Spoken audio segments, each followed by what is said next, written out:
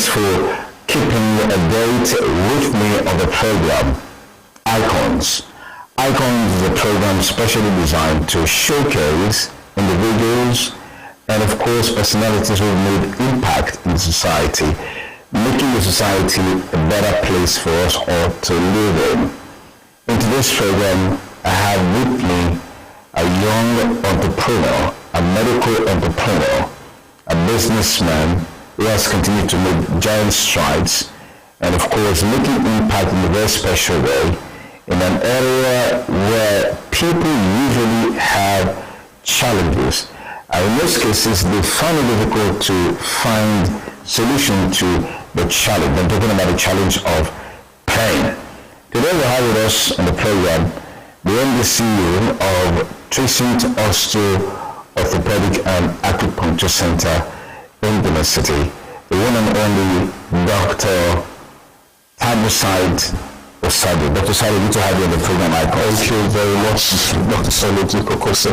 The pleasure to meet you on the program today.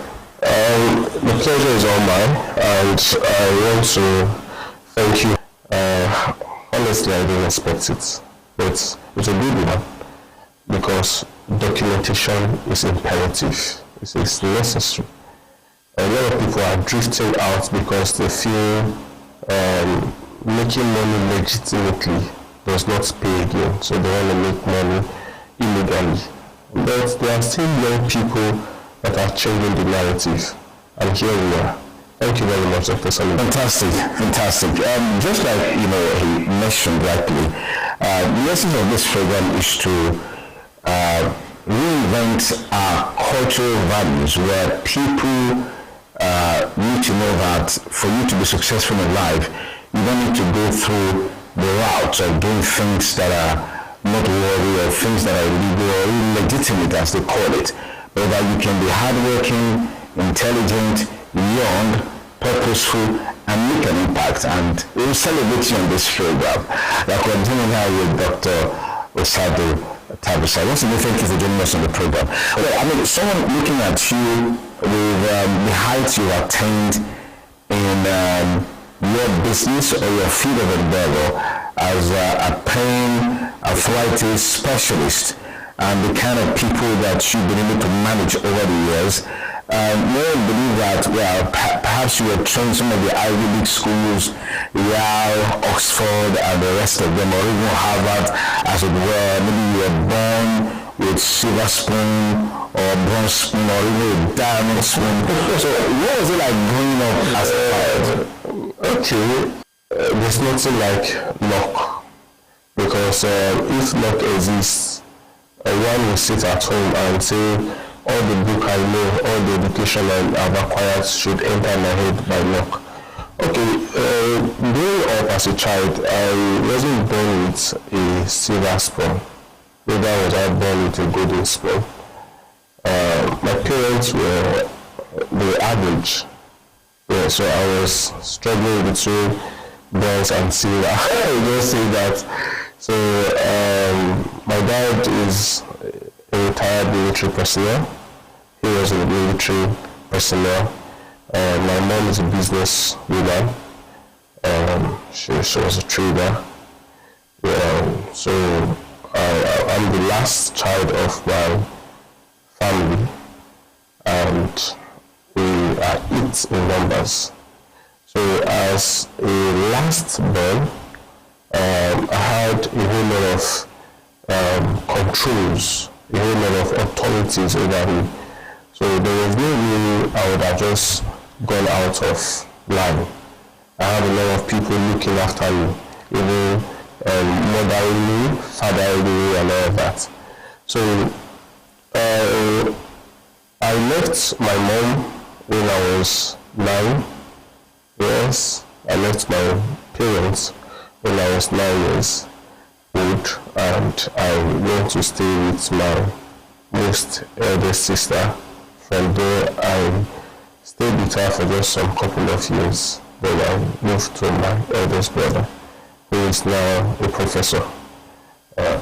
So I want to say all thanks to my parents, my sister, and my most eldest brother, that guided me, taught me the way of life, encouraged me to stay out of troubles, to stay out of crime, and encouraged me to see the good part of life, that education is the best gift that any child can ever have, and also knowing your, what is it called, your virtues is very, very imperative as well.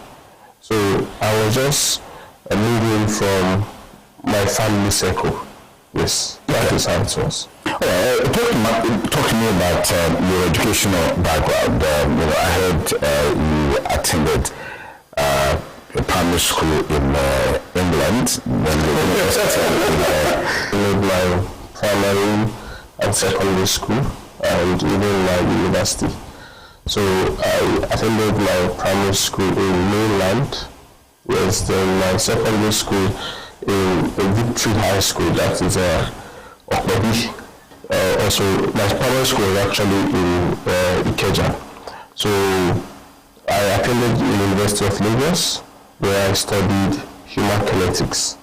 Yes, and from there I had to forward to travel to South Korea, where I now specialize in acupuncture. That's where I became a doctor of acupuncture. Yes. So my educational background was smooth. It was smooth. It was okay. I was going to school and also lecturing as well. Yes. I was that smart.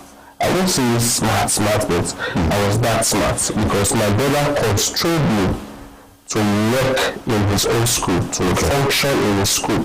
So while I was schooling, I was coming back home to come and work in my brother had a primary and a secondary school, and also a pre-tertiary institution where they prepare students for like a lecture hall, where they prepare students for postgraduate studies, undergraduate studies, and also JAMB and WAEC curriculum. So I was going there to work for him. So while I was living with him, he was paying my fees and taking care of me. I was working for him, So that was where he really got a hold of me and molded me the way I am today. So I was actually doing business with my brother and also teaching and also going to school. Wow. So that was how it was for me. Fantastic. How did the vision of Tracing Osteo come about, a platform through which you're impacting your community, impacting lives, and giving people the reason to live again and believe that they can still work normally, they can still live their normal life and then stay off pain, or they're able to defeat pain as it were. Okay, when I was growing up, I was at the age of 13 where my dad was saddled with a whole lot of pains due to his involvement in the Nigeria military service. They were part of the people that fought the Biafra War, and he was standing, he was moving and all of that.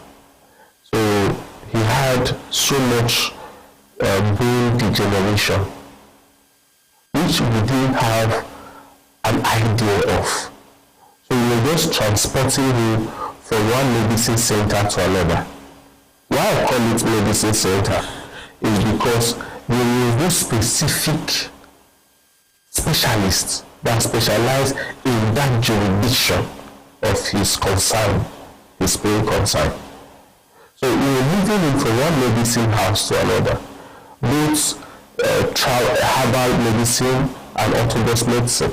So when we go to the orthodox medicine, they just give us a whole lot of pain relieving drugs. While this man was undergoing pains. So this pain was subsiding the pain for some time, the pain comes back. That's the drugs now. Yeah, the drugs he was taking. Then you go to Herbal Home and they will give us all sort of stories, you know, both what they believe and what they don't believe. I can't say all of that here now because of time. So my dad actually struggled with this pain, struggled with it. He struggled with it until the last day he took his last breath. Passed on. That's pretty young. Yeah, that's pretty young. So being the last child of my parents, I was the one always moving him around. So the stress was on me. I saw his pain. There was a time we couldn't even afford a wheelchair. At that age, I had to carry him on my back. Yes, carry him on my back to climb stairs. When he's going for his revalidation for their service thing, we have to carry him because he was handicapped. He was already crippled. He can't move. Movement was restrained. His wrist and his back was totally degenerated. He can't do things for himself again. So I changed his diapers and all that. So all this stress was on me. So I looked at around me. I said, if old people are just suffering like this at their old age, what are we doing about it? Because we were spending money and we were not getting results. We were not getting results. We were spending money on like that. We were not getting the value for the money we were spending. We were just having different conceptions. This doctor will come and say this, another doctor will come and say this. They will do specific solution to the problem. Until it got to a time they said they have to do a knee replacement and a disc replacement on the vertebral column. And that was costing a lot of money. So just to do one knee replacement alone was going about 10 to 12 million. Multiply it by 2. And you have disc replacements on the waist region. We didn't have that money. We had it. So I was looking for alternative means on how these things can be resolved. And my mom also was not getting any younger as well. So my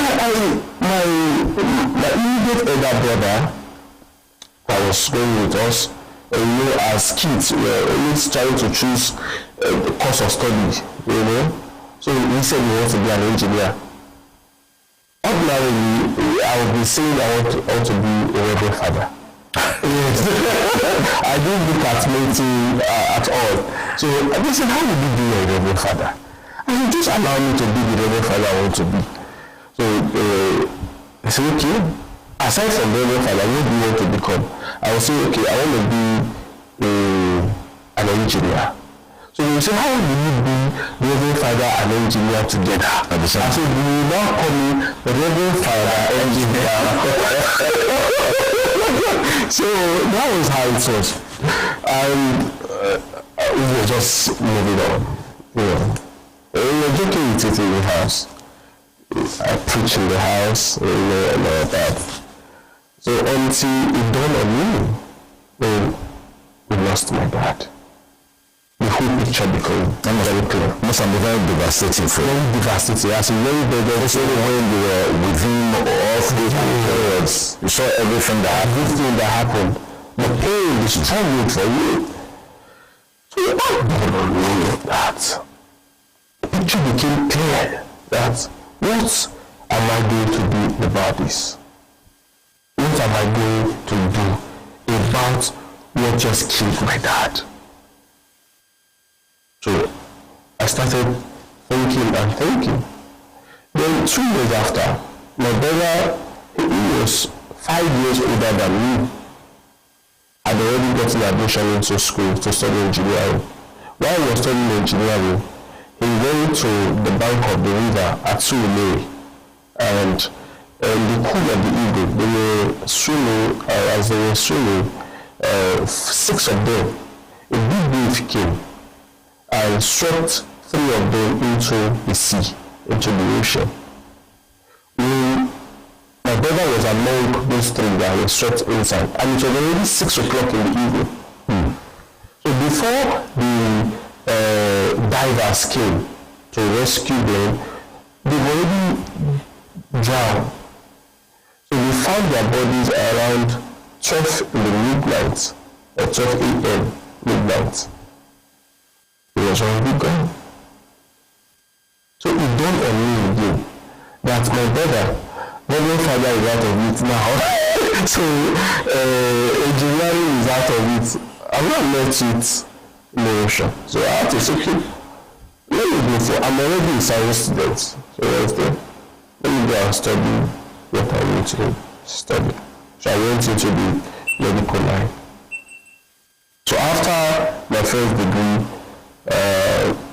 it wasn't easy. It wasn't easy. During my days of school, no parents, I was working for my brother. I was leaving home as early as 4 a.m. so that I can beat traffic and I can pay cheaper transportation. Because by the time you leave by 7, they must have increased the transport. Yes, that's what happened in Lagos. Yeah. The people that grew up in Lagos, they know that.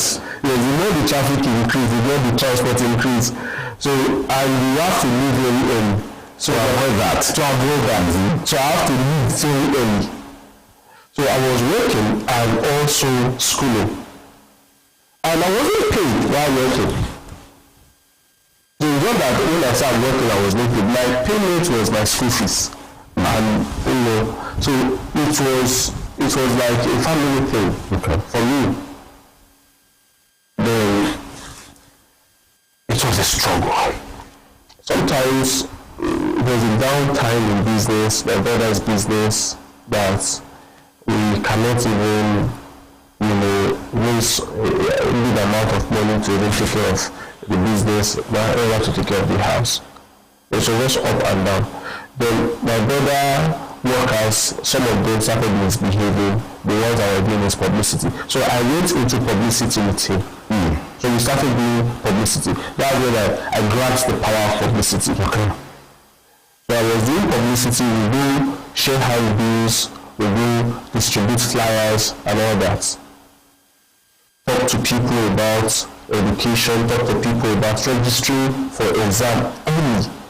Even while you are in SS1, you should write like common entrance exam. You should write JAM. Just test it. Okay. You know that you are going to school. Just go and test how the exam can prepare your mind. Yes. So we just doing that, creating awareness. So we do a lot of publicity. And I was going with my brother for that publicity. Again, while we were doing all of that, they say, who is this boy? They asked my brother, who is this boy in the office? He says, my PA. They say, he looks like you, he's also my brother.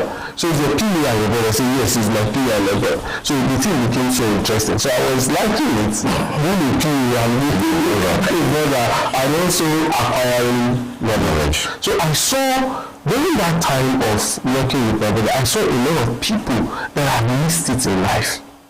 They want to come back and study again. And I saw a lot of people that were struggling with education. So I had to take my education serious. Understand? So I passed through that stage of life. So when I went through that stage of life, I started writing international foreign exams and IELTS. So I was writing TOEFL, I was applying for schools abroad, because I was already in the academic sector, applying for schools abroad and all that. So I got an admission to study in South Korea. There was no money. There was no money. My brother said, we have gotten the admission, how will you go? I said, we just have to go. We have faith. So I called my sister, called my mom and all that, the people I can call. So my brother had faith in me. that I can do it. So you just keep on working more until you raise up enough money for me to travel. So when I traveled, it wasn't also easy because of language culture. So you have to learn some of how to speak this language, that you can use to easily communicate. Okay, so do you have knowledge about some of these fundamentals? Yeah. So like you want to say how you doing in South Korea, how do you say?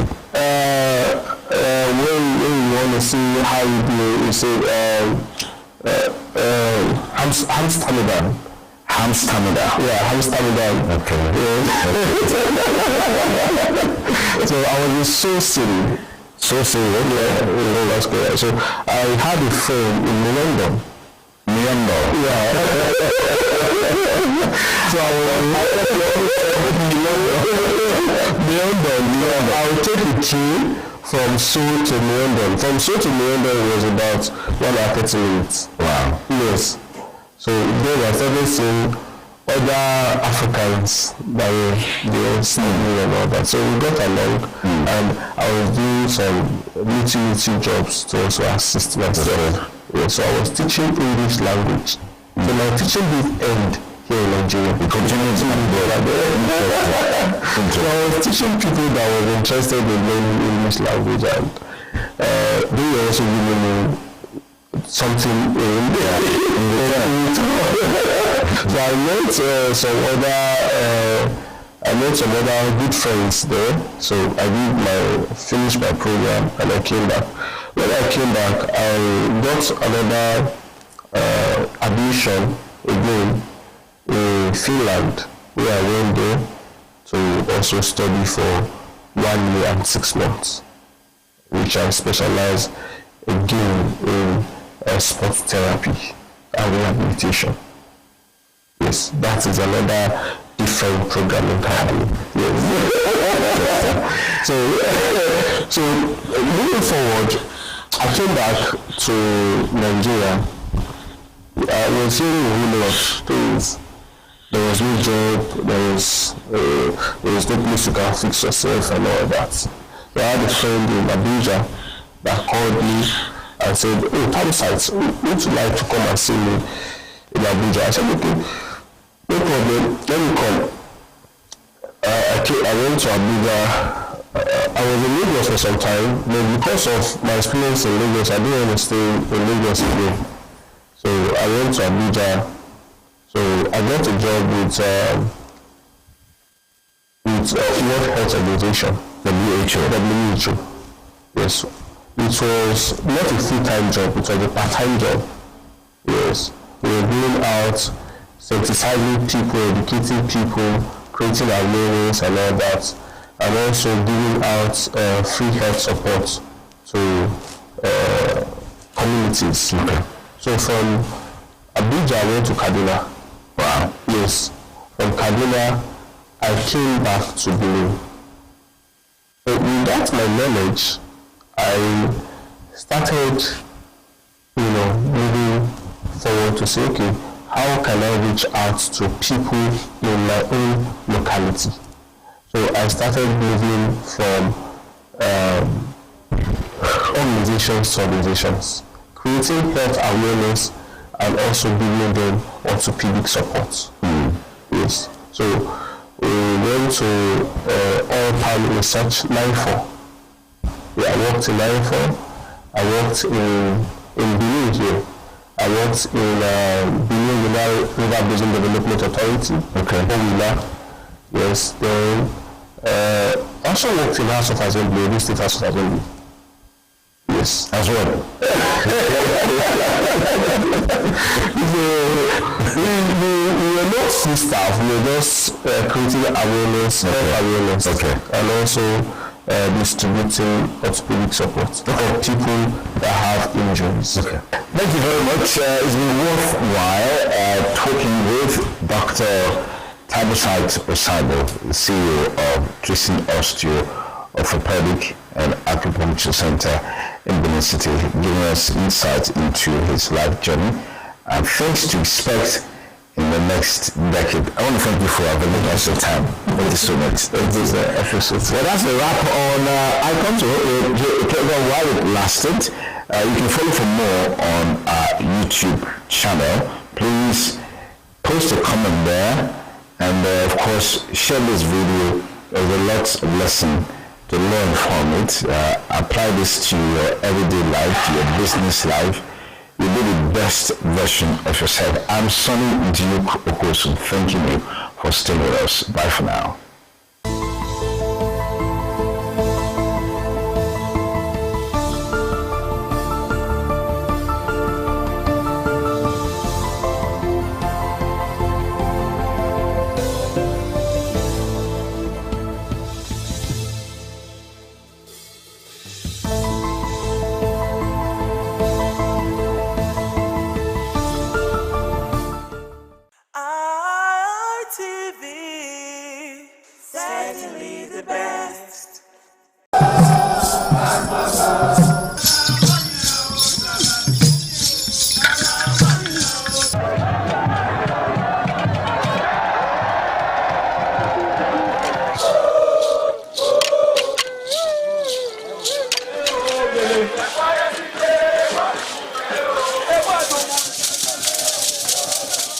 This is Aqua Game, a popular game in Africa played by our ancestors to entertain themselves after each day of farming.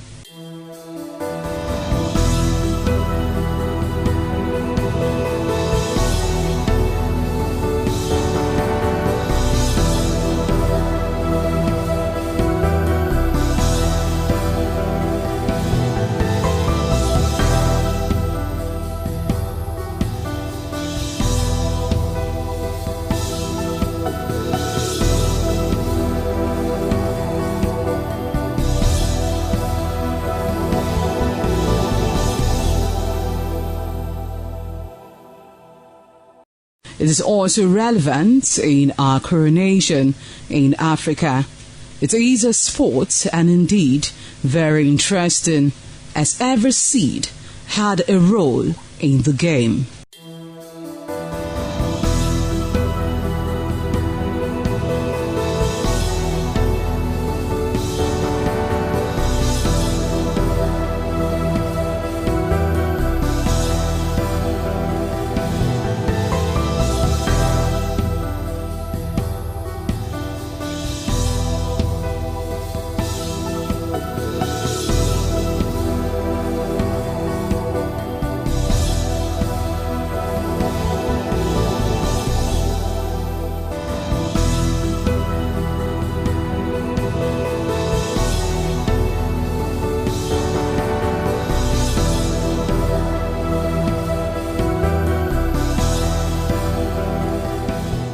Playtime is 45 minutes per set.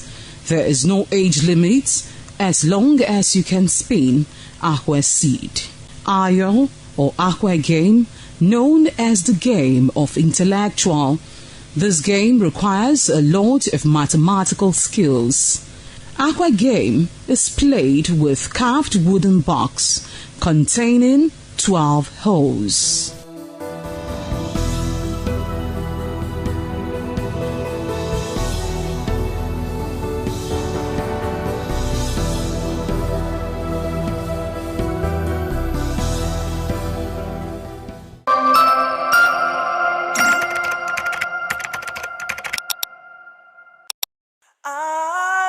ITV, certainly the best.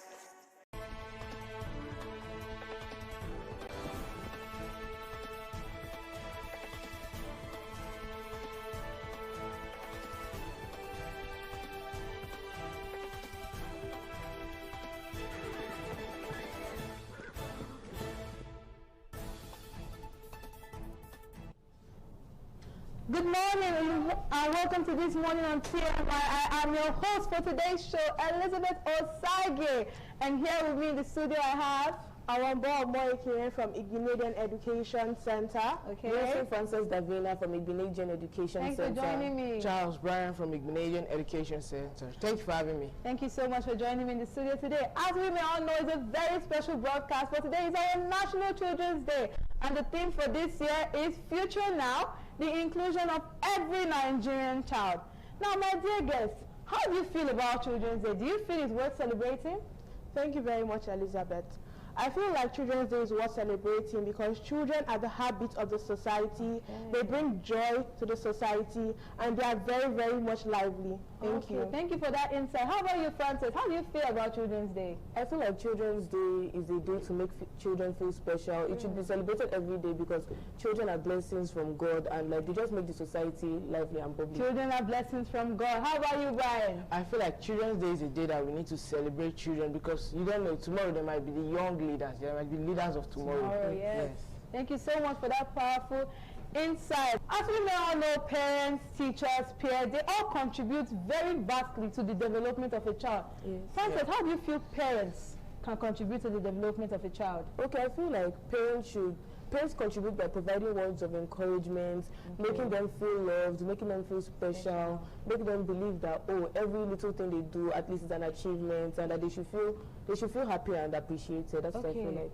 But what do you say to parents that compare their child? Because we all see parents that compare their child in today's world. But that is very wrong. It can push the child to do things that are not supposed to be. Yes. Okay, like against the society. Yes, it can push them to engage in negative peer pressure. It's not good. All right. Yes. Brian, how do you feel teachers? Because we all know that teachers contribute very greatly. I mean, they educate the child from little to big. So how can they contribute to the development of a child? So I feel like teachers should not always be serious when they are taking children because being too serious, the child might not just too over-listen. They should be playful at times. All right. And I also feel like they should not be comparing students because not only parents that really do that, they could really like, you're not as good as your elder sister or you're not as good as your little brother. Because I don't feel like that's a good thing for them to do. Because some people think I might encourage the child to do better, but most students they don't really like that. All right. So basically what you're saying is that teachers should take the saying, all work and no play makes Jack a dull boy very seriously. Yes. All right. EX, how about the parents of the child? Because we all know that after your parents, we have the teachers, then the friends of that child. How can the friends of a child contribute to them developing in this fast society? Okay, as a friend of someone, you should be kind to the person, be loving, speak to the person in love. You don't have to abuse the person, you don't insult someone, you don't make someone feel less of themselves just because they are playing with you. It's very wrong. Be nice, be kind. All children out there should be nice and kind to each other, play with each other, love each other. Thank you very much. Okay, so what about career choices for a child? Brian, do you think parents should have enough impact on the career choice, or do you think children should be free to choose their career path? I feel like children should be free because they themselves know what they are good at and they will love doing. Because the parents might think like this career will make you a lot of money more than this other one. But I don't feel like a career should be what makes you more money. It's what you like doing. Because if a child takes a career that makes him more money and does not like doing it, he will not still make money. He will not still make money. Yes, exactly. So he has to be happy in doing what he does. Okay.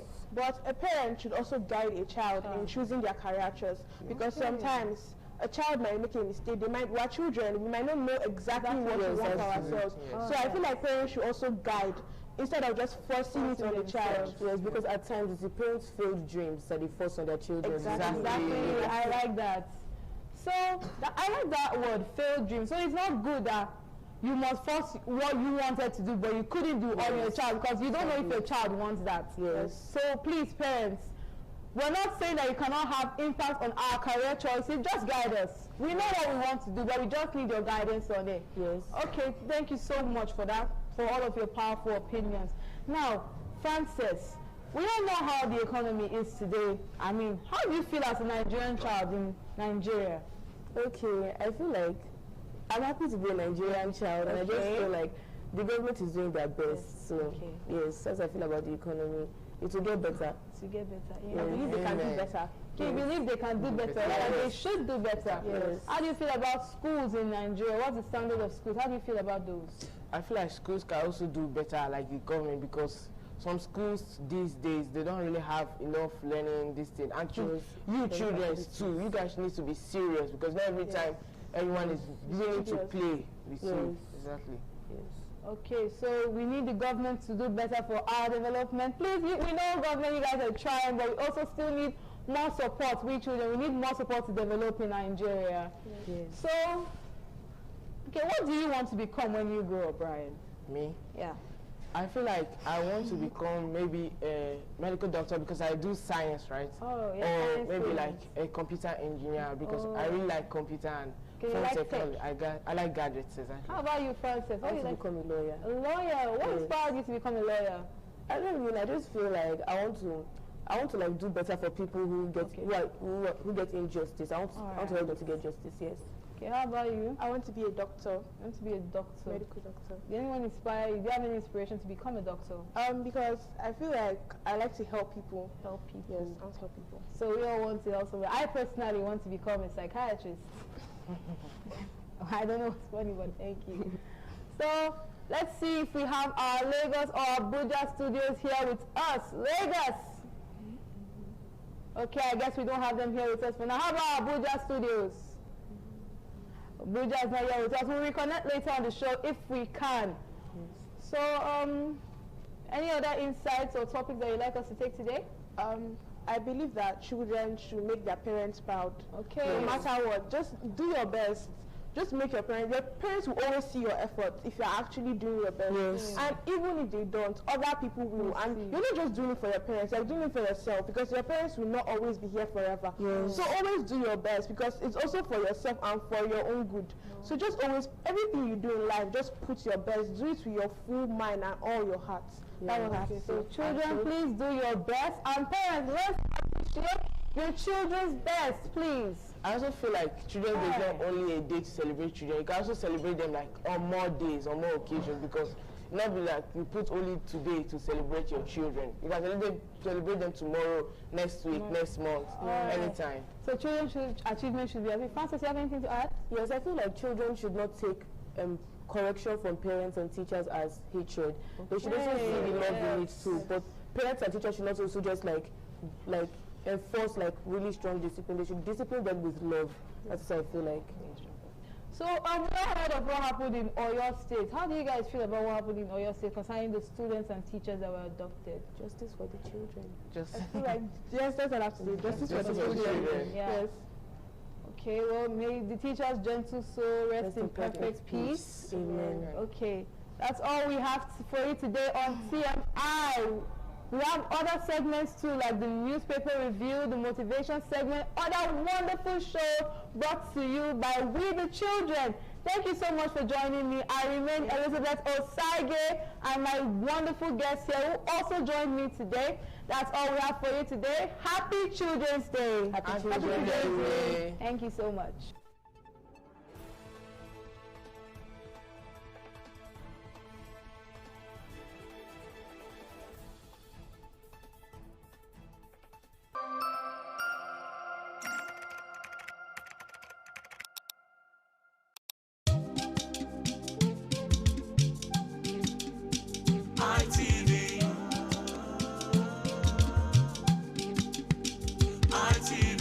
ITV, certainly the best. Good morning, great children of Edo State. I am Ezekiel from Divine Pattern High School. Happy Children's Day. So today we're not just talking on celebrating Children's Day, but we are also celebrating the possibilities, the dreams, and the future of our nation. You know, most great men, or every great man and woman we admire today was once a child like us who was uncertain, growing, learning, and purpose-driven. If you look at our famous doctor, Ben Carson was once a boy like us, and during his days, they once said that he was the worst student in his class, that most people thought that he couldn't succeed in life, but due to some kind of purpose-driven discipline, determination he had, he did not let those things hinder him. Later, he became the best neurosurgeon in the world. And one unique thing about him is that he was not influenced by what the world sees, but by what the world see. Our famous president, like Abraham Lincoln, was a young boy from a poor background, but his background didn't limit his future. His background didn't limit his future, but rather he worked hard. He was determined. Even when he failed, he tried, he started again, he kept continuing. He didn't give up. He was passionate about his goal and his dream, and he became the most prominent president of the United States. A man like Nelson Mandela. Nelson Mandela was just a young boy from a small village, but his village didn't make him small. The place he came from didn't make him small. Instead, he was disciplined. He has trust in God, faith in God. He was passionate, and not only that, he became a symbol for freedom and courage. So, my dear young children, I want you to know that greatness does not start when you become a man or an adult, but greatness starts from this small decision you make in the closet, and not only that, the belief you have in yourself as a child. So every young children, I want you to get it clear that don't let your background to hinder your success, or rather limit your future. Don't let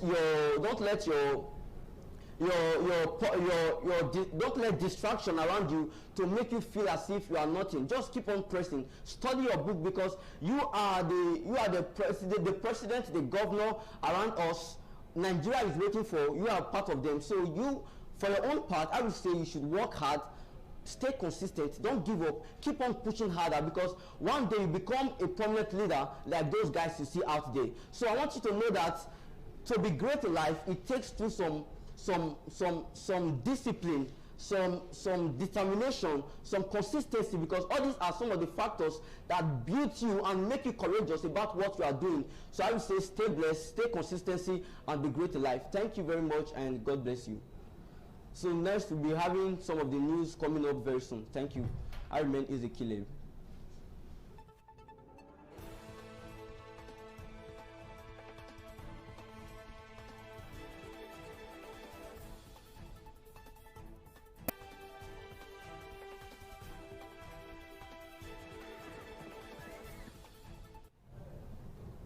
Good day and welcome to This Morning on ITV. I am your host, Oga Treasure, representing Divine Pattern High School. And right here in the studio with me, I have three fantastic student guests representing different schools today. We have Edosa Igom of Success from Higher Wisdom Academy. Nathaniel Omale Joseph from Igbenegin Education Center. Clever Ann from Higher Wisdom Academy. Welcome. I'm so glad to have you here in the studio. Thank you very much for having me. Today is a very special broadcast because we all are celebrating Children's Day. Children's Day is all about celebrating the joy of childhood, the big dreams of young people, and why the voice of every child, no matter how small, matters. And because it's a massive global celebration, we'll be having viewers tuning in from all over the world. Now, let's get straight to our discussion for today. All right. So, Success. Children's Day is celebrated all over the world. Yeah. But in your opinion, what do you think is the most intriguing part of being a child? Oh, thank you very much for the fantastic question. For me, the most intriguing part of being a child is, playing with your classmates, reading your books, getting ice cream from mommy. Mommy, I got the position in school, and so much. And also, I would say being a child is not really stress-free. Yeah? You don't need to stress yourself for anything. Mom is going to give you clothes. Mom is going to give you food. Mom is going to shelter you and give you everything you want. That's what I have for you. So you're saying that when you're a child, there's not so much responsibility on your shoulders. Yes. Okay, thank you very much. You're welcome. So, Nathaniel, growing up as a child happens so sudden, so fast. Yes. What do you think children need to enjoy now before they grow up? Well, I feel like children should enjoy their childhood as of now. Yes, they should enjoy the fact that they don't have to worry about too much responsibilities in the society. They don't have to provide for kids. They don't have to provide for any person. All they have to do is focus on their growth and making their parents proud. Yes.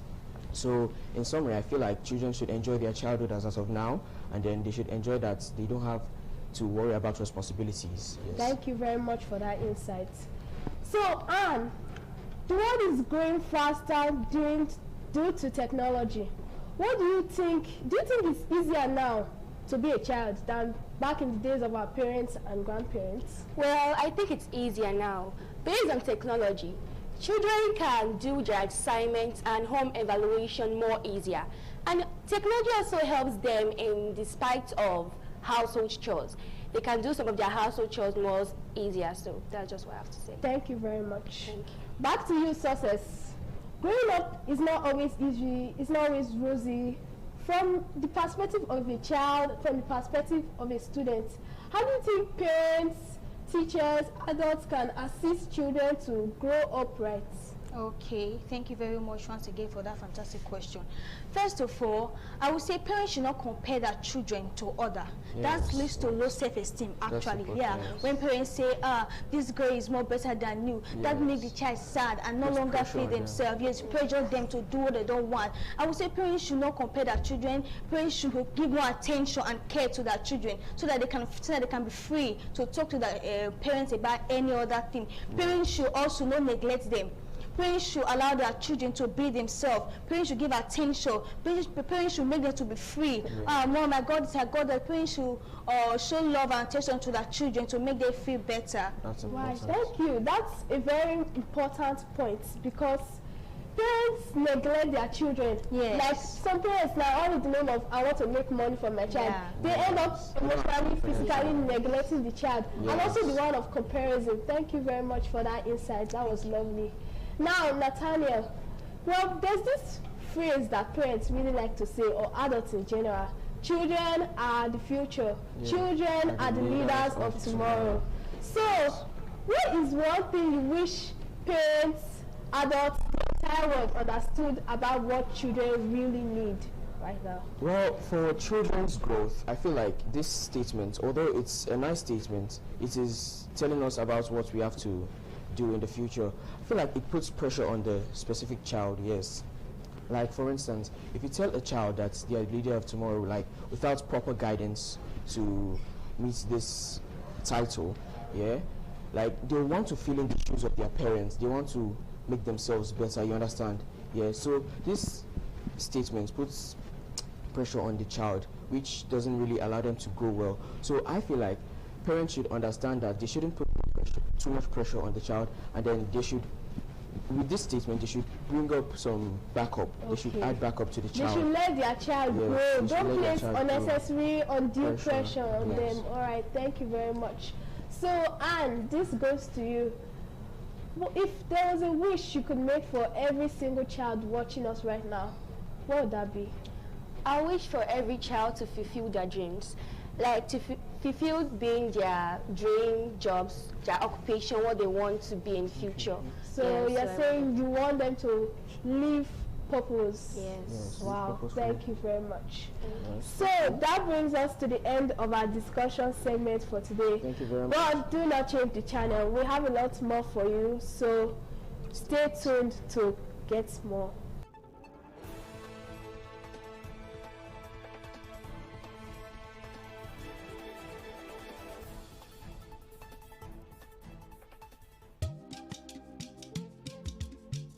Independent Television and Radio has reviewed and slightly adjusted its commercial rates from previous pricing. This adjustment is aimed at enabling the station to effectively cushion operational costs while continuing to deliver high-quality content and exceptional services to our esteemed viewers and clients. The rates effective from 1st of April 2026. We are pleased to inform you that ITV and Radio now provides real-time transmission of news coverage as events unfold. We are fully equipped and readily available to showcase your live coverage needs at competitive and affordable rates. We encourage you to patronize us and experience our commitment to quality service delivery. Contact us at Corporate Office, Glass House, Airport Road, Benin City, Broadcast Complex, Igosa, Lagos Express Road, Benin City, ITV Lagos, 15 Akinola Cole Crescent to Washe Estate off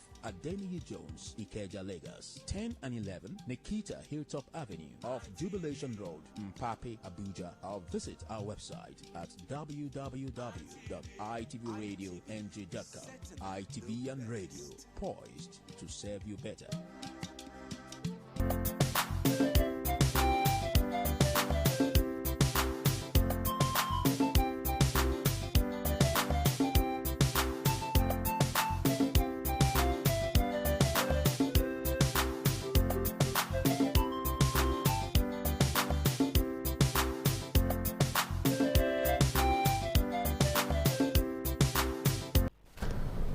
Good morning and welcome to TMI. I'm your host for today, Zara Igbinajian from Igbinajian Education Center, and with me are Egage Charles Mercy from Igbinajian Education Center, Michelle Ikebuku from Higher Wisdom Academy, Ibrahim Oshoma from Brano High School. Okay, thank you for being here. So before we start, I would like to ask you a question. Why do you think that children should be celebrated on this day? Why do you think that us as kids should be celebrated today? Well, I feel it's nice that a day dedicated to us, because it's not all the time that we are celebrated, because we have done a lot of things, we have a lot of potential in us. And Children's Day is an opportunity, a great opportunity for us to be seen and noticed, and to be appreciated for what we are and for what we do. I think it makes them feel special and valued. When parents celebrate their children on Children's Day, they have this joy in them, and it makes them really, really happy. Okay, I think it shows children their worth in the society, and to also remind them that they are priceless gifts from God and deserve to be celebrated every single day. Okay, so thank you for your opinions on why children should be celebrated on this day. So let's go straight to the papers of today. So I'm reading Vanguard. 2027 presidency, controversies, trail ADC primaries, court clears Jonathan. Africa secures $498.8 million Ebola response pledges.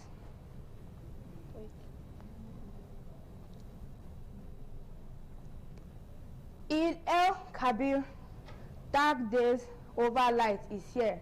Tinubu assures Nigerians. ADC has no faction, will on 2027 ballot. U.S. targets Iran's missile sites, mines laying vessels in new attacks. Vegetable oil policy in crisis as imports dominate producers' lament. Okay, that's all. Okay, and I have Daily Times.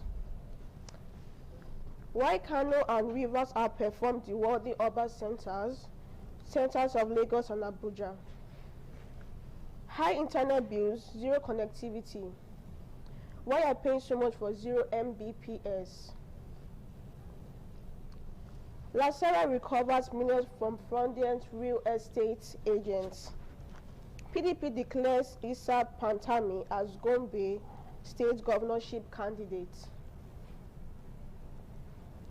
Rotimi Amechi wins Bayelsa ADC presidential primary.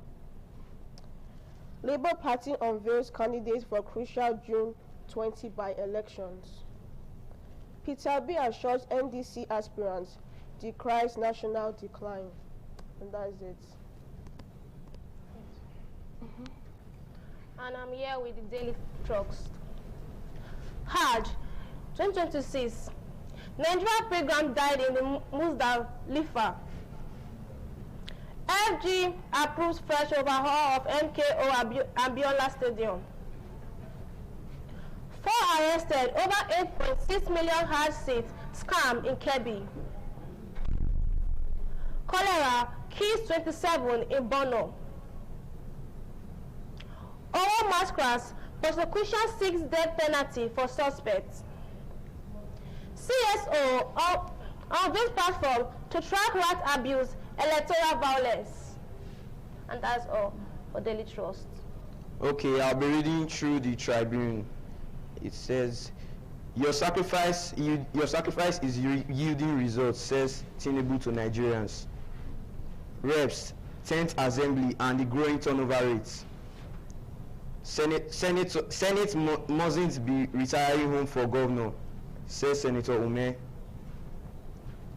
7 killed as truck crashes car in Ibadan. Benga Hashim declares for presidency under accord. And that's all I have for the Tribune. Thank you very much. Okay, so that comes to the end of the paper review of today. Thank you so much, and I remain Zara Igbinajian from Igbinajian Education Center. Happy Children's Day. Happy Children's Day.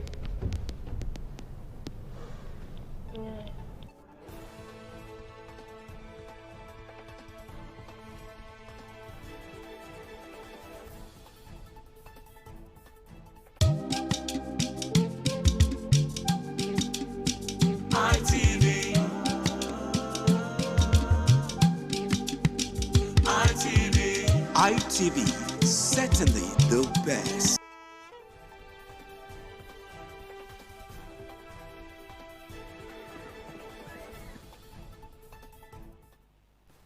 Good day and welcome to This Morning on ITV. I am the host, Ogoro Treasure from Divine Pattern High School, and our guests for today are Awambo Omoyekere from Igbinedian Education Center, Wilson Francis Davina from Igbinedian Education Center, Osagi Elizabeth from Igbinedian Education Center. You all are welcome to this show today. Thank you for having me. So today we are talking on a very important and critical topic known as peer pressure. So what is peer pressure? Peer pressure is simply a situation whereby a person or a group of persons is lured or sometimes manipulated or influenced to go along with everyone because everyone is doing it. It's like the urge to conform to what everyone is doing because every other person does it. So, Awambo, please expatiate on the meaning of peer pressure. Thank you very much, Treasure. Peer pressure is the influence that people of the same age or social group have on each other, thereby causing change in their behavior, attitude, or decisions, either negatively or positively, in order for them to fit in or rather to be accepted. Thank you very much for that. So, Francis, what are the types of peer pressure? Okay, thank you. There is positive peer pressure and there is negative peer pressure. Wow. Please expatiate on the positive type of peer pressure. Okay. The positive peer pressure is the type of peer pressure that causes one to act in a way that the society accepts. Some of all these acts could be like attending school regularly, attending your classes, reading your books regularly, attending religious programs, learning vocative and social skills, respecting elders, all that stuff. So you are saying that there is a kind of pressure or influence that friends can have on you that will push you to in the right way, right things that society accepts. Yes. Wow. Yes. Thank you very much for that. So, Elizabeth, please expatiate on the negative type of peer pressure. Okay, so negative peer pressure is basically just the direct opposite of positive peer pressure. It is the influence, or rather when people use, one person or a group of people use the influence that they have on a particular person to redirect their decisions to take an unhealthy or disadvantageous path. This could involve bullying, all sorts of things. Yeah. So what are some examples of negative peer pressure? Well, as I said before, we have bullying, we have alcoholism, we have intake of drugs, we have use of weaponry, just everything that is not accepted by society. Wow, thank you very much. You're welcome. So, what do you think is the main cause of negative peer pressure? Basically low self-esteem and the feeling to the willing that wanting to fit in, and also emulation from parents. So on the aspect of low self-esteem, most kids today want to belong in school. They want to be that girl or that guy. So they'll do every and anything because they practically don't know their worth. They don't feel that they are enough. They always feel like, oh, this person is better than me, even though that I'm skilled in this. There's always somebody going to be better than me. That's what goes through their head. So when they are under that type of urge or when they are under that type of influence, they'll feel the need to do what others are doing to fit in. Wow. There's also emulation from parents too. I get home, I see my parents, they are drinking. I get to school, I see the people that I hang around, they are also drinking. So I feel like, oh, my parents do it, my friends do it. So why shouldn't I do it? Why shouldn't I take part? So that's just basically Wow, thank you very much for that wonderful insight. That was awesome. So, Awambo, what are the negative effects or consequences of negative peer pressure? Okay, there are lots of consequences of negative peer pressure, but I'll be speaking on a few. Firstly, we have poor academic performance. Students due to peer pressure may be skipping classes, avoid studying, or totally lose focus in school. Also, we have drug and substance abuse. They might take to smoking, drinking, or even taking harmful substances due to pressure from their friends, like, oh, you don't belong here if you don't do that. Also, we have health problems. Because a child begins to fight or steal, they may get injured in the process. Yeah. Wow. Yes. So like the person might get hurt if you fight in school due to peer pressure, or like, oh, you're not strong enough to beat this person up. You might get injured in the process. Or even taking drugs. Exactly. You might even get hurt emotionally because you are doing what you don't want to do. You are being pressurized. You are being forced to do what you want to do. So by the time you are reflecting on what happened, your emotions are all over the place and you just become sad and you are not even yourself at the end of the day. Wow. Thank you very much. That is so correct.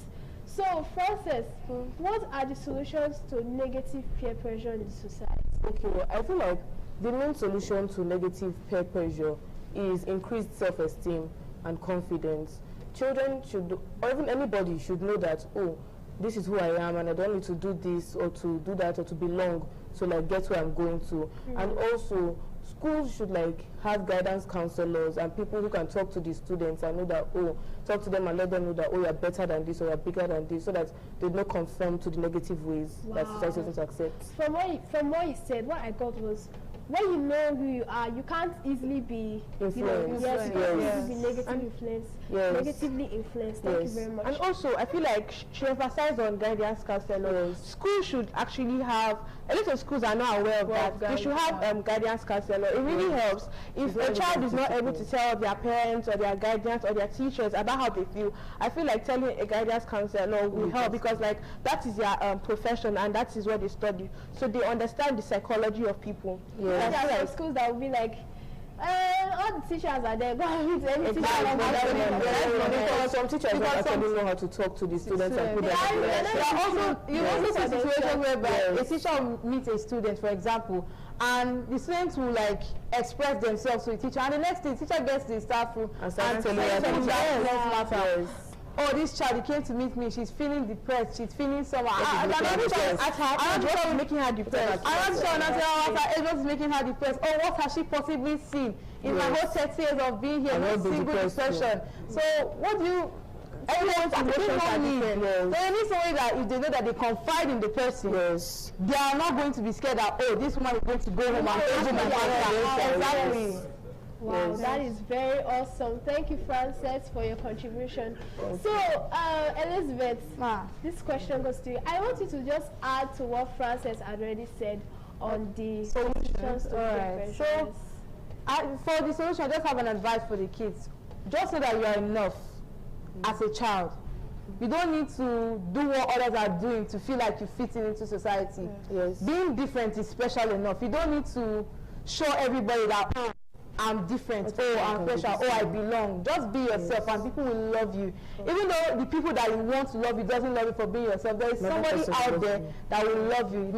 Anybody at all, there's just that one person or group of people that will love you for the particular personality that you have. Just be yourself and forget the rest. Thank you very much, Elizabeth. So, a take-home point, know yourself, be who you are, and stand out. It doesn't matter if everybody or the people you know don't feel like they don't accept you. Just be yourself and stand out. Every other thing will fall in place. So that brings us to our segment for today. I'm Ogorochedo from Divine Pattern High School, and our guests for today were Awambo Moikire from Igbinedion Education Center, Wilson Frances Davina from Igbinedion Education Center, Osagi Elizabeth from Igbinedion Education Center. Thank you and happy Children's Day. Happy Children's Day.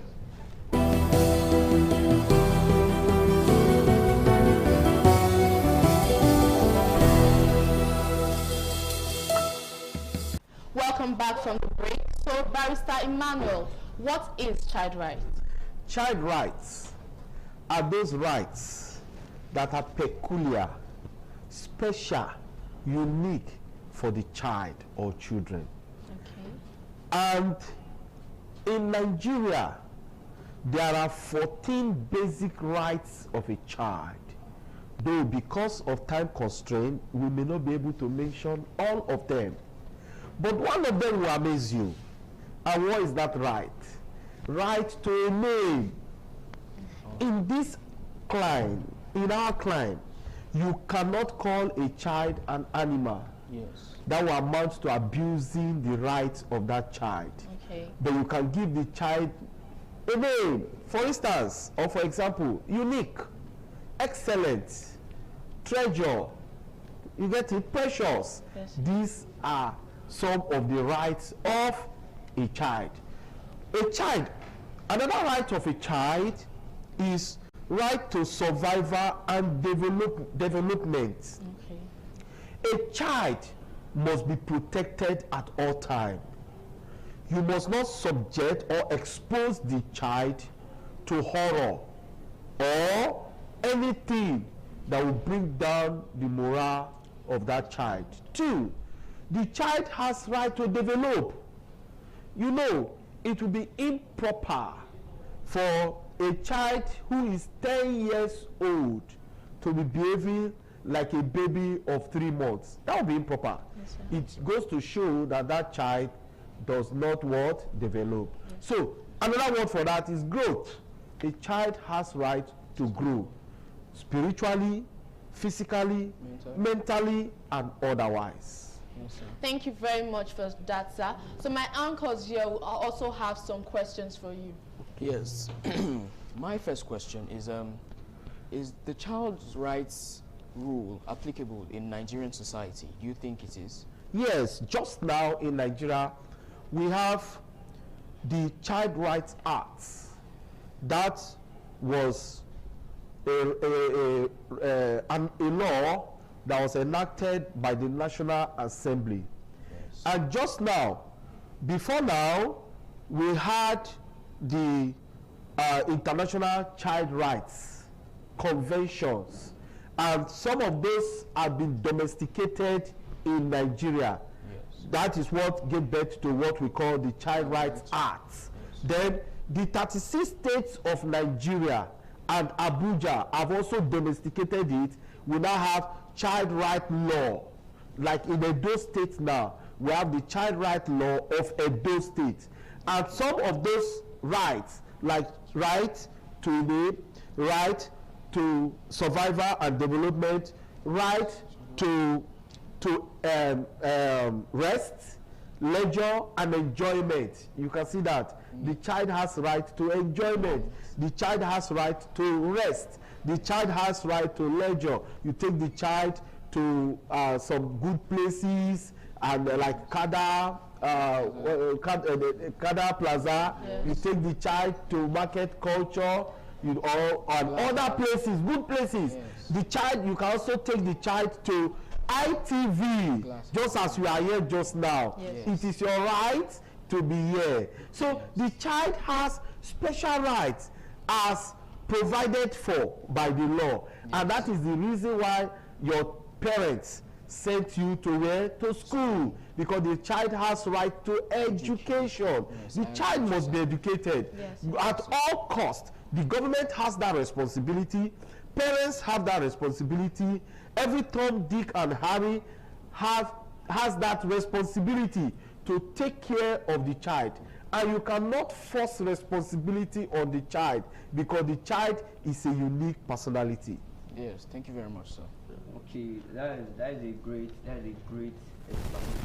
But, you know, the other is not the case, because we in Nigeria, we know what we passes through every day long.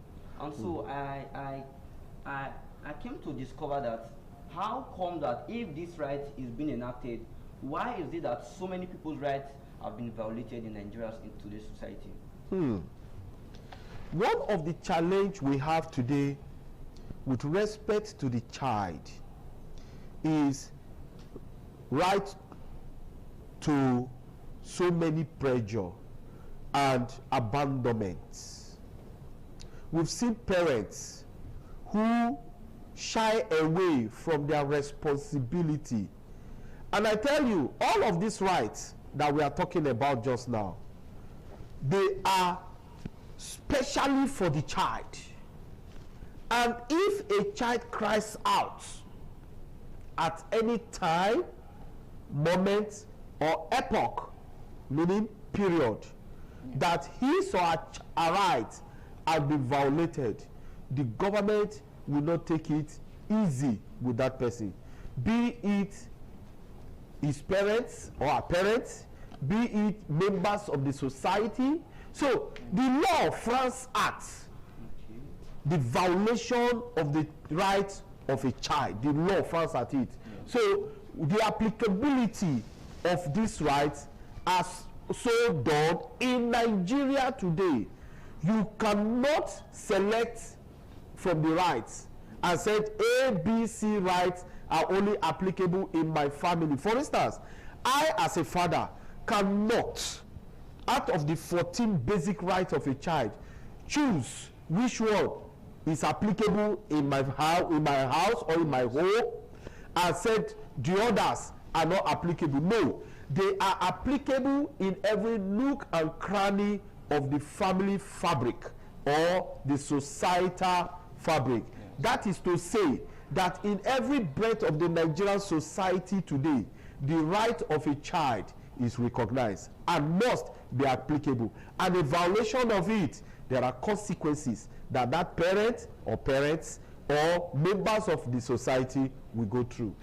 Thank you very much for that. So my next question, does a child have the right or ability to sue the parents for maltreatment? Sorry. That is an excellent question. In this our society, you know we have culture. Yes. Good. One of the challenge we have with the rights of a child is our culture. It will be unhealthy for a Nigerian child to sue the parents. However, a child has right to sue his or her parents. The child has the right. The question now is, how can the child do that? Yes. Because can the child just walk to a court and tell the court registrar, please, I want to sue my parents? No. The child cries out, the government, the society will sue on behalf of the child against the parents. Yes, sir. You get that? Yes, sir. Even outside our atmosphere, our jurisdiction now, so it is. The child may not necessarily be the person that will do the suing or the person that will institute the action against his or her parents, but the society, the government, the state. For instance, Edo State, if the right of a child is being maltreated or a child is abandoned by the father or the mother or both, the state government will take up that matter and charge the father for abandonment and also sue him on civil ground. Now, there are two things. Maltreatment, if you maltreat a child, can be civil. Yeah. You sue for it. But if you abandon a child, it's criminal. You can be charged for it. The parent can be charged. Or even if it is not the biological parent of that child, maybe foster parents. Yes. The foster parent can also be charged or be sued against for violating the child rights of that child. So it's applicable everywhere in Nigeria. Thank you very much for that, sir. So, Nathaniel, do you have any other questions? Yes, I have one more question actually. So, in the case of Africa, parents believe that their rule is final, their word is final. So, I want to know, what is your take on that? You also want to know whether the child's rule can also be final. Yes. No, the child's rule is subject to that of the parents. Okay. The parents make the rules and regulations in the home or in the society. But again, every parent that makes rule or regulations must also be subjected to that rules and regulation. What that simply means, you live by example. Yes, yes. Where the parent is making the rule and the parent is not subject to the rule, there are tendencies, as the case may be, for the child to also violate that rule. Yeah. So most importantly, it's not just making the rules that matters. It's also for a parent to live by example. Because what you do or what you act or what you refuse to do by omission, the children are also watching at you. Yes. For instance, a parent will tell a visitor comes, maybe a creditor comes to draw his money from the parent, and the parent is at home. I will tell the child, go and tell him or her that I am not at home. You see that the parent is bending the rules now. Yes, so what is that parent teaching that child? He's teaching that child how to lie. Yes. No, children should not be involved in such practice. Rather, we should live by example for the children to follow suit. I think that parents, instead of making rules and probably bending the rules in their favor, it is better for them to live by example. Thereafter, the children will follow. So the rules may be implied or expressed. What I mean by that, you may express, when I say may be expressed, meaning you write them down. When I say implied, you don't write them down. And I think it is better to be implied than to be expressed. Yes, thank you very much. Okay, that is actually a great explanation. Very nice, very nice. And I have two questions I want to ask. Like, what advice do you have for parents or children on how the right can be adhered to? And during your explanation, you said something that children are not supposed to be flogged by the parents because it is like an offense. Will you say, because the Bible once said something, said, "Train up a child in the way he should go, and when he's old, he will not depart from it." So will you say that you correcting the child with flogging by instructing the child that don't do this, or maybe the child is stubborn, then just correcting and start flogging the child, will you say that that is a wrong act, or that is a way of maltreating the child? So I want to get the understanding of that. Okay. Even why the law is enacted, why the law is made, the law also provides for discipline. Yes. Every child must be what? Disciplined. And where a child, by omission or otherwise, is not now disciplined, what do you think the parent should do? The parent should discipline the child. But in your discipline of the child, you don't discipline the child with malice or out of malice. You discipline the child with love or out of love. What do I mean by malice? You now hate that child. You now start beating the child. You brutalize the child. You battered the child. No, the law frowns at that. But when you discipline the child with love, you can flog the child. You can give the child corporal punishment. Just like in the school, your teachers are local parenting to you, meaning that your teachers in the school are also your parents at school. They can discipline you, but don't discipline the child out of malice, because if you do so, the law frowns at it. Yes. Rather, you discipline the child with love. Yes, thank you very much, Barrister. Thank you very much, sir, for answering all our questions and enlightening us on these areas. Yes, and that is all for the discussion segment on TMI. I remain Jewel Osarime Oyema from Brano High School, and my co-anchors Nathaniel Omale Joseph from Igbinedian Education Center. Ezekiel from Divine Pattern High School. Thank you very much for watching. Happy Children's Day. All right.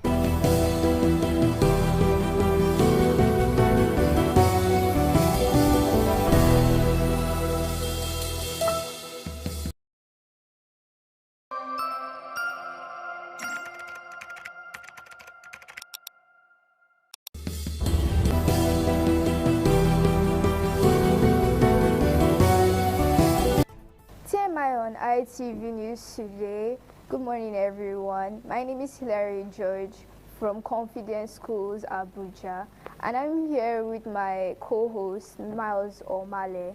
And today we are talking about the topic, the Nigeria child and the impact of mobile phones in Nigeria. And we're here with our special guest today, Miss Hannah Adeboye. Thank you for having us thank you for coming to the show this morning. Many thanks for joining us. Okay, first of all, should mobile phones be allowed in Nigeria primary and secondary schools? Yes, the answer is yes. It should be allowed. And I'll state my reasons. Okay. So the reason is, first of all, it helps in academic performance. So depending on what the student is using the phone for, so it has both its advantage and disadvantage in the life of students. So if phones must be used in the school, then it should be for a specific purpose. And the problem is not even the phone, it is the user. So how can they control it? Or what purpose are they using phone? Okay. I'll take it to my co-host to ask his question. Okay, can mobile phones improve learning researches for students in Nigeria? Yes, it can. Okay, can you throw more light on that? Alright, with the use of phone, it helps students to have easy research. For example, there are some, in terms of group work in school, with the use of phone, it makes it more easier for those students to be able to work together as a team. But imagine giving a group work to students and then there is no use of phone. Most of them are not staying in the same area. They are not staying in the same vicinity, which means that it will be a bit difficult for them to carry out that assignment. But if there is phone, they can easily use WhatsApp or Google Meet to hold meetings and then do their research. How can schools prevent students from using phones to cheat during the exam? Yeah, I think that's a very important question. Yeah. Now the thing is, we can see that in Nigeria, it's one of the major issues we are having in the examination system. So the thing is, it's not like, I think there should be an increase in invigilators when it comes to exam, because most times we have limited invigilators in the exam hall. So before you know it, students can easily cheat and then even the invigilators are not aware of it. So there must be enough invigilators in the exam hall. And aside that, I think the invigilators also needs to be very, very well, they should be very, very attentive to students, because at times some of these invigilators are carried away. Some of them are operating their phones or their other assignments they have somewhere else. But if they give their 100% attention to the students in the exam hall, if there's any case like that, they'll be able to probably bring out the students that are cheating in the exam hall. Okay, next question. Should students be allowed to use phones only for educational purposes in school? Yes, they should. They should be allowed. And I feel instead of phones, it is better to use tablets, because personal phones, when they are being brought to school, sometimes students are being distracted from schoolwork and it can't be controlled. And most times, by the time a student has a phone in the classroom and teaching is going on, you realize that when a teacher asks a question, it is easy for them to just research. So it does not give room for critical thinking. But if there is no phone in the classroom, students their cognitive ability can increase. Should parents have a say in whether children bring phones to school? For me, I would say no. No, why? And the reason is, I think the school should be the one to decide that. Because I believe that every school has rules and regulations. So it has nothing to do with the teacher and the parents. But for schools, like we have different kind of schools now. We have schools in rural areas and urban areas. So it's depending on the area the school is. But I believe that the school has more to do than the parents in issue concerning phones in school. Okay, next question. Can banning mobile phones in schools help students concentrate better in class? Yes, it will. How? Why do you think so? Okay. A student that comes to school with phone is likely to get distracted. And not just the student. Imagine having a child. Not just him alone or her will be distracted. Even the people, like the seatmates, can also be distracted in the classroom.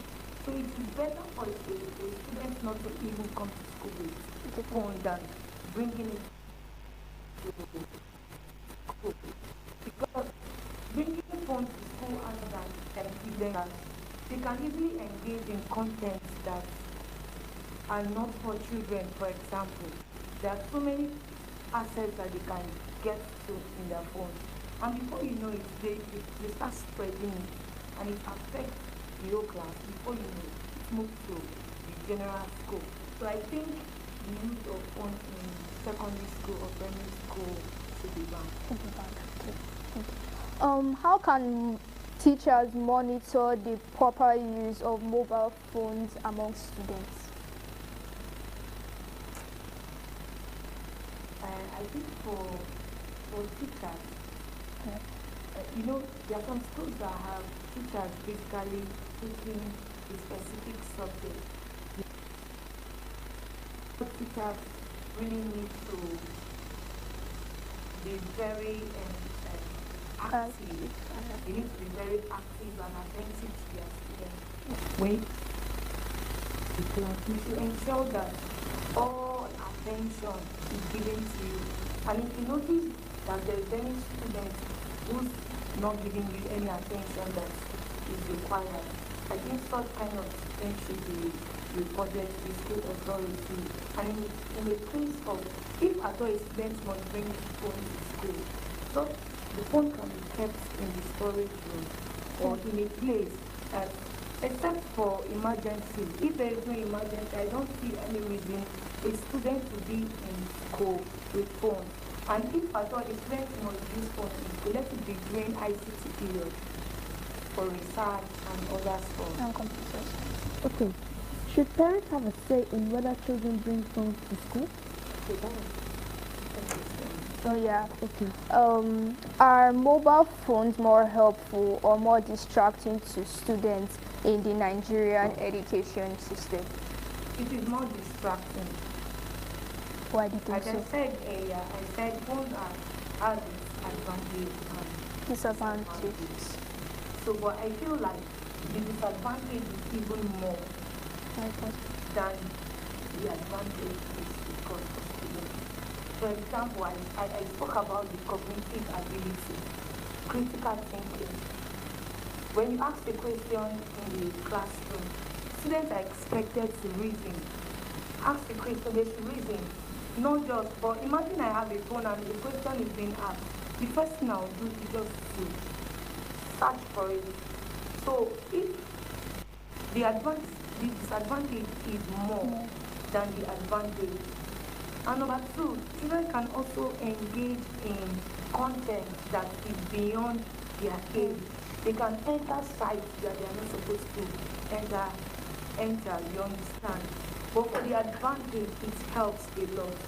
It helps in research. There are so many apps out there that can help a student to probably research on and also study their educational apps on the phone.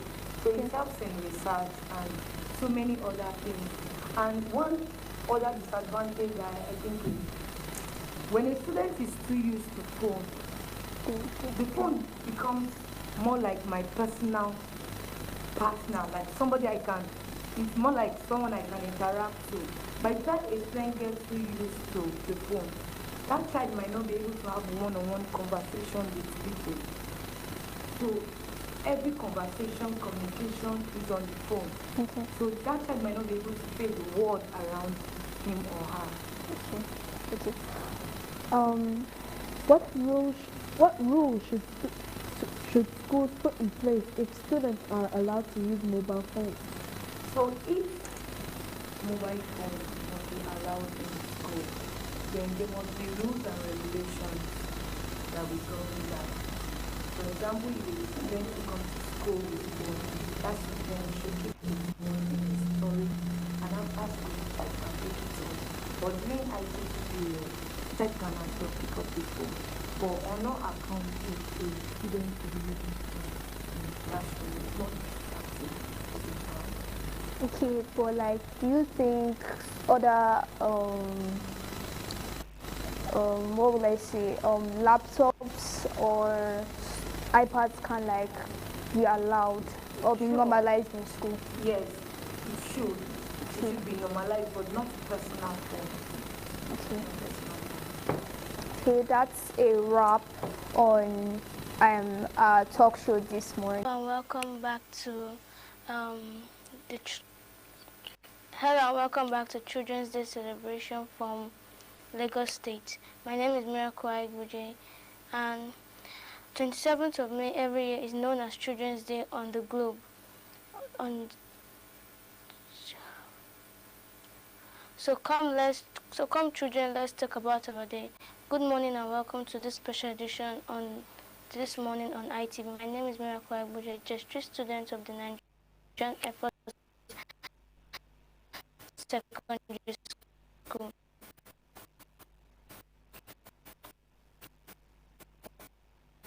the parents to take care of their children, you know, and then they should look also into the insecurity problem that we have in Nigeria, because that is a challenge. So they should you know, provide good security for the children to study.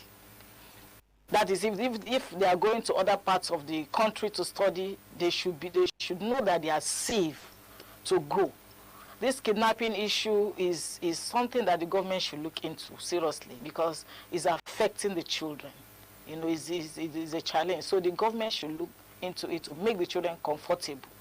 You know, so and then they should. And then when you talk about health section, the government should help in providing free medical care, good hospitals, access to, you know, doctors. They should take care of our doctors, because some of them sometimes they go on strike and then, you know, it's funny. So the government should be able to do something that the children in the country will be comfortable and will be happy to be in the country. So Ma, how can adults think better to children's idea and opinion? The question again, please. How can adults listen better to children's idea and opinion? Okay, how can adults listen to the ideas of children? Well, you know, adults, you know, as adults, the reasoning and decisions and ideas of an adult is obviously not the same with the child, with the children, okay?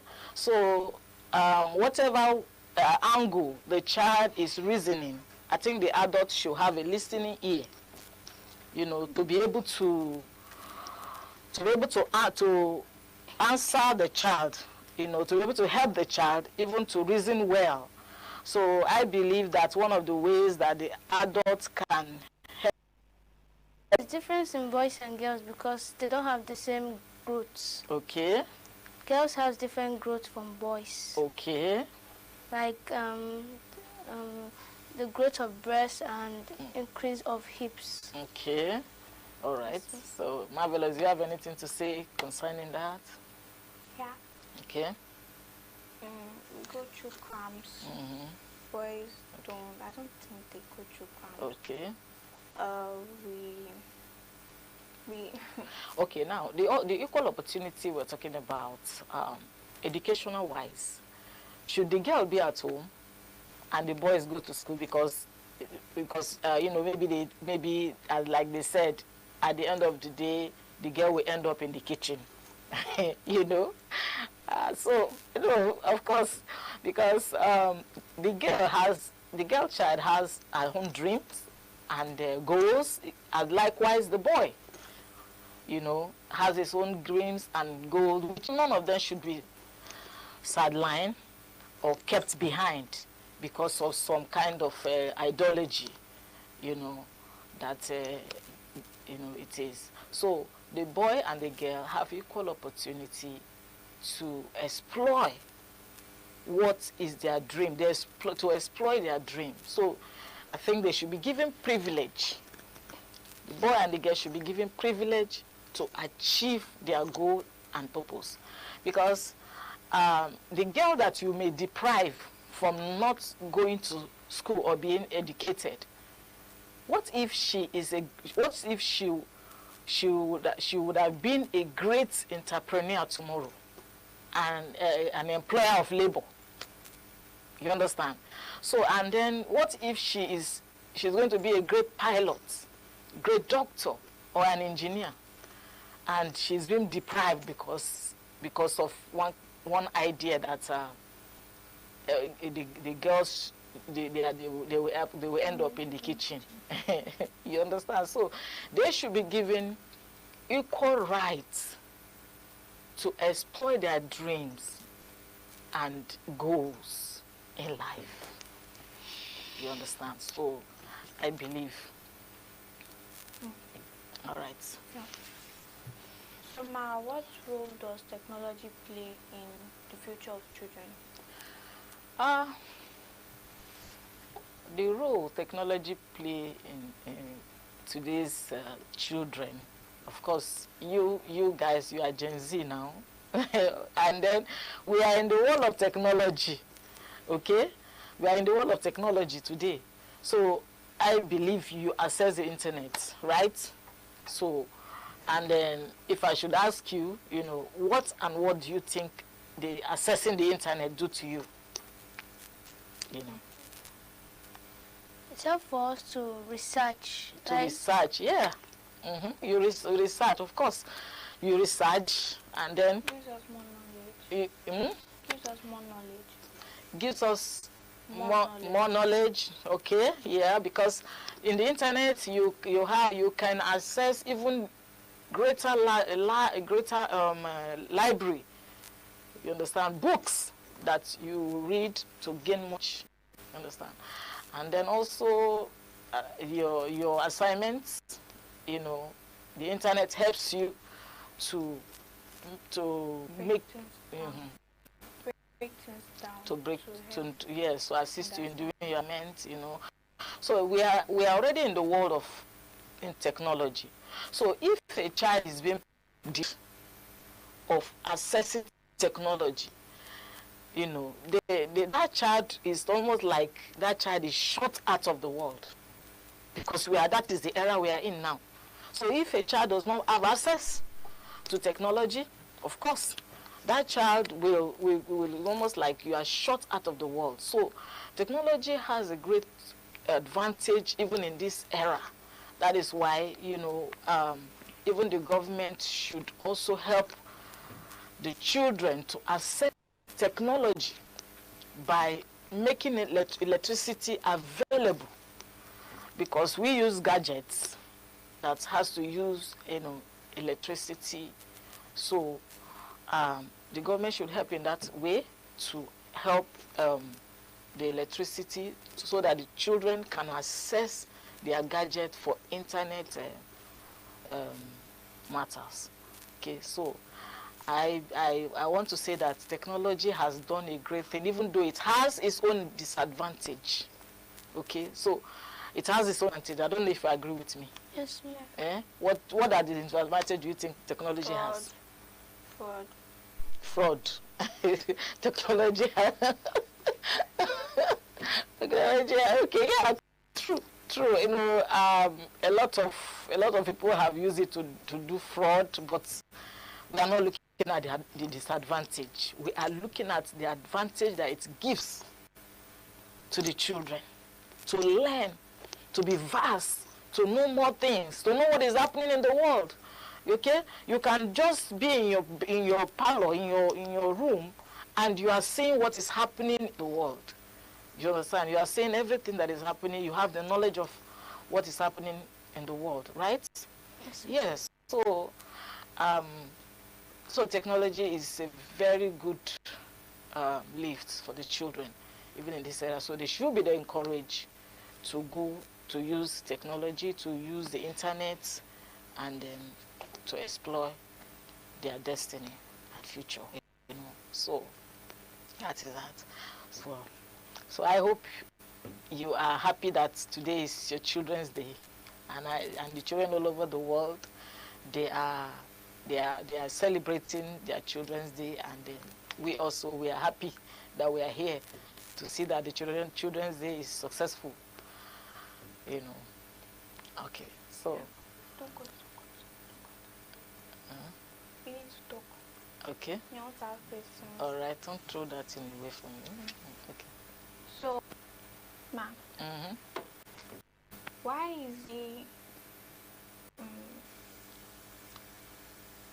parents normally see girls talking to boys and they'll think like this boy wants to, like, you know, maybe relationship, so and they'll like discouraging the girl that don't follow this boy, don't follow that, and that's not actually what is happening. Yeah. Well, you know, because they are parents, they have gone through process before they get to where they are. So if they are guardians, so every parent wants to see that their children do well, and they know the fact that there is evil communication. You understand? Based on evil communication.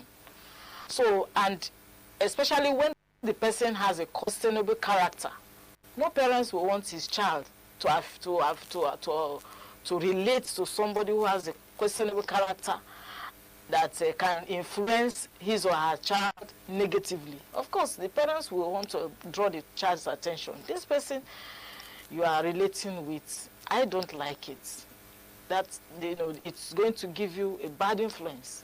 So the parents have the right to draw their child attention to any gathering or any association that will not bring good benefits to the child. Okay, not that the parents wants to, like, my child, don't relate, but there are circumstances they are looking at. And this is what, some of the circumstances is what I just said. So if the person has a questionable character, of course, no parents will want his child to relate to such person. Because some of these people, some of these children that have gone astray were led by their colleagues, were led by their peer, you know. So once a parent sees such, of course they will draw the child back, and then they will not want that relationship to happen. So that is, I think that is one of the reasons. Yeah. Now, could you have to say? Okay, okay, so that is it. Ma, is it right for a 6-year-old child to know about the other gender and what they are capable of? Like for a female, what they are capable of doing, either murder or abuse, sexual abuse, or anything, even for the male too, referring to both gender. Okay, so I know. The question is, let me say the question again. Understand the question. Make it clearer. Okay.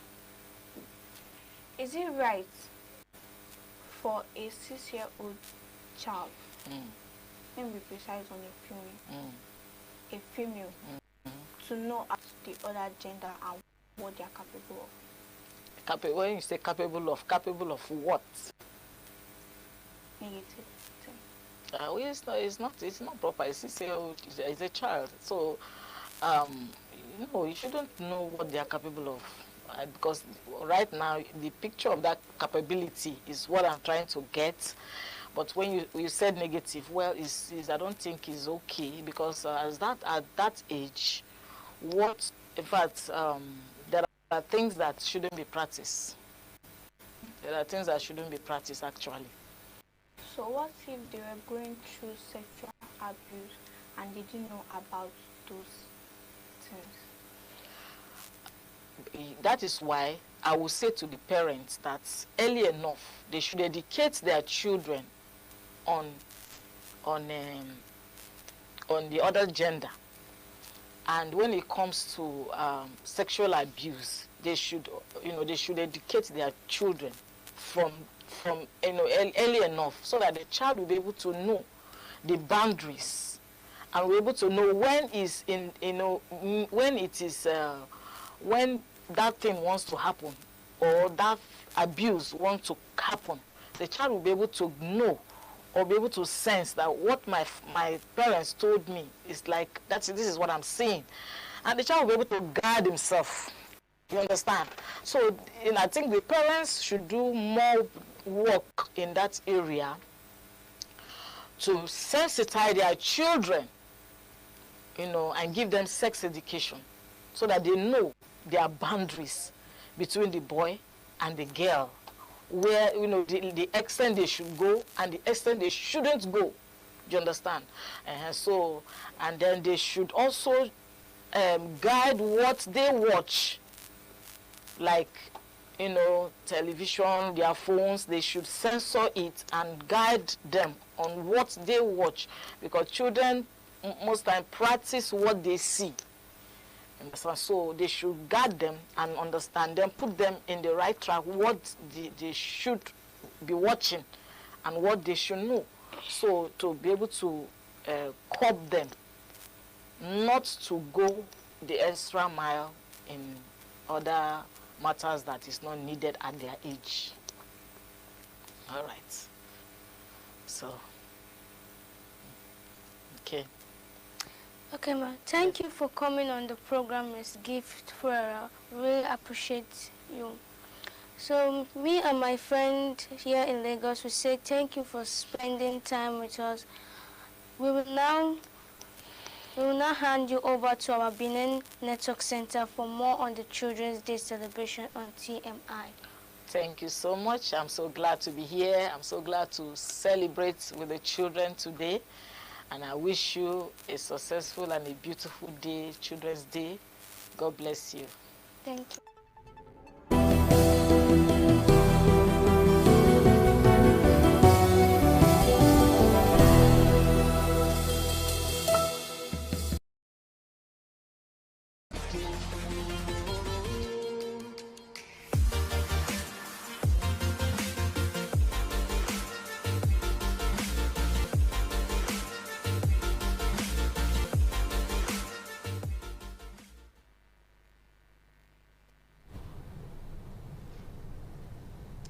Good morning. Happy Children's Day.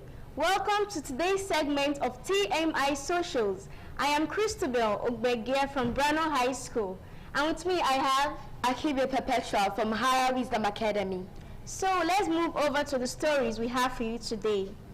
President Bola Ahmed Tinubu has called on Nigerians to pray for bandits and terrorists to abandon their criminal activities, while assuring citizens that his administration remains committed to defeating insecurity across the country. In his Eid al-Kabir message released on Tuesday, the president congratulated Muslims in Nigeria and across the world on the celebration, describing the festival as a reminder of faith, obedience, and the willingness to sacrifice for a higher purpose. Tinubu urged Nigerians to embrace sacrifice, selflessness, unity, and compassion, stressing that the values symbolized by Prophet Ibrahim remain important in rebuilding the nation. Now let's take the tweets for the story. A user said, "What happened to the Nigerian military? Are they now prayer warriors?" Another said, "It's a colossal waste of time praying for blood-sucking, killjoy terrorists, bandits, and Fulani herdsmen who had wreaked havoc in Nigeria beyond forgiveness and who have no intention to repent of their wicked ways. The president should be left alone to pray for them, and let's see." Okay. This one says, "Prayers are important, but Nigerians also expect decisive action." True. Terrorists and bandits have chosen violence repeatedly while we pray for repentance. The greater responsibility of government is to ensure security, justice, and protection for innocent citizens. Okay, let's take this one as the last. A government is praying that criminals will have a rethink and repent. What kind of leadership is this?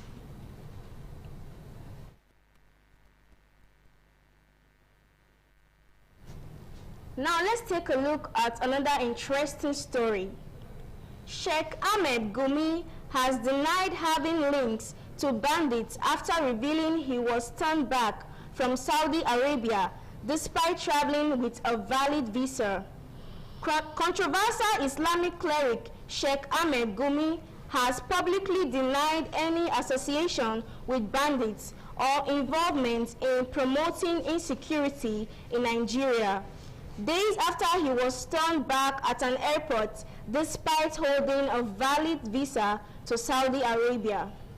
Speaking in a video address in Kaduna, Gumi said the incident has prompted him to set the record straight. Now let's...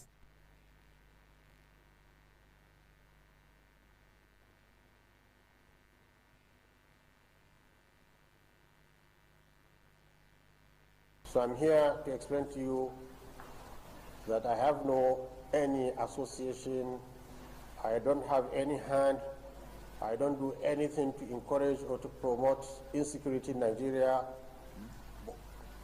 But on the contrary, I'm a peaceful citizen who loves his country more than anything, and that's why I felt it's a duty for me to take along with me the government to go and see these people that are causing insecurity and listen to their grievances. After listening to their grievances, up to today, I have not seen one step taken towards alleviating the grievances except the kinetic approach. I've discussed with many military officers, all of them saying the kinetic approach is just about 25% of solving such kind of conflicts.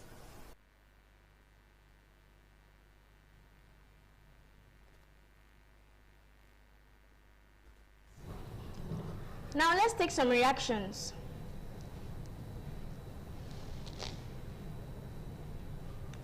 In a working country, this man should be in maximum prison. Another said, he's incriminating himself even here. We hope a serious government will do the needful on Gumi. The problem is still unresolved. This user said, in serious matters like insecurity and terrorism, facts and credible investigations should guide public opinion, not assumptions or social media narratives. If there is evidence, authorities should present it transparently. If not, accusations should be handled responsibly. Okay, I think that'll be all.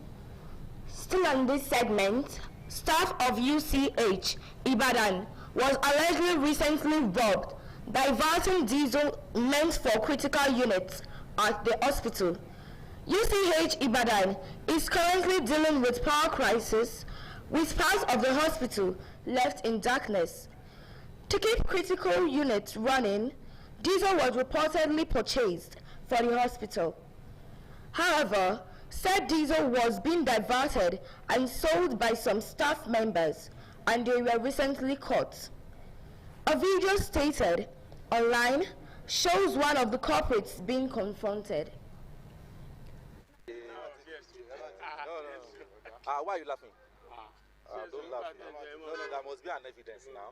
This is oil, Abi. Diesel. You understand?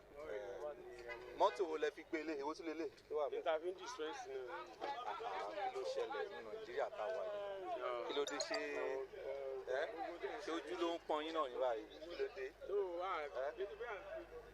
Ṣojú ló ń pọ́n yín báyìí náà.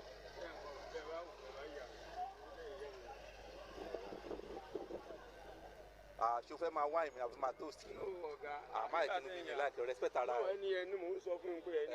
Hey, come here now. I'm not joking now. Ṣé màá máa ṣe é tí mo wáyé ni? Kí ni o dá? Now let's have the tweets for this story.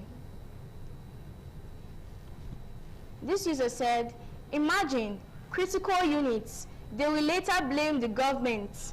Though I still blame the government for the situation of our power supply, but the fact that agencies are trying to bridge that gap, someone is steadily jeopardizing the efforts. Nigerians are the problem of Nigeria. This one said, sack them and prosecute them, make people accountable. And lives would be lost because of the greediness and selfishness of a few people. Why are we like this in this black nation? These people should face real consequences of this action. This user said, just imagine, Onleika, there should be a capital punishment for all these guys. Let's stop all this politics of I know him, Omona Nani. Stop this now before it stops us.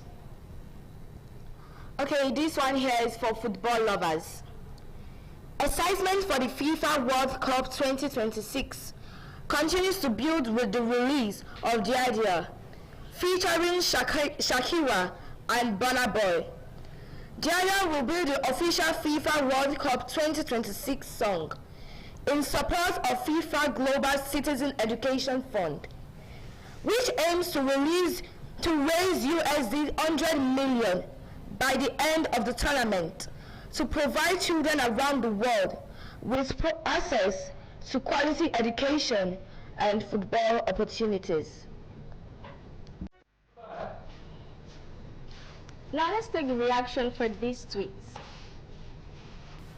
This user said, Shakira has been cashing out from World Cup since 2010. She earned it. Another said, when I get older, I'll be stronger. They call me freedom, just like they wave the flag. And that's the wrap on this segment of TMI Socials. I am Christabel Ogbege from Brano High School, and I have Akiba Perpetual from Higher Wisdom Academy. Thanks a lot for staying tuned. Happy Children's Day! Okay, that is a wrap on TMI.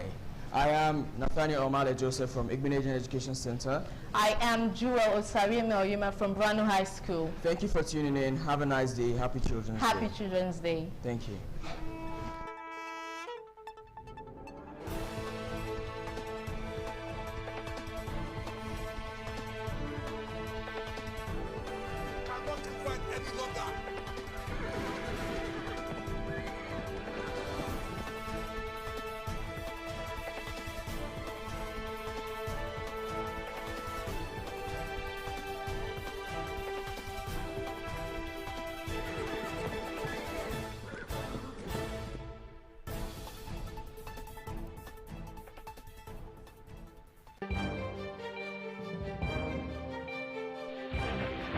This is ITV.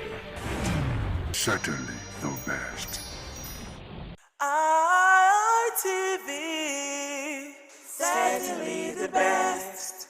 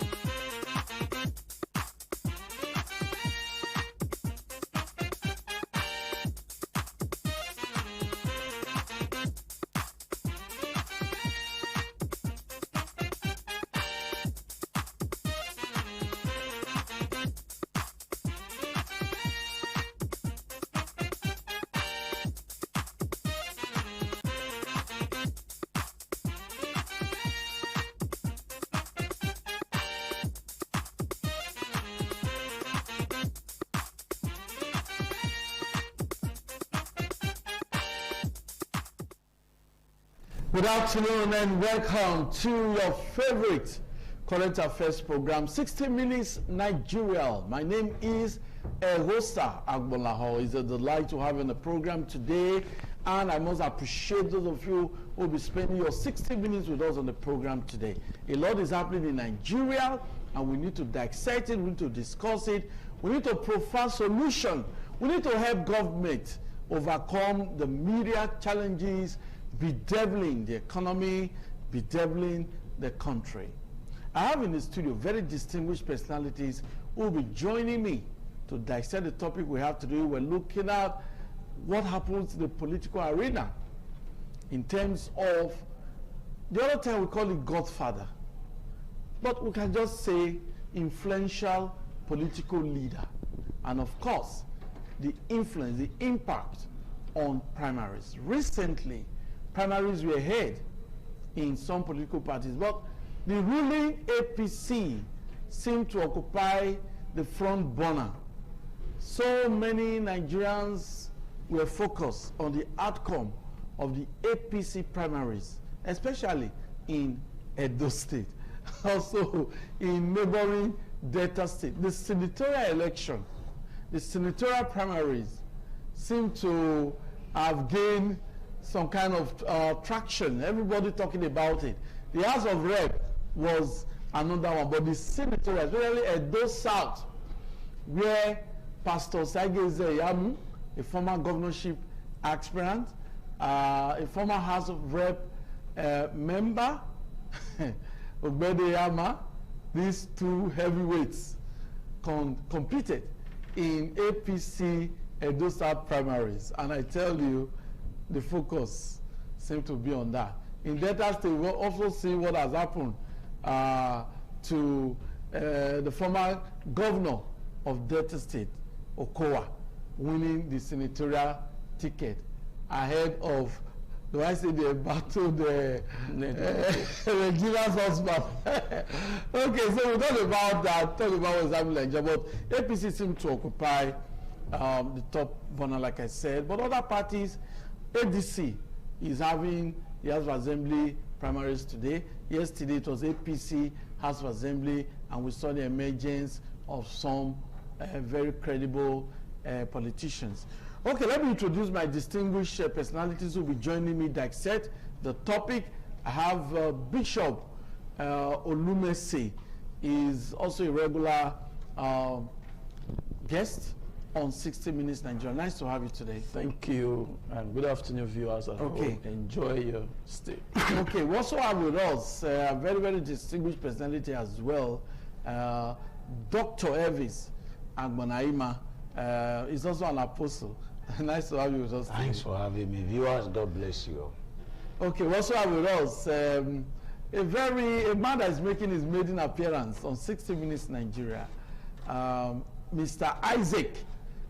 His Benin name is wonderful. He will pronounce it himself. What's it? Bonarusi. Okay, that's a very, good Benin name. That needs interpretation. Maybe we interpret it in the course of this program. Well, I've given you the premise on which we will be discussing the topic today. It's very important when you get to hear of the influence of certain individuals on the outcome of primaries. Some persons call them godfathers. Some other persons say, no, there's no like godfather, it's just that they are called leaders. And in every political parties, the leaders must have their say. We'll start from Bishop Olumese, who is a very renowned analyst. What is happening in the political scene? Some persons say it's not the lines, it's not the electorate or the party faithful that you see on the day of primaries that determine the outcome of primaries, that it has been determined before that day by leaders. Do you subscribe to this school of thought? Thank you again for having me. Okay. Democracy, internal party democracy, and the activities of political party leaders, popularly called godfather, in Nigeria view, is becoming a very terrible situation. Looking at the present happening in our primaries, in our political scene, when you discover that democracy ought to have given people opportunity to aspire. Today, leaders and so-called godfathers had preferred candidates. It has jeopardized the whole essence of democracy. It has, it has downplayed the whole essence of internal party, transparency. The situation whereby some few persons sit at the room and decide this is whom we want, whether the majority likes it or not. It's a shame. We were talking about the senatorial election that took place in Edo South, where you see people were on the field while results were being called in a certain location and all of that. This has never happened before. These are people revolting against godfatherism. And we want to encourage people to continue, because this godfatherism is not helping us. You discover that positions that should have been thrown to the best candidates to aspire and emerge, godfather brings somebody who is loyal to him, who will sing his music, who will dance his dance, and who will play his build. And at the end of the day, it have a negative effect in our economy. You see, most of the candidates, because election these days, very expensive it's a huge investment. And you discover that when you are brought in, I remember those days, Shomole revealed something. That when he came in as, from the court, his first budget, they said they have to take it to one godfather. He said, no, don't do this, don't do this, don't do that, don't do that. And he began to fight against it and all of that. So the fight against godfatherism or whatever is a mirage. It has hit him deep into allowing fair play, into allowing the choice of the right candidate. When you look at the contest we have all over the nation, you will discover that godfatherism has taken over everywhere. It's why people are now we heard from the city senator that a letter was written that nobody should vote, that there is a party preferred candidate. Are you for real? In a democracy, when you have allowed people to buy form, million, those parties should be taken to court. Yes. Okay, thank you. We'll come back to you. Dr. Elvis Agbolaima, looking at what has happened so far, even in Delta, we've seen Okowa, Dafune, winning their tickets ahead of an incumbent for Okowa. He defeated an incumbent senator, But some persons have said, yes, leaders determine the outcome of what you see. So what's your take? First and foremost, I just want to say, we thank God for everything. Okay. And by the grace of God, I just want to say that I just got re-elected as the vice chairman again for another 3 years as the vice chairman at Asogio Nigeria Dose chapter. Oh, on this platform, we say congratulations to Dr. Elvis Agbolaima, re-elected as vice chairman of the Actors Guild of Nigeria Edo State chapter. Congratulations. Thank you, sir. I understand. I might not be a politician, but I understand politics. Okay.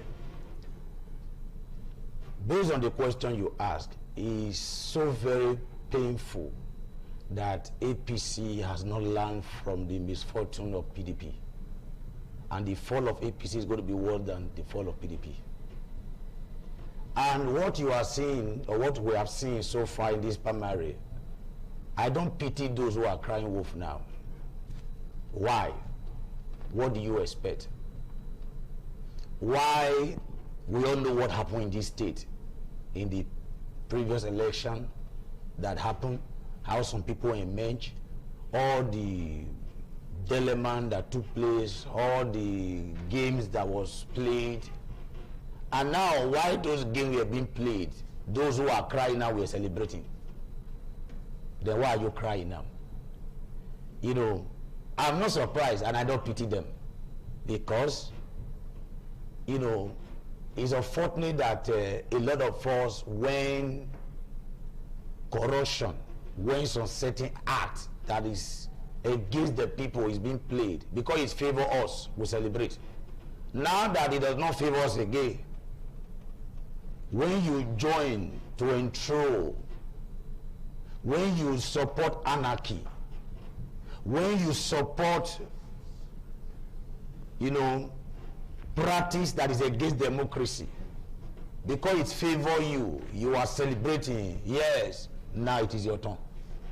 Therefore, those who are crying wolf in APC now, because of the primary that took place, I tell you the truth, sir, I don't pity them. Now, back to the question. Like I said in my opening remark, I said that it shows that APC have not learned from the misfortune of PDP. Because with what has transpired in this election, this primary election they just did, is already a sign of doom for APC. Because most of them, they are going to work against APC. Because many of them have not been treated right. Now, even though you have the problems can be resolved. Problems can be resolved. I tell you, you are not a member of the APC. The APC has a eternal mechanism of resolving so their let's be truthful to ourselves. You know, most of the, okay, let me talk about the Edo South election. Pastor Zeyamo is not a small man. Even the Bede Yama too is a general. But if these two people, they want to do primary, the way you handle it matters a lot. It would have been better if you discover that the two of them are not ready to, let's say to submit for one another. To step down. Yes, allow them to go to field. They went to field? No, they went to field. It was before they went to field. The result was already written. We saw everything. Imagine that's a very serious allegation that we can miss and share. It's my personal opinion. It's not ITV personal opinion. Okay. It's my personal opinion. The result was already announced. Already written. And if you see what happened, sir, I'm not talking here as a novice. I went round and I saw what happened. That alone, they have already shot themselves. Because they have just made, if this issue is not well addressed, they will make other party make the work easy for other party. Thank you very much, Doctor. We'll come back to you. We have Mr. Isaac with us. He also knows the political terrain very well. He's very maiden appearance on 60 Minutes Nigeria. You're welcome to the program. Thank you very much. Yes. Do you really think, okay, maybe I should just allow you to talk just the way the others have made their comments on the issue of leaders' influence on the primaries. Let me just allow you to start that before we move into the internal democracy. Thank you very much, Mr. Ewosa. Yes. Well, I'm an APC man. Okay. If you must know. Yes. So I can say I partook actively in the primaries. Okay. So first of all, let me congratulate Edo people. Okay. As a people and as a nation, for standing for their rights, for defending their rights, for coming out to speak with one voice against the machinations of those so-called godfathers. We know that we are those, the beliefs, we don't tolerate godfather. You might be bringing somebody to us as a godfather, but the only chance on us to choose. Talking about the primary that just been conducted, there were two aspirants in the race. So like what my... I said those out. Yes. You must situate it. Yes. Like what my colleague here has already postulated. Yes. We already know the position of the state leaders of the party. Okay. Talking about the state chairman, the secretary, even the governor. So this time past, the state secretary made some I'm trying to be refined in my word. Okay. Made some uncast statements denigrating a certain aspirant, telling them that a candidate is already known. When the election has not been conducted, primary has not been conducted, you already know the candidate. It means you've already written the result, as I just said. Even when they wrote the results, the people still came out in a mass, in large number, even to the chagrin of those persons, and voted. I saw your media crew everywhere. Yes. From my ward where I voted and across different wards and local governments. You capture it. If maybe the matter goes to court, your media can be consulted to show those evidence. Pastor said, won the election. I'm coming, sir. I'm not the umpire to announce. I'm coming, sir. I am not announcing on this program. Hold on, sir. I am not announcing. Yes. Because the NPC issue a statement. Hold on, sir. Issue a statement that we should wait for them to issue the official result of the primary. But do not forget, the Obedi Yamakam rushed and quickly announced the falsified results, the validity. The alleged. What do you have alleged? The media was there. You were there. I saw the media, capturing it. When there is a guideline from the national body that nobody, no committee is allowed or had the right to announce results, you quickly went ahead and announced fake results. Luckily, the genuine returning officer also announced the genuine results almost at the same time. So we don't have preemptive factions. So that I won't be wrong when I tell you, Pastor Said, I won the elections clearly. It's not because I'm announcing the result officially, because I monitored the primaries from ward to ward.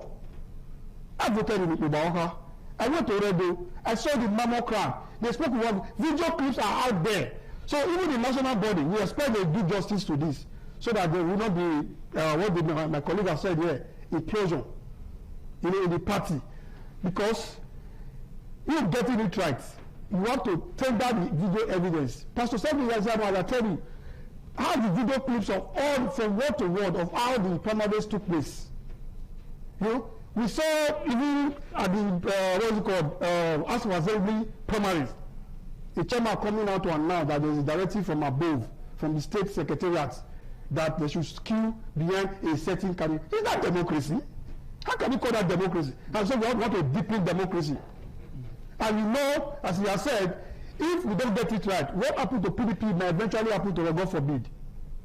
So, by and large, I'm here with great ecstasy in my mind, because I know that Edo people really spoke with one voice, and I believe their voice is heard. It's loud enough.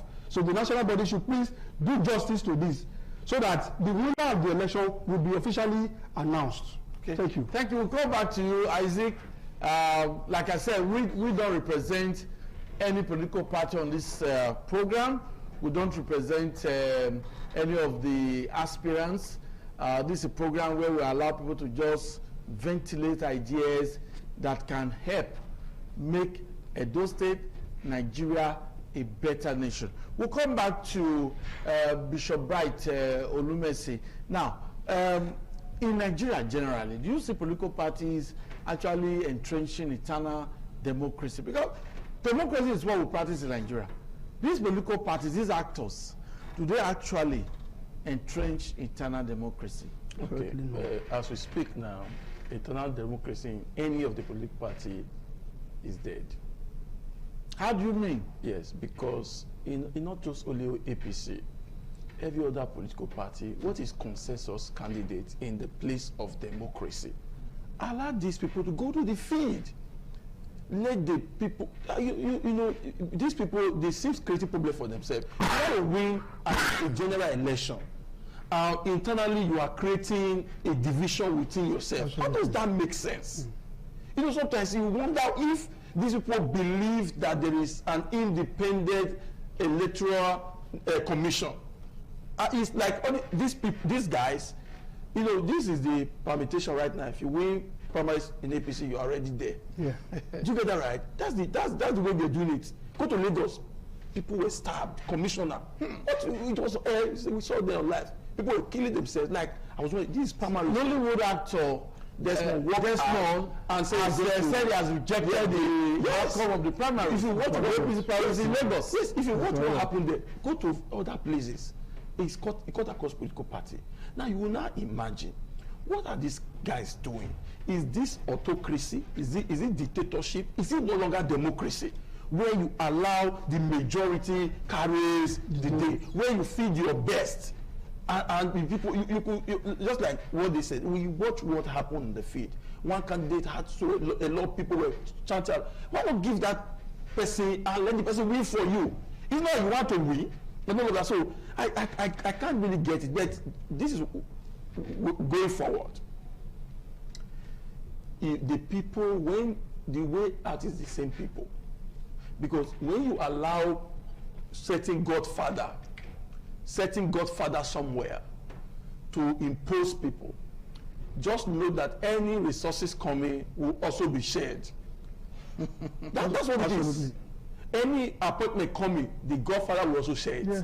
The godfather has many sons. He's grooming sons. Yes, he's grooming people for the next generation before he died. So he now left the people who own the constituency with nothing. So now the only way out is that the people now hold the cutlass and the yam. So to decide, if we didn't bring you out in the primaries, there's no working for you. And all of that. That's the only, if we don't solve this issue of godfatherism, we're going nowhere in development. Thank you very much. Come back to you, Dr. Elvis. You are somebody that has always participated in voting in different elections, which is a good one. Citizens are advised to have their PVC and always vote. But this is primaries, political parties. I know you don't belong to any of the political parties, but you see what is going on. Do you see these political parties encouraging internal democracy, or we see some elite group or some money bags or some very influential politicians determining the outcomes of primaries? Thank you very much for that question. The truth of the matter is that the leaders of different political parties, they don't want democracy. How do you mean? What we practice is democracy. The reason why they have been doing all these things and they get away with it because the people, like I told my congregation, I say every one of you go and belong to political party, so you have a say there. Just like what happened in Edo-South now, even when they find out that a result has been written, the people want to feed. Now that's why it's now frustrating now to announce the results now from the national now is a problem. Very correct. Because the video everywhere is visible that this person won. The person that they are trying to smuggle, he does not have the numbers. Sorry to say. Very correct. Now, because the people went, I told my people, I said, I might not be a member of a political party. Yes. But every one of you go and belong. Yes. So that you have a say there. So anything that is happening, because politics is a game of numbers. Yeah. I told my congregation, I said, my dear, I believe in prayer, you work. But there's a need. But that will say faith without work is dead. It's dead, absolutely. You go and belong to different parties. I'm not telling you want to join. Yeah. But you go and join so that you will have a say there. Otherwise, the wrong people you feel that are there, they will continue to run things for you and there will be error. But when you are there, you don't know the right thing to do, join. Now, because a lot of us, a lot of persons stay clear, therefore the Godfather now are not trying to smuggle everything. But look at what happened in Edo-South. There's problem now. Because the people spoke. The people came out. Yeah. The line was visible. The videos are visible. Now, the reason why for a long time, most of these political parties don't practice democracy, because they know that a lot of persons are not involved. But now it's now frustrating now, because many are now involved. The eyes of many Nigerians are now opening now. That's why there's a political party within 24 hours, millions of people begin to register. Say, you know, therefore even that party now they are going to have problem, because those people who came to join, they now know that they have a say. Yeah. Therefore, to just write list in your room is going to be tough now. Very well. You know, for me, if these people are not ready, the political leaders, which we already seen before now, that what they do is to unpink, and that era is fading out. That is the problem now, because that's why the Godfather, many of them are fighting now. Finding difficult. They are finding it difficult to do what they used to do, because the people are now getting involved. Those who are not interested in party before, even some party they just started yesterday, you see the way people are chipping in. And that alone is already frustrating the Godfathers. And we must continue to encourage people to get involved. Thank you. You know, as we continue to do that, we will retire them. Thank you very much. Isaac, yes. Do you really think, I don't want to just concentrate on your party now, but do you think political parties in Nigeria encourage internal democracy? The fact remains that there is no new political party. When I say so, because political party is just a mere expression. So it's an abstract word. So it is the people that you see that you attached that name with. So there are no party in Nigeria that have new persons. Same people. Same persons who have been there over time, you know, who felt their interests have not been maximized. They now jump ship and they are not here today. So you don't expect otherwise. You don't expect new thing. So they are carrying that same mindset. Yes. Same ideology to wherever they are going. You saw Labour Party. Yes. Even with all the obedience movement everywhere, some persons from different parties still infiltrated. And Obi himself became tired. He had to leave the party to another party, which is the ADC. How are these people that made up the leadership of the ADC? Who are those who have been there since 1999, even beyond? So, what do you expect? And Peter Obi has moved again to NDC. You know the #1 leader of NDC, Yes. Your best is as good as mine. Saraki Dixon. You know, so where was he before? PDP. He started his political career in PDP. So today, he's the brain charge of that party. Don't you think he may have changed his jacket and changed his philosophy? Sir, we remain Nigeria. Nigeria has not changed. The situation we are facing in Nigeria has not changed. Okay, as you come back, so we don't expect anything. So, but I want to quickly say this before you go to my next. No, we are going to take a break. Okay.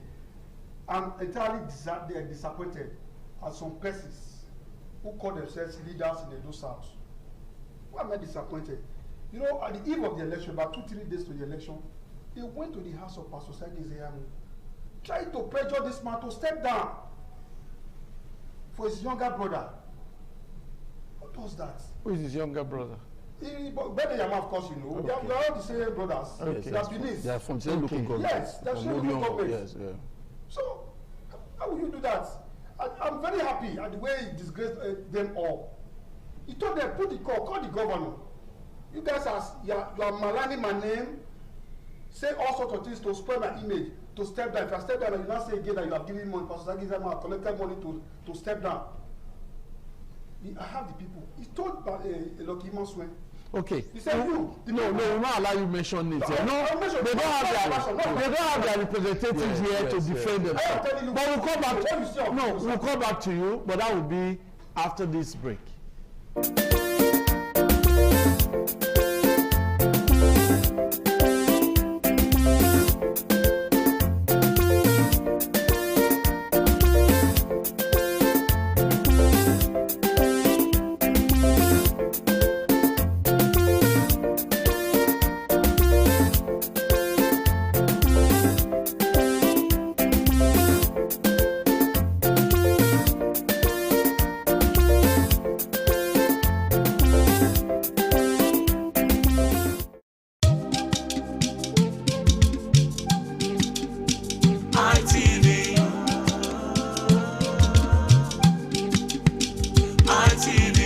ITV, certainly the best.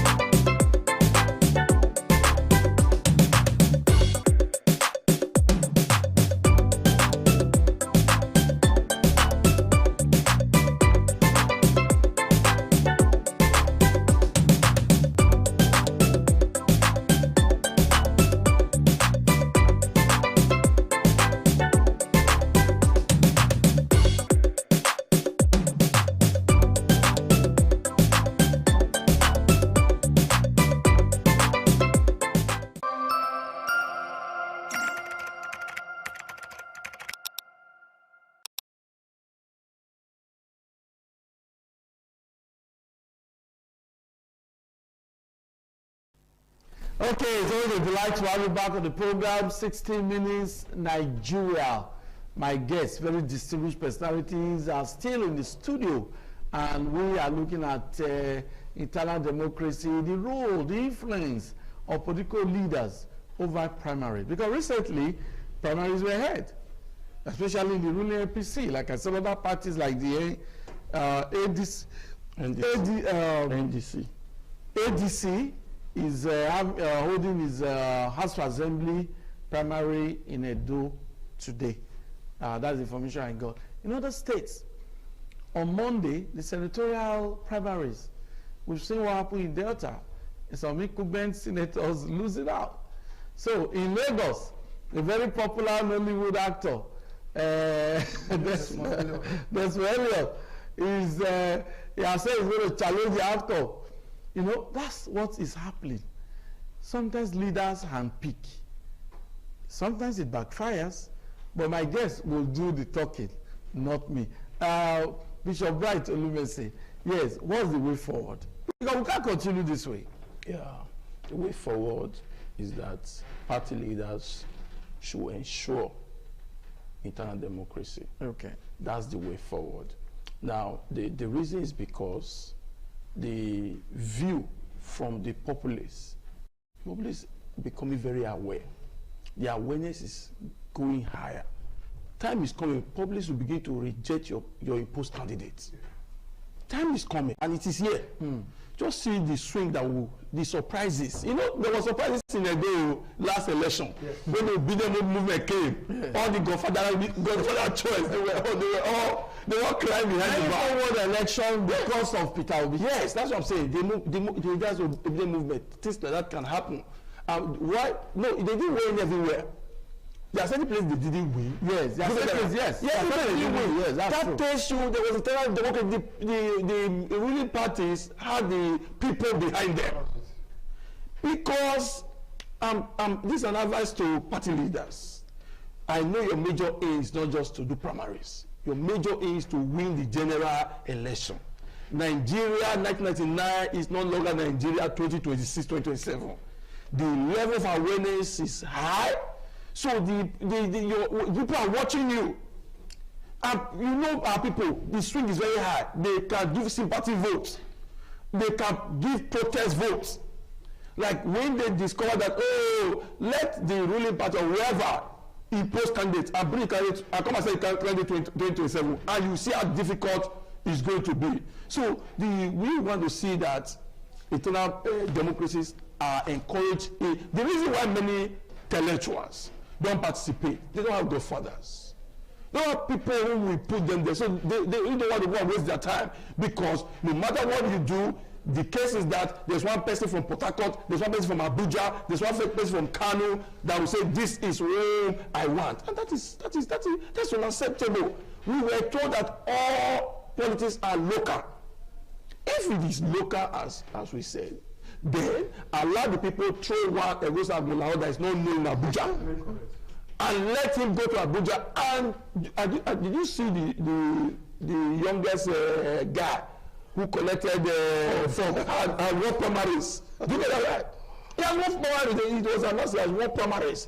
Because the people, everybody is just like... He said his people sent him. Yes, now. That's what he said. The people have queued behind him. Yes. You know, to me, very funny. But as far as it is, he has won primaries. It's showing something. Do you get that right? So now, the point I want to make is that political leaders, like look at the Saraki DC or whatever, we're told one person has been screened, former president, as a sole candidate. But the point I'm making, why is that at the president level, they don't allow whoever person why is that this presidential form to other candidates? But someone from Edo bought presidential, okay. So now you see, you know what they will do to that one. AFC will soon visit him, because the point I want to make is that, please, we are begging this political gladiator. We may not be a member of a political party. We are Nigerians. We want to see that internal democracy is being ensured. Maybe people, some of us will be interested to see that, because you see, even what my brother said just now, all these so-called politicians, they were given birth to by PDP. There is no politician anywhere apart from Asiwaju Bola Tinubu that have never been PDP before. Every other one, whether is it David Mark, is it Atiku, who will be, or Amechi, name them. We will tell you where they were before PDP made them who they are, or Akpabi or whatever. The PDP blood is still in their vein. They are carrying that share the money attitude everywhere. I mean, Lord deliver them. So, but we the Nigerians, we have the final say. The reason is because we are begging. That's why we are begging INEC. INEC give us a free and fair election. Most of all this go for that is a Philip Botto candidates. You don't see the light of the day. All these candidates that are not bold enough to come to the field to test their popularity, we will see the light of the day, because elections are done in the field. Yeah. And lots of people will queue out at that day to come and vote. Now, since you are a Oya. Sorry, you know, they don't explain. Yes, that you are a bride. Okay. You are a bride. You are inside the room. You don't have to come outside. But elections are not inside the room. So, to be honest, yes, elections are done by popular people. The reason is because when you win, if people didn't vote for you, the government will be so terrible. It will be difficult to manage people. I'm telling you, first of all, let a general general perceived view person win the presidency, you see it will just for stabilize the economy. There's a candidate that will win. There are certain big people that can make your economy suffer. They will move their money away, move their investment away. Before you think Mecheli that left, he left because there's no like, no. It's interest. People felt that no, since they are doing like that, they will suffer. Nigeria didn't revolt. There are certain big guys here who can cripple the economy. I'm telling you. I remember there was one.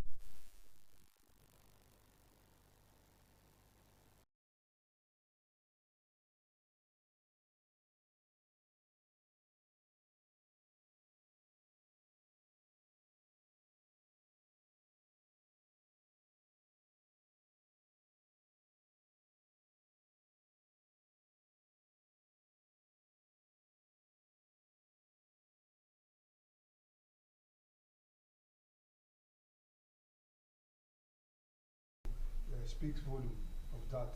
So the Edo South yes. senatorial primaries. People are still talking about it, really, because that's actually the focus in Edo. Yeah. It speaks volume because as against the bride you talked about, the beautiful bride you talked about that yes. to come out. Yes. You know, before now, I'll be appearing on your sister stations, telling them to let them go to the field. Let them go and let the best person emerge. You don't need to induce any person with money.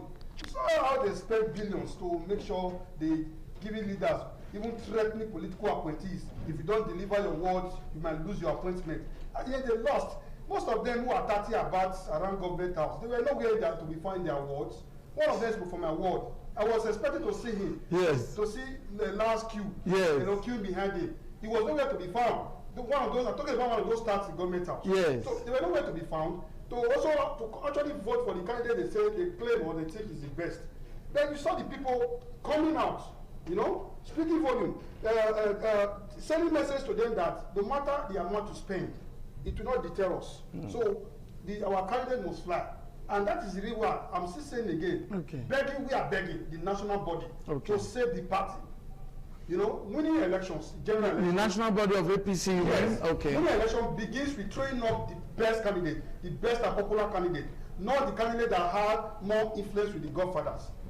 Candidate who has direct contact, connections with the people at the grassroots level. Because when the godfathers begin to share money, you know, there, yes. top, yes. the money doesn't flow down to the common man. So the common man must ventilate his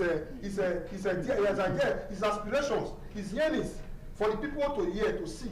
You understand? So far, so we are good to go here. Talking outside the South, you talked about Delta State, where Okowa won the election. Of course, you never expected that, right? His son, his political son, is the city governor. Yeah. City governor. And so that's another leader now. Yeah. Most times they tell you the governor is the leader of the party. Yes. He's just left power. He's immediate past governor.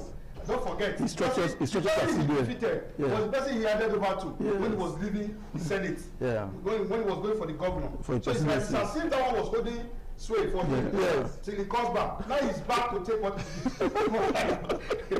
really belongs to him. You don't expect otherwise. His structure, political structure, coupled with the one of the governor has on ground, is enough to see him fly. So the other one we see Dafenone defeating Omo Agege. That was just funny. That was really funny. It doesn't need to be funny. I didn't see it coming. Omo Agege relinquished his senatorial seat to run for governor. I don't want to take it up. Yeah.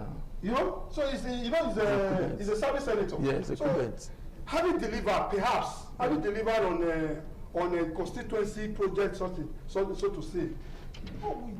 I think. Okay, but let me just quickly let me quickly take you to Rivers. Yeah. Okay. Now, Fubara, when he entered the APC, became the leader of the APC. That's what he told you. That's what he said. Yes. He said he's now the number one in the 001.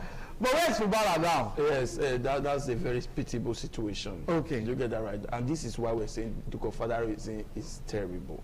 It's terrible to the extent that the sitting governor has to pull out when he saw that the person that was appointed to come and conduct the primary is a PA to Winky. You can imagine. So the best thing is just for him. The second person is his nephew. So this Winky is a very powerful leader. So now what I want to say next is that this is an advice. If you're a politician, play politics. Don't chicken out. Do you get that right? I want to tell, my brother tried to push something just now that some set of people went to a certain candidate's house to president to start. That's politics. Politics. So they went to his Yamu house to tell him to step down. That's what he said. Yes, that's politics. Okay. Negotiation. When you go to National Assembly, National Assembly is a place where you negotiate, where you bring a superior argument, where you buy your way out. So the superior, you don't just sit there. No, these are what the leaders should have been doing. They go around. Hold on. Let me drive what I want to drive. No, so now, in other words, don't chicken out. There's Zeyamu, a case study. He was approached and he said no. So you who chicken out, you had a choice to have said no. Are you sure you get what I'm saying? So those people went there, they're playing politics. So you also play politics. And what also helped Zeyamu was that he has always been consistent, he has always been on ground. Every political he has structure. He has not always been out of government. When PDP was busy in the state, he was there.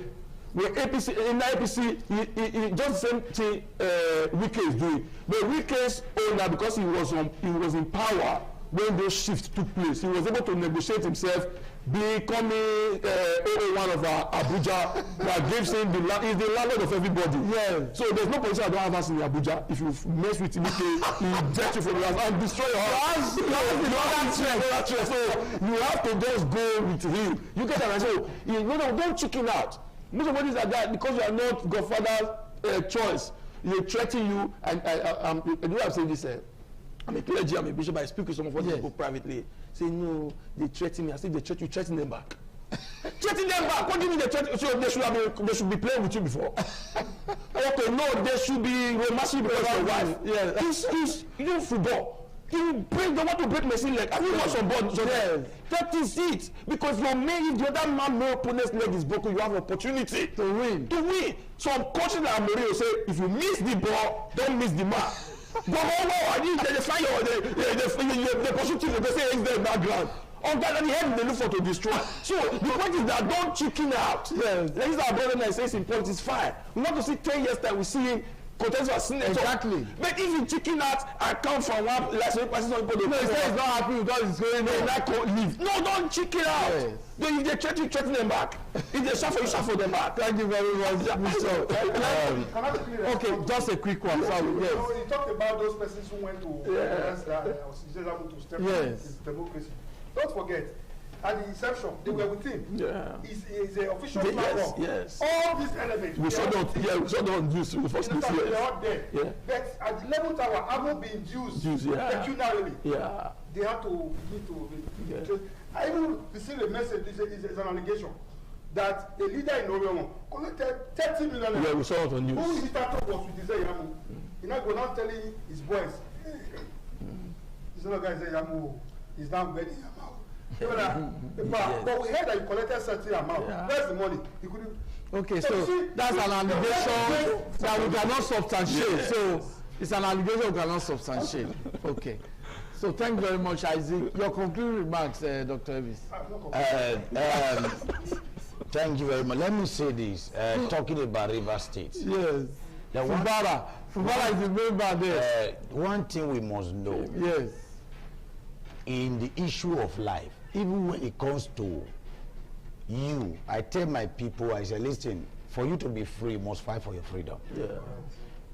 It's a pity that Governor Fubara is a weakling. Yes. It's a shameful. But to me, I will not agree with you. Sir, I will not agree to that. Governor Fubara is a weakling. I'm coming, sir. I believe it's outcome of negotiations. No, sir.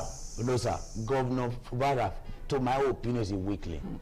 And it's because of his a kind of, his flexibility, his weakness, that the Godfather and all the people around, they took advantage of him. Truly. I tell you the truth, he's not qualified to be a governor. He might be intelligent, but he's not qualified to be a governor of that state. Because you know why? If you want to be a politician, be a politician. Yes, don't play And politics. one thing, be a fighter. Now, in the case of that state, he has just messed up that position. Because if the former governor is the governor, was No, the they governor can't take there. it for him. You can try it. Thank you very much. Thank you. Thank you. Time is not our friend, Isaac. We have to end the program now. I'm grateful to Bishop Bright Olumese. Thank you very much for your comments. Dr. Apostle Elvis Agbonaima, thank you very much for your comments. And of course, Mr. Isaac, I think he has made a very good impression on the program today. Thank you very much for your coming. That's the program. My name is Ego Sagbonlao. Bye-bye.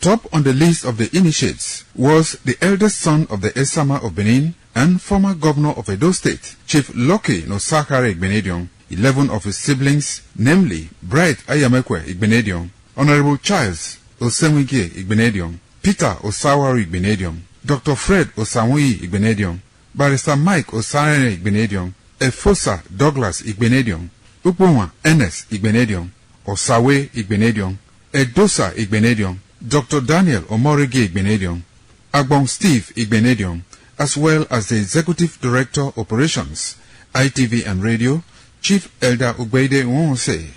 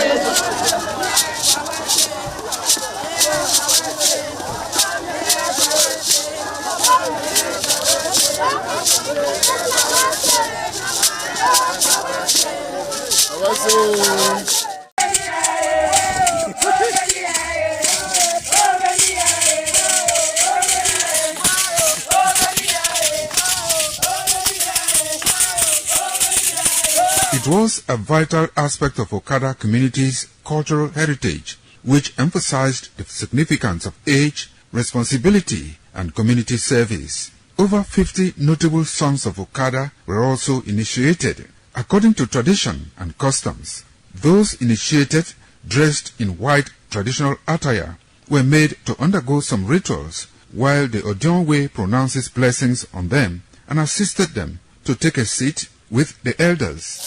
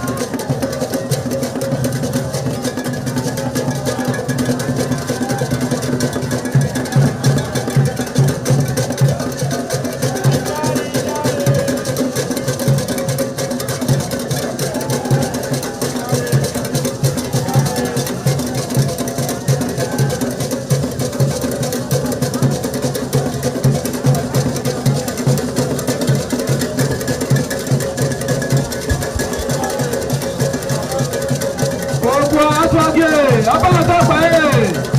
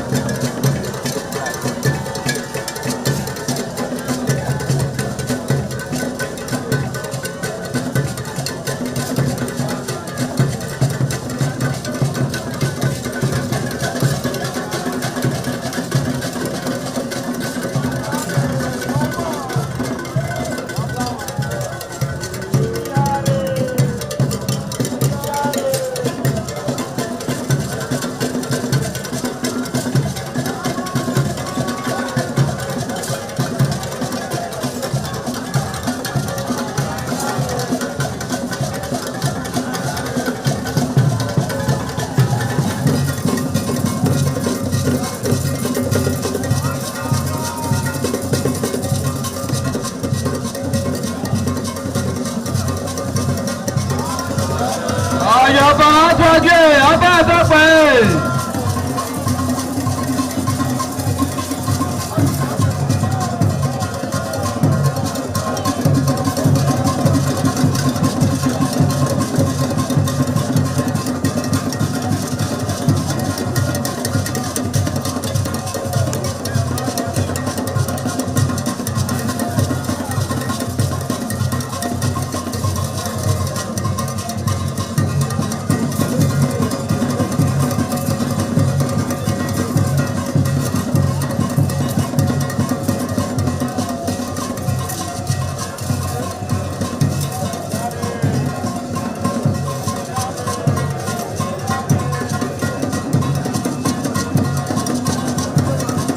Ojo Aswage, Abáàtọ́pẹ́.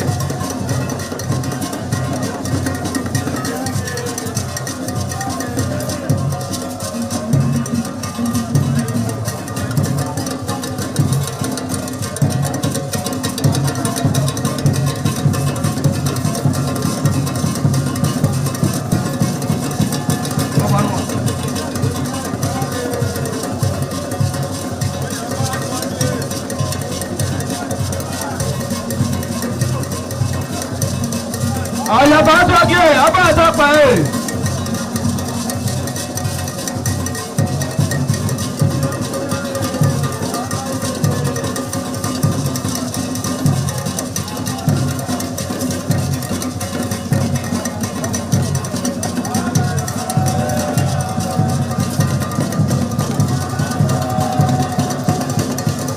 Anaye Aswage, Abáàtọ́pẹ́.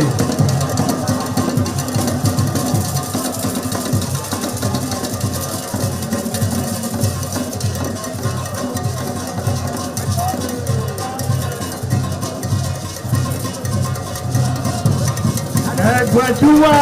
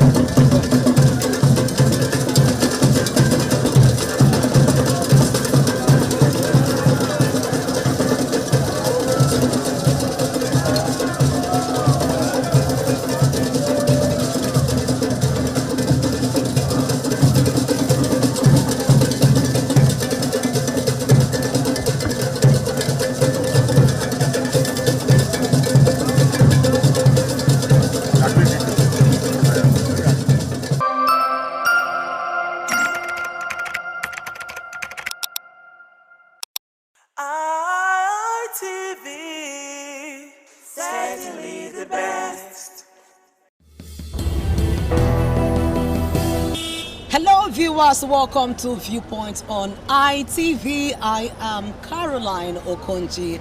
So many issues is currently affecting Nigeria. We're going to be talking about the political aspect of it, the issue of defection by party members, especially when we know that momentums are already being gathered for the 2027 presidential election. Now, talking about defection by party members, let's look at the impact it's going to be having on the presidential election come 2027, especially now that some party members are already being tagged serial defector of their political parties. And so let's go talk to some of our respondents and hear what they have to say and what their reactions will be like. It is Viewpoint on ITV. I am Caroline Okonji.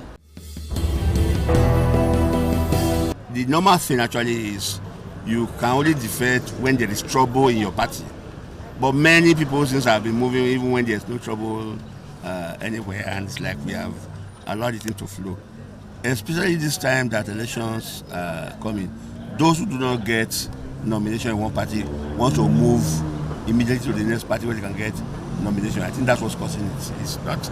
I think it's because we really don't have strong democracy inside each political party. But with time, all this is rely on it. It's a normal thing, I think. Not normal, it's a usual thing.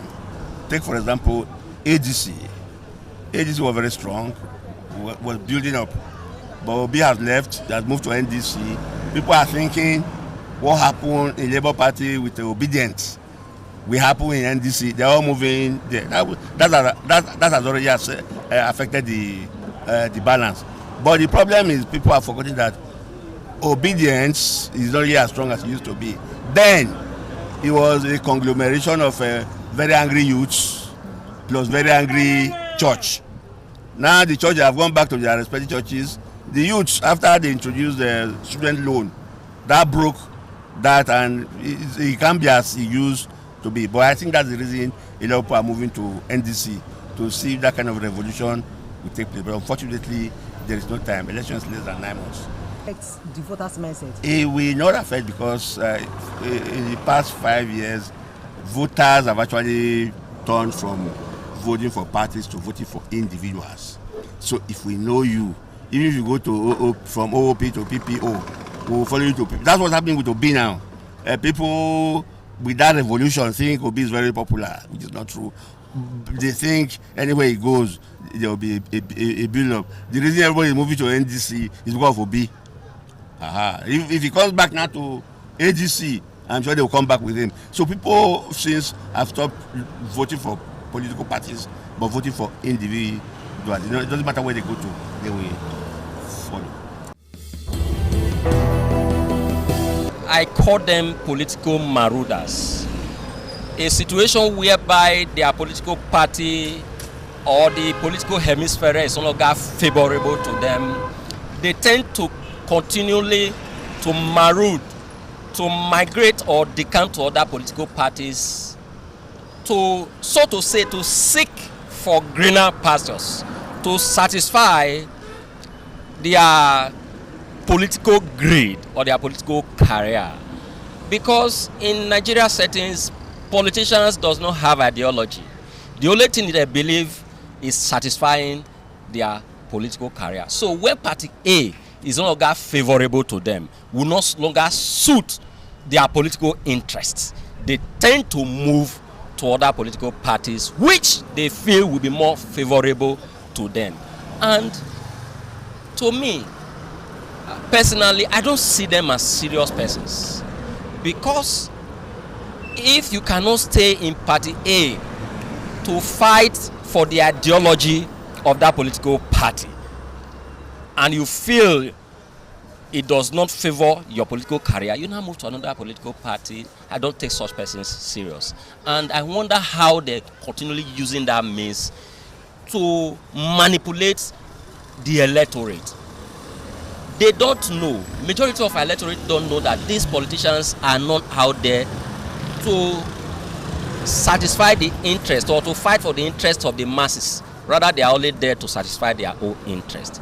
To me, it will not have any negative impact on the election, so to say, because there are procedural processes for INEC to conduct the election, and any political party or politician that decamp and do not meet up with those criteria will automatically be disqualified. So that is my own take. In the last presidential election, first time in the history, I supported Peter Obi because of the perception we have about his personality. But when he could not hold on to the party that Nigeria projected him through, when he could not stand up to fight for his mandate, personally, I now see him as someone who is not a serious politician and should not be taken serious. If to an election is just 2027 and 2026, you are still looking for a political party you want to decamp to. You are not a serious politician. I don't know if Nigerians see or reason the way I do. So personally, I don't take politicians serious. And those that are decamping from one party to another to seek for greener pastures or to protect their political interests should not as well be taken serious. And I also want to call INEC. There are laid down rules and regulations and procedural processes of decamping from one particular political party to another. It's most especially when there are crises in that political party. Any politician that leaves his political party when there are no crisis or when there is no crisis in such political party should not be allowed or should be disqualified by the INEC when they not meet up the criterion at which he's supposed to decamp. So Nigerians should look forward to politicians who have the interests of people at heart, not those that jump or decamp from one particular, political party to another to suit their political philosophy. We are aware of the defection from our own party. Let me speak on that because that is what I know. To other party like this new party, NDDC, NDC. You know, we see it as an opportunity for us to consolidate more in our party ADC. You know, some people may see that it's having effect on us, but for me, it does not have effect because I speak with you. Some of them who went to NDC today, I'm holding meetings with them. They are coming back again to ADC. That is to tell you that probably they've seen that the expectation that they wanted to get it, they didn't get it. So for me, ADC is a party to beat. It's not a one-man party, maybe like an obedient, which people who believe in Obi are following Obi. Or like Kwankwaso, people that believe in Kwankwaso, the Kwankwasoya movement, they are following it. This is coalition. It is all political parties that came together. You can see the number of people, the caliber of people at the top, at the ADC level. You see that they are from different parties. National Rufai is there, APC. Rebo Sola is there, APC. PDP is there, David Maguj, our national chairman. Other persons, Atiku too, from PDP. So it's a coalition. We have both Labour, APGA. So we are not worried, you know what I'm saying, with the defection. So those, as you are going, people are coming in. So it's just like that. This year has been in this existence. You know what I'm saying? Even before we coalition. But coalition have made it unknown now because we came together and agreed that let's join together to be able to fight or rescue Nigeria from the hands of the ruling party. So that's it. So we are good to go. The only thing I would love to say here is that APC, we know they are a ruling party. You understand what I'm saying? But they should be able to, you know, give a level playground for this election so that if you are popular, you know what I'm saying, it's those that want you to, they want you, that will vote for you, but if you are not popular, they won't. So the issue of coming and say, but I don't want to speak this, you know, rather say this, you know, unequivocally, that it is not by, you know, trying to make threats that will scare people from, you know, coming to this, coming to contest. We, ADC, we are not worried about any threats. We are not worried about any, you know, statement issued by the ruling party. But all we need to want to let them know that, as far as this election is concerned, it is all of us that is going to this contest, and there is nobody that left his head at home. As I'm standing here, my head is with me. So they are also standing wherever they are, their head is with them. So we want a level playground. We want to use this opportunity to beg all political parties that are going for this election that we should all come together and be able to go to the contest without rancor. those that like you or those that want you to represent them, they will vote for you. It's not by harassment or trying to threaten people. So that is my appeal. And I want to also let the entire citizens of Edo State to know that they should choose the best person they know that can represent them, both in the presidential election, Senate, House of Rep, and House of Assembly. This is my advice for them. The incessant gale of defection is common in every electioneering circle, and that is fueled by the fact that we still have the same old breed of politicians being recycled year in, year out. And even furthermore, by the fact that we are bereaved of political philosophy, our political system, there's no ideological inclination. It was just almost same set of people, same set of parties, but different names. You will be shocked to find out that the same political ideology that governs APC is that same for PDP. Well, we are not ideologically inclined, unlike in St. Clients, where if you're on the left, if you're a leftist, you're a leftist. If you're a liberal, you're a liberal. But here, they are all the same thing. So there is no ideological philosophy. Our politicians are bereaved of ideological philosophy. So, but this also calls for the issue.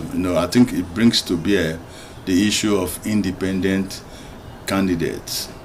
I think our electoral act or even the Constitution will see that time has come for us to have independent candidates, that you mustn't become whatever you want to be through the party system. You can contest as an independent candidate.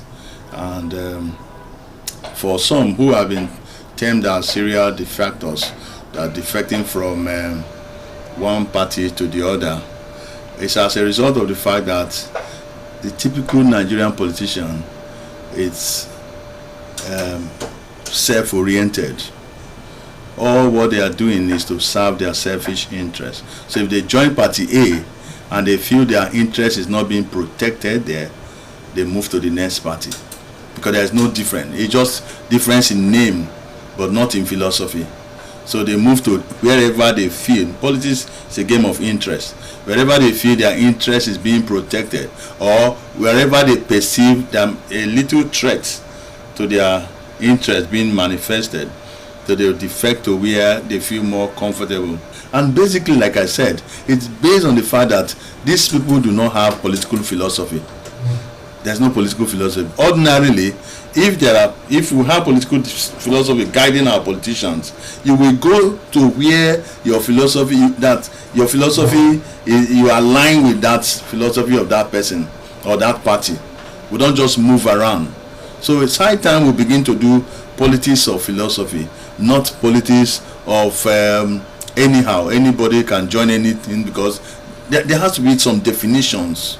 There has to be some manifesto. We are not manifesto of what I would do for the people. Let's see your political ideology. Where do you incline to? Are you a liberal person?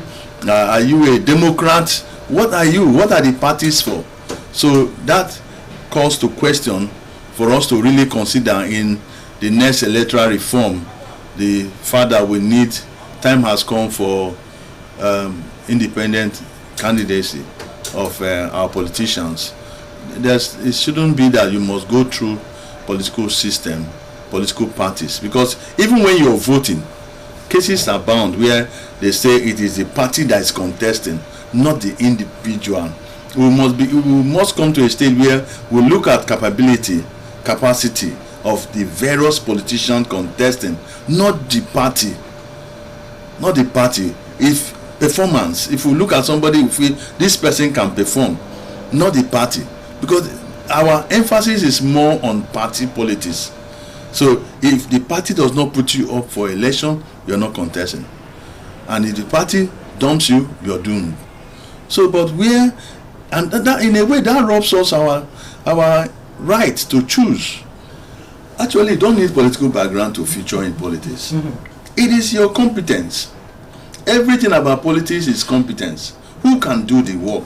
Who can deliver? Who can perform? The only thing we are going to have if we practice independent candidacy or individual candidacy is there will be influx of people. Every Tom, Dick and Harry want to, maybe like usually in our Nigeria, let it be that it was once a presidential aspirant, so that will be in your CV. There's nothing we don't add in our CV. When you are introducing the person, once presidential, 2027 presidential aspirant. So that's a CV for us. But there's also a way, we must also fashion out a way to curtail that. But by and large, the focus of that will be on competence, on who is capable, who can deliver, not really by party. People are actually moving, cross-carpeting from one party to the other today. All these things are happening because of interest, because people are looking for opportunity where they can get their dreams or aspirations come to pass. It's all over. People are moving into A, from A to B, C to D, because they want to fulfill their aspiration. The most important thing is that the party that can take you to where you are going, because party is a vehicle that will take your aspiration to where you are going. That's the reason why you are seeing this movement to affect the forthcoming election, because politics is a game of numbers and it's a game of interest. And if the candidates at the end of the day, after the screening from various parties that stand with their dreams, then the people will definitely vote the candidate of their choice, which will definitely affect. Nigeria political parties are just a group of people who associate to grab power. They have no desire for anything other than just being special purpose vehicles for the purpose of getting power at any level. That is why our politicians can move few minutes to elections from party A to party B without remorse. You can imagine that politicians just jump from one party to another, still expecting their supporters to follow them to the next party, believing that they will have votes. I think that laws should be made to check this situation of people going with the ticket of the party that sent them into power. We look at situations where very visible politicians move from party A to party B. You find that they are only desperate to occupy office. They are desperate to have power. That is the main reason why they are moving from party to party. I condemn this, and I urge Nigerians to take note of such people's character. It shows that they lack character, and such kind of persons should not be voted into office. Defecting from one party to another is as a result of lack of organization. When party is not properly structured, when the political aspirant was not given a level playground for them to prove themselves, where there are consensus, where people do not allow themselves to be voted for, in the sense that party faithful know their choice of candidate they want to choose. But a result of where leaders will just endorse people without not considering the party members. And as a result of that, these are the reasons why people will move from one party A to party B. And that is not really democratic. If you belong to a political party, is good for that political party, for you to grow that political party, for that political party to come to a limelight.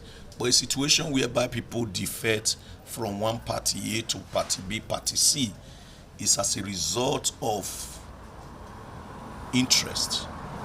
When your interest is not being fulfilled, you will look for alternative. That is why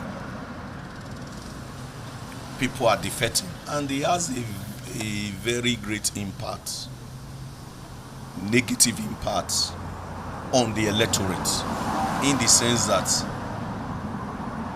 they will see that political leader who is contesting that is not faithful, because they are already clamoring, singing your praise in that political party. At the end of the day, you just desert that party for no just cause, and you are telling the public that there is no level play ground for political leaders. It has a very great effect on the electorate, because the electorate will not understand who to vote for, and secondly, they will also see you that you are not a party faithful. So many reasons why people exchange or leave their party for none. There are some with selfish reason. There are some because of the government of the day. Let's, for instance, take the PDP. You can agree with me that PDP is no more the PDP as it was. You have some who want to jump here, jump there, maybe because of what they will benefit. There are some who the government or party in government will give large sum of money to the camp so as to weaken that party. For me, as people, even those contesting in my party, if they bring drink and put envelope, I don't accept the envelope. I can accept the drink and cola to pray for you. So that tomorrow if they are there, they cannot say they bought that position from leaders. Defections of politicians from one party to another is a normal situation, particularly in election seasons like this. Apart from the fact that it is enshrined in the Constitution of the Federal Republic of Nigeria and also in the Electoral Act that politicians are free to freely associate with any of the political party, because we operate a multi-party democracy in Nigeria. So politicians who no longer feel comfortable or feel they are not given the opportunity to achieve their ambitions can choose to jump ship or move to another party. Just that in some situations we've seen politicians seeing some of these political parties as a special purpose vehicle, whereby they no longer have ideology, they don't have decorum in becoming nomadic politicians. They are known for moving from party A to party B, and once their ambition is not met, they jump from party B to party C, when they also see that the pendulum is not also swinging into their when they also see that the pendulum is not swinging into their favor, they also jump from B again to C or to D. And in that case, you begin to ask yourself, those politicians are seeking personal aggrandizement instead of having the service or the goal to serve the people as their main goal. So in terms of the impact on polity, it is meant initially to provide viable alternative to the electorate. But in the case of Nigeria, you've always seen majority of the politicians that we now refer to as nomadic politicians do so for their personal gain and for their personal interest, and so does not really add value to the quality of governance that we get, or to the quality of candidate that is being presented to the electorate to vote for during the general elections. What you see now, generally, particularly in the Nigerian situation, the Nigerian electorate are becoming very, very knowledgeable, very, very sensitive in the sense that they no longer look at the political parties. Instead, they are now assessing individuals based on what they perceive is going to be their performance if they should get the position that they are aspiring for. So I really don't see it affecting the electorate if they perceive that particular person to be of value or what they think that person is going to change in the politics. So even if it's just that in the Nigerian situations, we've not really have opportunity to have independent candidates that can really stand as a movement to be able to ginger electorate or general support that they can win elected positions on their own as an individual, just like you have in the other advanced democracy where you have independent candidates. So for the electorate, they are now looking for credible candidates. They are not looking at party A or party B, because generally now all the parties seems to have the same manifesto or ideology, and it's the same season of politicians in party A that you see in party B or party C. Just that we, as the ruling party, has become more stable, we are more stabilized, and that's why you see that in recent times you've had few defections from my own political party. Most of the defections you see are other mainstream oppositions that is trying to gather themselves and see how well they can form a vehicle to challenge us as the ruling party. With some of the response from the people we actually spoke to on what we are looking at on today's viewpoint, talking about defection by party members, some said it is as a result of lack of loyalty to the particular party the candidate is actually representing, which is also perceived to be as a result of internal sabotage, while some are also saying that it's as a result of some of these party candidates trying to look for a particular party that suits and aligns with their vision for the reason with which they are contesting or vying for that particular position. It is a viewpoint on ITV. I am Caroline Okonji. Many thanks for watching. ITV, certainly the best.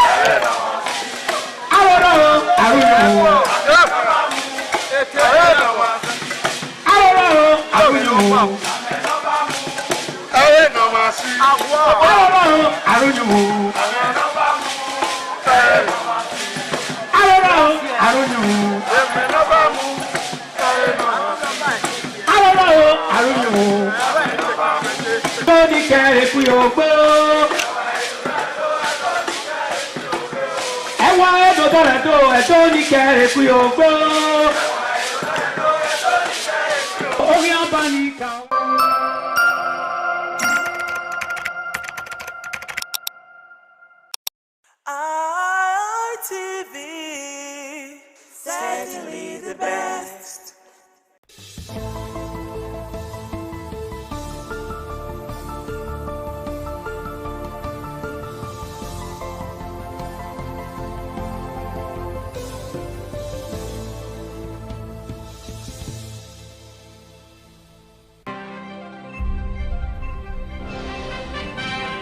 On the news tonight, President Tinubu urges Nigerians to embrace peace, tolerance during Eid al-Kabir. VP Shettima preaches national unity, sacrifice, love.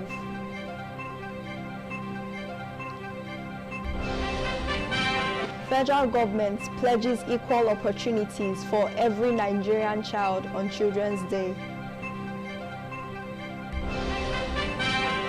Nigerians mark Eid al-Kabir amid prayers for peace, unity.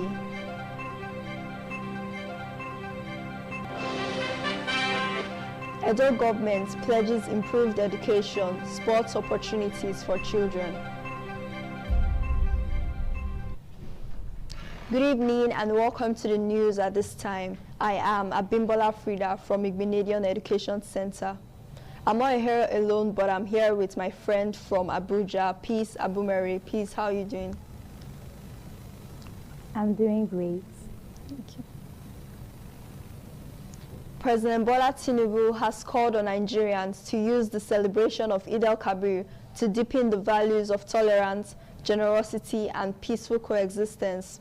As Aigboje Okoria reports, the president made the statement after performing the congregational prayers at Dodan Barracks in Lagos on Wednesday.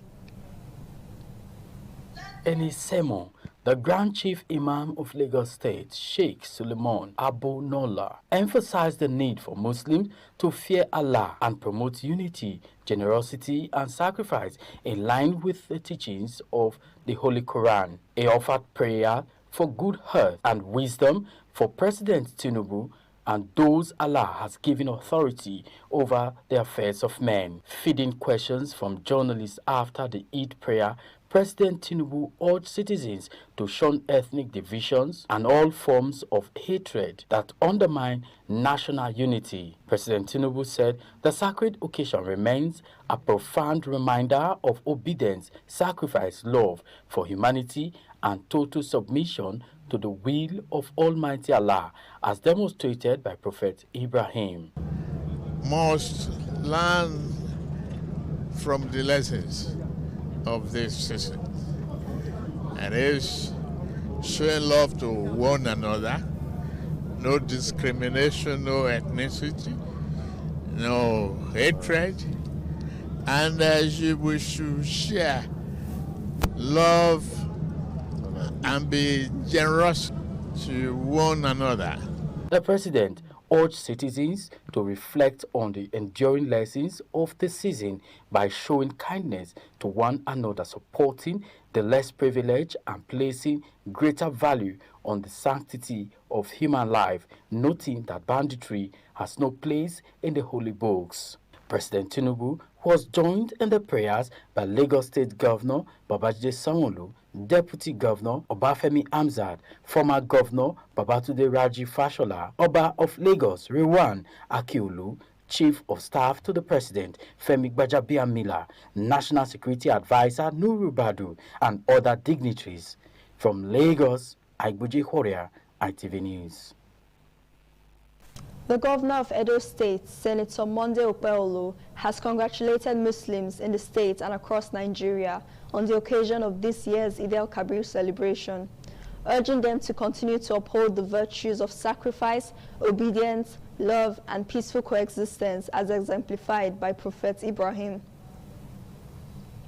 A statement by his chief press secretary, Dr. Parich Ebojele, says the governor stated that Eid al-Kabir remains a significant period for reflection, devotion, and commitment to the will of Almighty Allah, pointing out that the lessons of the festival should inspire citizens to work together for the peace, unity, and development of the state and the nation at large.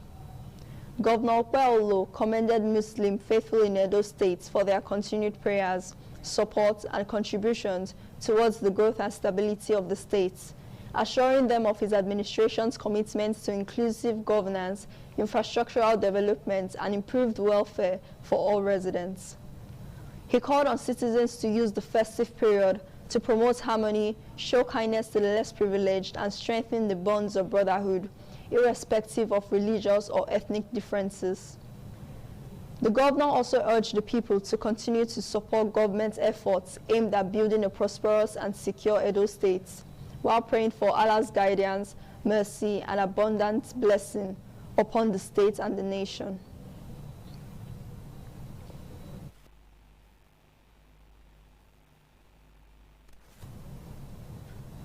The Esama of Benin, Sir Chief Dr. Gabriel Osaru Igbenedion, has felicitated with Muslim faithful in Edo State and across Nigeria on the occasion of this year's Eid al-Kabir celebration. In his salam message, the elder statesman and revered chief described Eid al-Kabir as a sacred season of faith, sacrifice, obedience, love, and devotion to Almighty Allah. Sir Chief Dr. Gabriel Osaru Igbenedion called on Nigerians to embrace peace, unity, tolerance, and mutual understanding, stressing that national progress can only be achieved through harmonious coexistence among all ethnic and religious groups. The Esama of Benin also urged citizens to use the festive period to remember the less privileged, promote kindness, and renew their commitment to building a stronger, safer, and more prosperous Nigeria. He prayed that Almighty Allah would accept the sacrifices and prayers of the Muslim faithful, bless families with peace and happiness, and grant Nigeria lasting unity, stability, and progress. Sir Chief Dr. Gabriel Osaru Igbenedion further wished all Muslims a joyful and peaceful Eid al-Kabir celebration.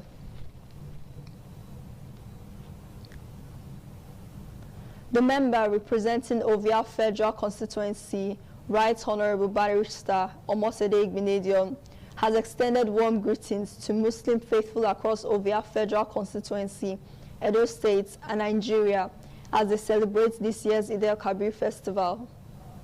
In her Eid message, the federal lawmaker described the celebration as a sacred season that reflects the virtues of faith, sacrifice, obedience, compassion, and love for humanity. She urged Nigerians to continue to uphold the values of peace, tolerance, unity, and mutual understanding for the growth and stability of the nation. Right Honorable Omosede Igbenedion appreciated the people of Ovia Federal Constituency for their continuous support, prayers, and commitments to peaceful coexistence. She reaffirmed her dedication to effective representation, people-oriented service, and sustainable development across the constituency. Network Center on Wednesday organized Children's Day party with several dignitaries in attendance, including a former governor of Edo State, Chief Lucky Igbenedion. Joy Obarisiagbon reports that the celebration themed Young Voices, Big Impact took place at the NTA Pavilion on TV Radio Benin City. The NTA Benin Children's Day celebration came alive with excitement as pupils from various schools across Edo State gathered alongside management and staff of the Network Center to mark the special occasion. The event featured a variety of entertaining and educational activities, including cultural dance performances, match past, essay competition, spelling bee, and dance contest, all aimed at showcasing the creativity and talents of children. Chairman on the occasion and former Governor of Edo State, Chief Lucky Igbenedion, represented by the Managing Director of Independent Television and Radio, Engineer Elvis Obaseki, commended NTA for organizing Children's Day Party, which created a platform for children to exhibit their talents. This is your day.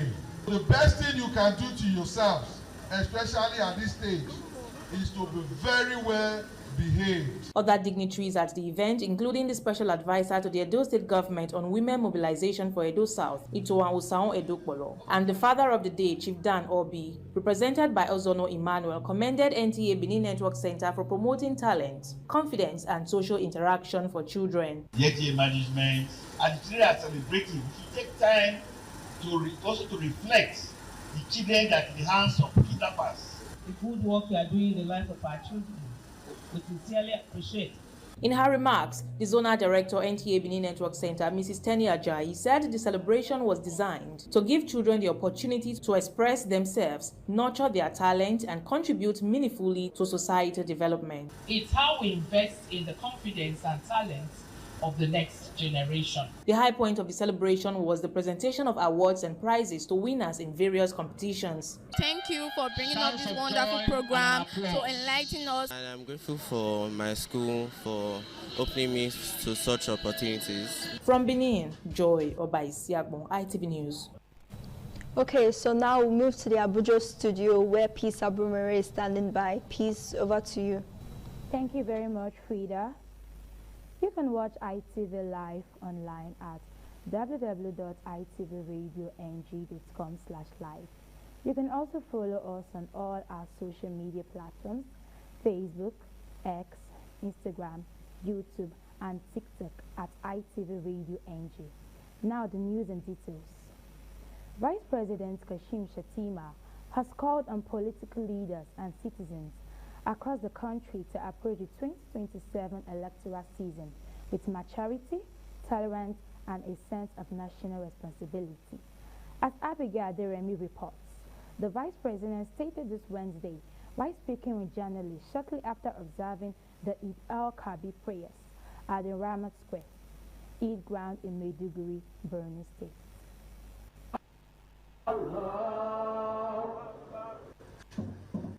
Fielding questions from newsmen after the Eid prayers, Vice President Kashima warned against restrictions capable of undermining peace and stability. He urged Nigerians that both the government and subnational government are taking deliberate steps to cushion the effect of economic challenges on citizens. The Vice President urged Nigerians to remain patient and continue supporting the administration as it works to stabilize the economy, strengthen national security, and expand opportunities for citizens.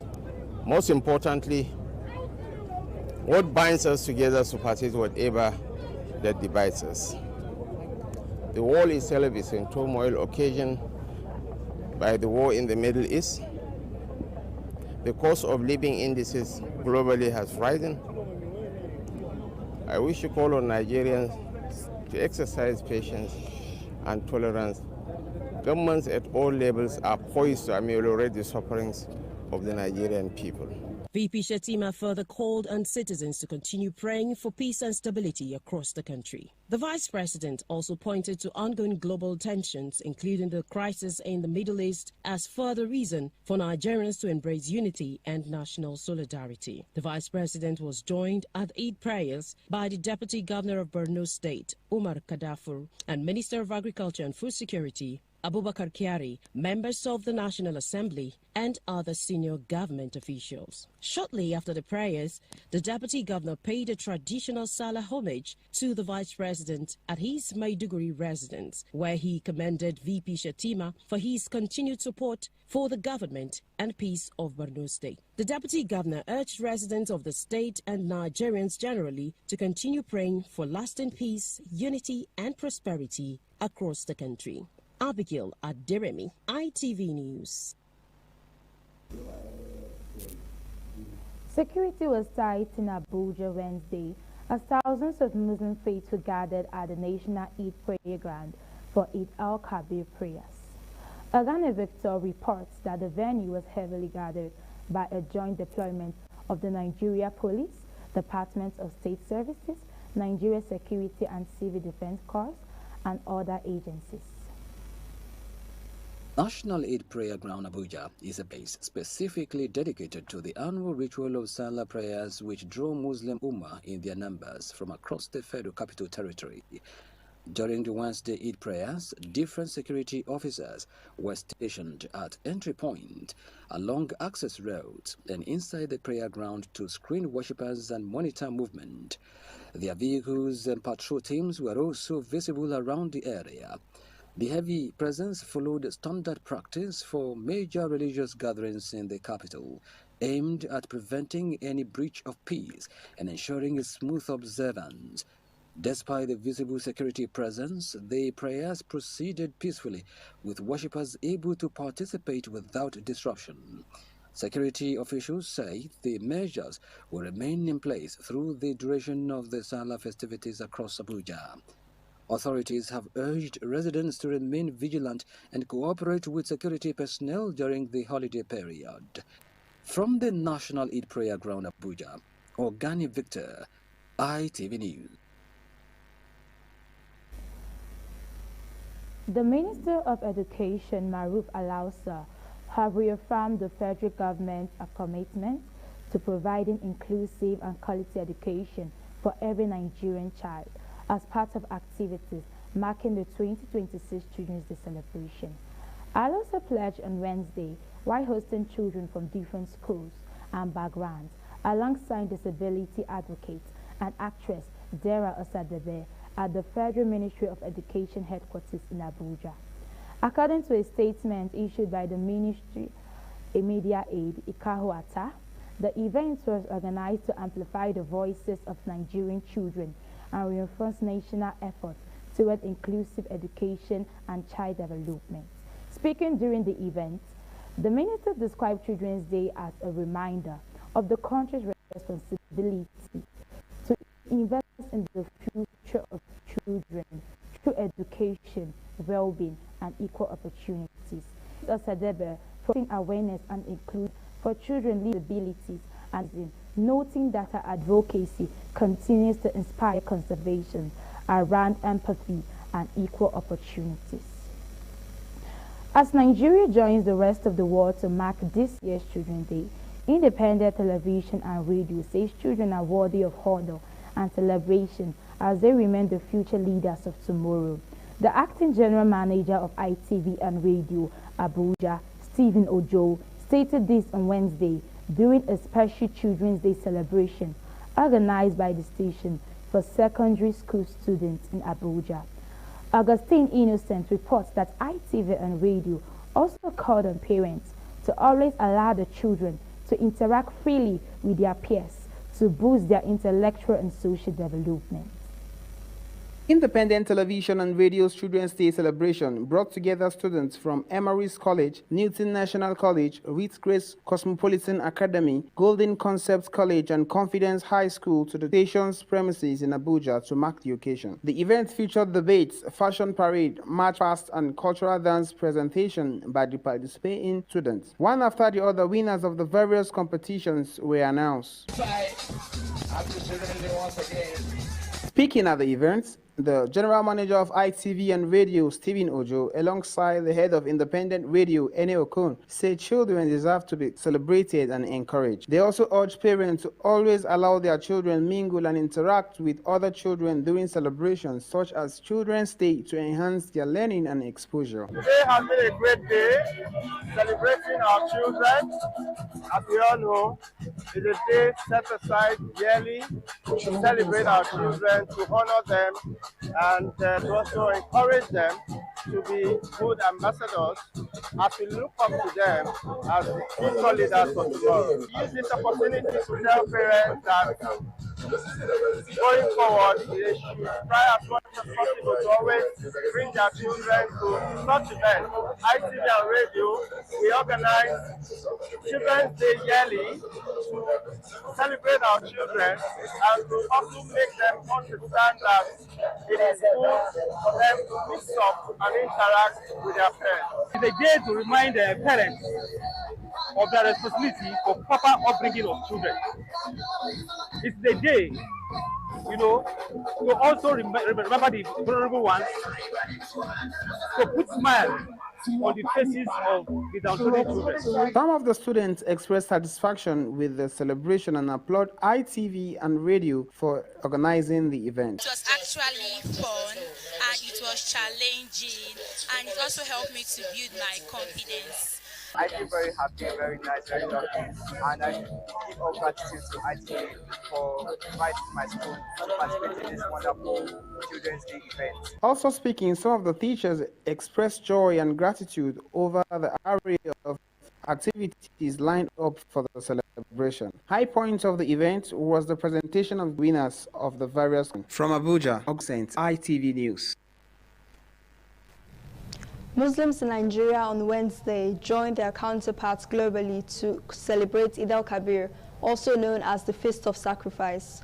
Our team of reporters nationwide covered the religious events with Victor Ogani leading the pack from Abuja.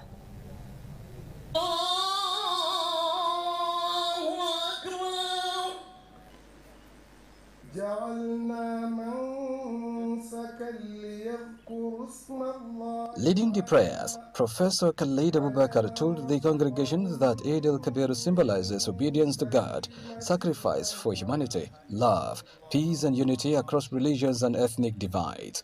We urge Muslims and the citizenry that we are passing through trying times in our own country, but we must really hang on. We should have the resilience. We should push forward Allah, God the Almighty, and seek for His asylum to do a change, and for our leaders, for Allah to guide them and to make them do the right things. After the prayers, the Minister of State Development, Prince Shuaibu Abubakar Audu, and the Chairman of the National Sports Commission, Shehu Diko, also emphasized the need for unity, sacrifice, and peaceful coexistence among Nigerians. Pray for the peace and security as well as the unity of Nigeria. We also pray for the good health of Mr. President. The Eid al-Kabir is all about sacrifice. It's all about compassion and showing mercy to each other and living together regardless of who you are, where you are, what you are. It's about togetherness. It's about being one people. And most importantly to me is to re-emphasize the message of Mr. President. The ceremony ended with the symbolic slaughtering of rams, reflecting the sacrifice performed by Prophet Ibrahim in obedience to God's command. The message is clear. Nigerians all over the country, regardless of religious and ethnic affiliations, should come together, work together for the betterment of the nation. The Emir of Kano, His Royal Highness Alhaji Sanusi Lamido Sanusi II, on Wednesday led thousands of Muslims faithfuls in observing the Eid al-Kabir prayers at the Central Mosque in Kano.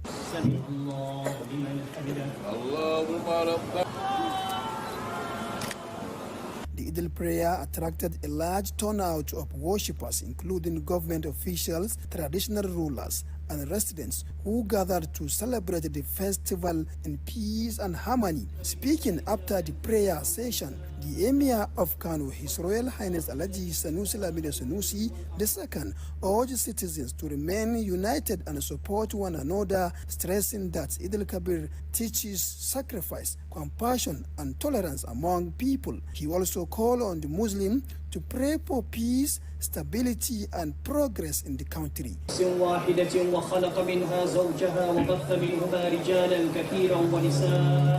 The atmosphere of the Central Mosque was peaceful as worshippers exchanged greetings and prayers while security personnel maintained orders around the venue.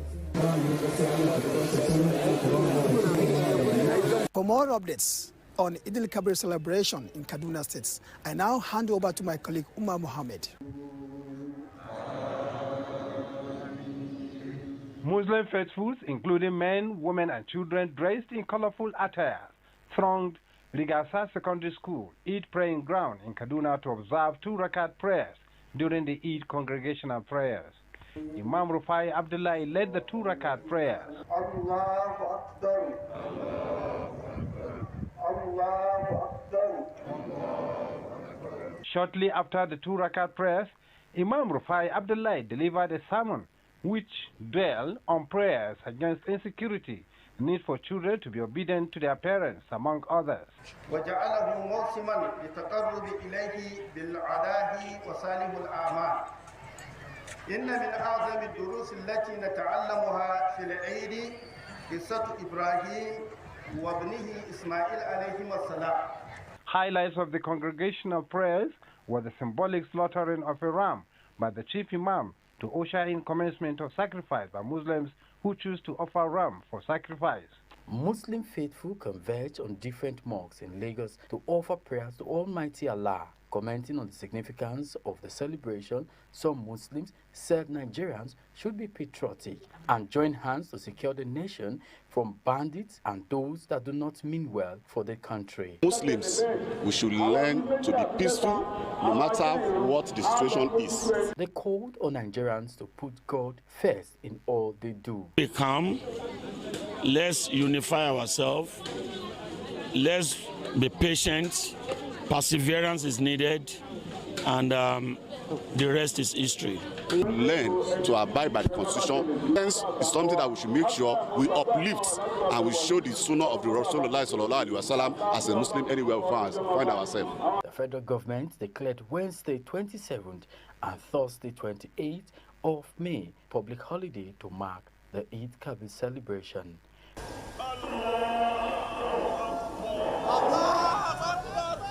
By 8 a.m., thousands of Muslims gathered for the congregational prayers at the Ikboba Slope Prayer Ground. Leading the prayers, Chief Imam of Benin Central Mosque, Sheikh Abdul Fattah Inabulele, spoke passionately on the urgent need for nation building. According to him, Nigeria will not grow on prayer alone until the people choose unity over division, honesty over greed, and sacrifice for the common good, just as Prophet Ibrahim sacrificed in obedience to Allah. It is not the ram, the meat, or the blood that will get to God. It is your sincerity, your honesty, your truthfulness, your ability to make sacrifice for the betterment of your fellow human being. Worshippers include traditional title holders, political figures, and young professionals who had returned home for the celebration. The essence is to commemorate devotion, to commemorate sacrifice, to commemorate commitment and passionate love for the creator of the heavens and the earth. It teaches us a lot of lessons that we should be very faithful. We promise Allah something, we have to fulfill the promise. We have to be patient too, and we have to persevere and have trust in Allah. We thank Allah for His mercy on us. We thank Allah for sparing our life to still witness this Salah. Outside the prayer lines, the economy of Eid was alive. Petty traders moved swiftly with dates, prayer mats, perfumes, and children's toys. Thousands of worshippers bowed in one and rose with the hope that Nigeria will be a better country. For more on Eid al-Kabir celebration, I now hand you over to Chris Omige, who is standing by in Edo Central.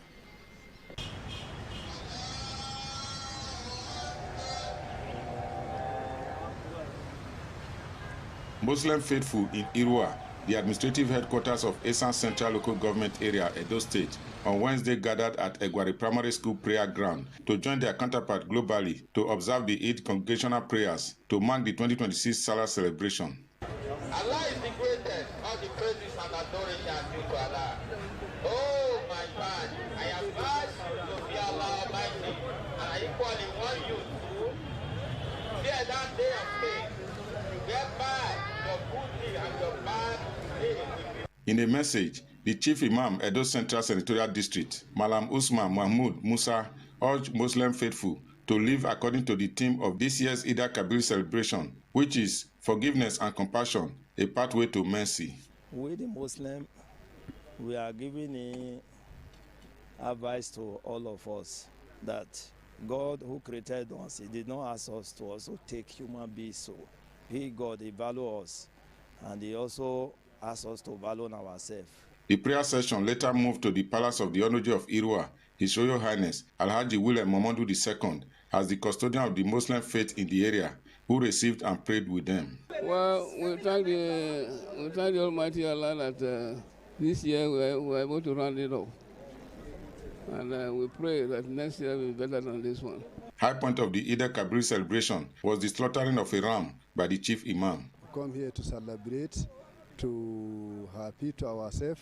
The insecurity of the Edo state, we pray, make Allah make us get security. Everybody go work out with freedom. From Irua Prayer Ground in the Eastern Central Local Government Area, I now hand you over to my colleague in Edo North, McDonald Irunokai, for more on Eid al-Kabir celebration.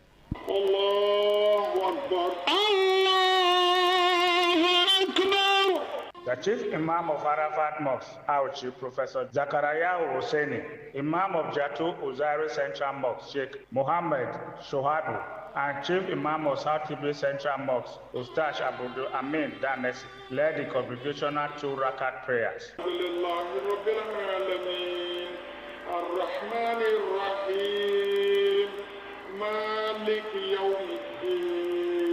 His Royal Highness Alhaji Monica Kadiri Omogba IV, the Ogenene of Uzairi clan, alerted the importance of the Muslim festival and the need for all and sundry to uphold the doctrines of Almighty Allah. The festival is sacrifice. It's one of the most important festival in Islam, and it shows total commitment to Almighty Allah. Other Muslim faithful harp on the significance of Eid al-Kabir. Eid al-Kabir is one of the Eid we celebrate. We are celebrating the Eid al-Kabir and where the slaughtering of animals are being done. The royal father Alhaji Monica Kadiri Omogba IV was escorted to his palace with dance and praises by Muslim faithful. I now hand over to my colleague in Delta State, Benga Ahmed. Muslims in Warri and environs, Delta State, gather in Rice Farm Prayer Ground to be part of Eid al-Kabir prayer to demonstrate the spiritual commitment to Almighty Allah and total submission to His will. In a sermon, the Chief Imam of Warri Central Mosque, Alhaji Abdul Rashid Ajishafe, urged Muslims to imbibe the spirit of forgiveness, tolerance, peaceful coexistence, and other values that promote national unity. The Chief Imam emphasized the need for Muslims and non-Muslims to uphold tolerance, stressing that God did not make mistake to bringing different tribes together as a nation. My message to the Muslims and non-Muslims, they should remember that we are one. Allah does not mad by joining us together in this country. Whether you are Muslims, you are Christian, you are idol worshiper, or whatever any faith you have.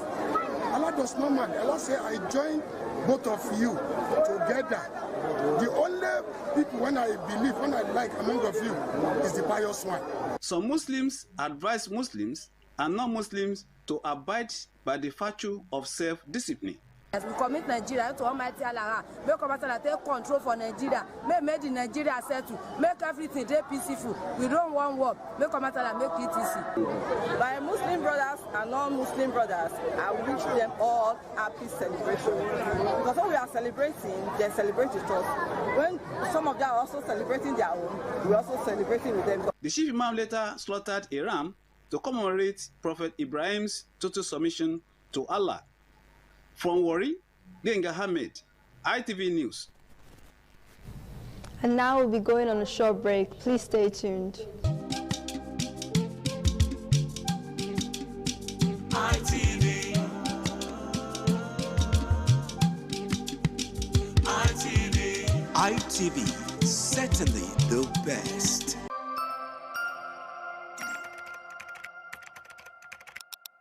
Parents and management of Igbinedion Education Center marks 2026 Children's Day with students and pupils at its premises located on Murtala Mohammed Way, Benin City. Joy Obari Sagbon reports that the event created an atmosphere of fun and bonding as adults stepped aside to pamper the children. The observance of the 2026 Children's Day celebration at Igbinedion Education Center afforded parents the opportunity to interact with children, treating them to snacks, ice creams, and play toys. The relaxed setting allowed for in-school informal interactions between parents, pupils, and staff, highlighting the school's focus on family engagement in education. Some parents and students expressed gratitude to the management of Igbenedion Education Center for organizing the outing, describing it as memorable and impactful. Children's Day is a celebration where in the world we regard children not only as people who go for messages and stuff, but children also a gift to the world and they make everywhere brighter. Thank you very much to the Academic Board for organizing this thing. They are the future of every nation, so I want to thank them so much for this opportunity for us parents to just come and shower our children, lavish them with love, and it's a privilege. So for the school to take this initiative to set out a day such as this for us to just come and show them some more love, because we do love them already. It just shows that the school, they are very thoughtful, they are very considerate, they are very sensitive. We're having fun. I'm having a pretty great time, and also I've bought some stuff that is really nice. Thank you very much for having us, for allowing us to have this beautiful day. Happy Children's Day to all the children in Nigeria. It's a nice one. It will make them to enjoy themselves. Like my children now, they are coming to select what they want to buy. The school is doing so well. They are good. Let them just keep it up. It's beautiful to know that the school can put this together. Children's Day, usually it's a work day, but we as parents have to create time to try to come, to make sure we spend time together. You can see all the kids, they're all having fun, there are things to buy, so it's beautiful. Director of Administration, Pastor Mrs. Angela Igbenedion, commended parents for making time to attend despite their busy schedules, pointing out that their presence made the celebration more meaningful for the children. On behalf of Igbenedion Education Center, we really do want to appreciate our chairman, Chief Gabriel Igbenedion, our deputy chairman, Lady Cherry Igbenedion, all management and staff that were on duty today to ensure that our Children's Day was well celebrated with our children. I also want to especially appreciate our parents who came even from outside Benin to make sure their children were celebrated. Our children are gifts, they've done well, and we needed to encourage them for the next session ahead. From Benin, Joy Obaisiagbon, ITV News.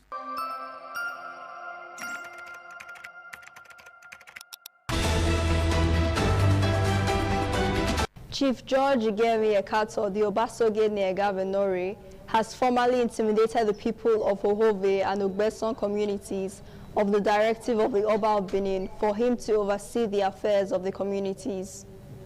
Joy Obariziagbon reports that the move follows the suspension of the Enige of Ohove and Ogbeson by the Oba of Benin.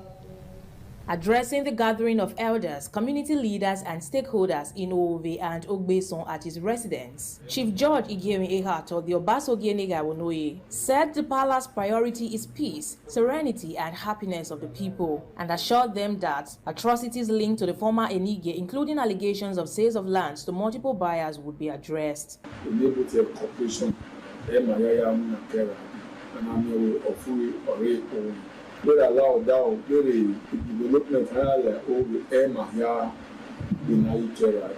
As part of steps to restore order, Chief Obasoge Ekato set up a verification committee to look into land disputes.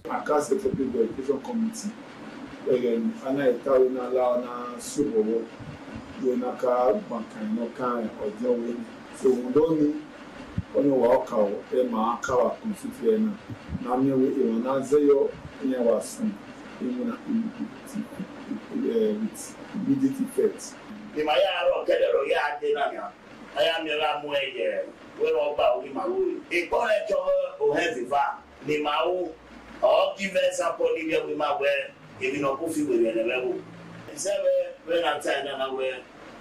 Verification committee. Anyway, we are assuring you we will work for the benefit of this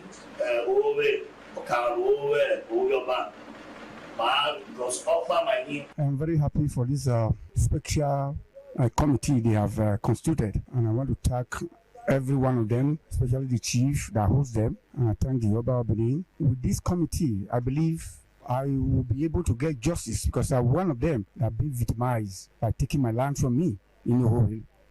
From Benin, Joy Obaisiagbon, ITV News. And that's it on the news tonight. I am Abimbola Frida from Igbenedion Education Center. Happy Children's Day and good night.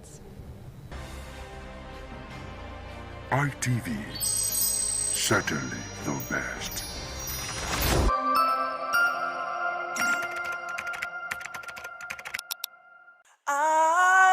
ITV, certainly the best.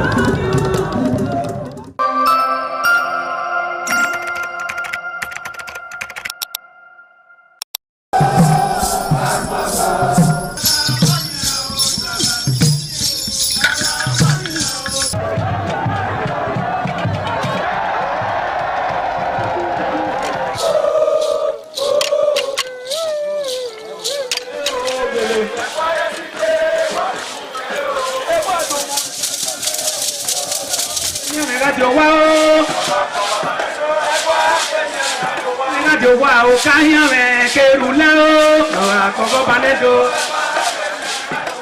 Ẹgbọ́n akẹ́bẹ̀rẹ̀ láti wá o káyán rẹ̀ kẹrù lẹ́wọ́. Ọmọ nọmba Nedo Ukwu Akpolokpolo Ewai II, Oba of Benin, performing during the 2025 Ododua Festival.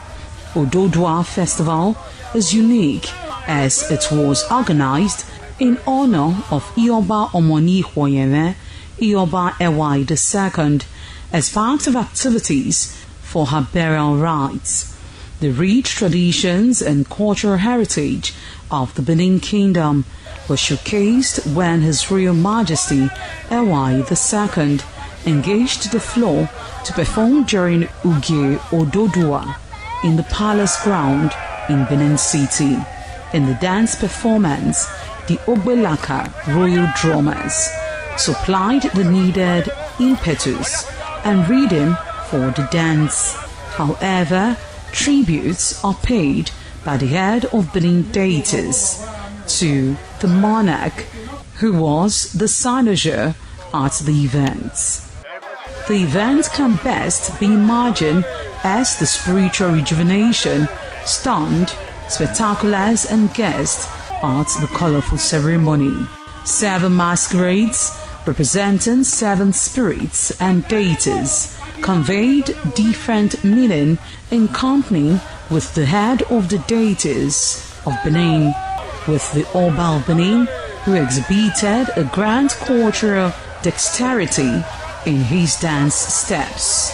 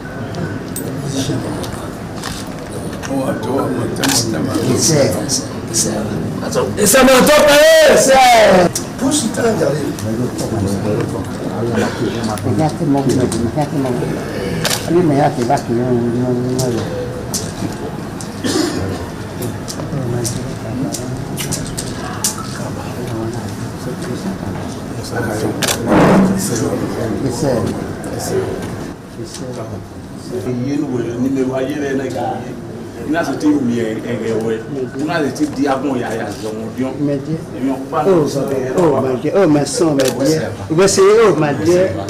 Oh, we're not here. Is that where you not over? Yes. You not do so much. Yes, where's it happening? Where's it happening? Oh, now here, where's it? What's my dear? He said,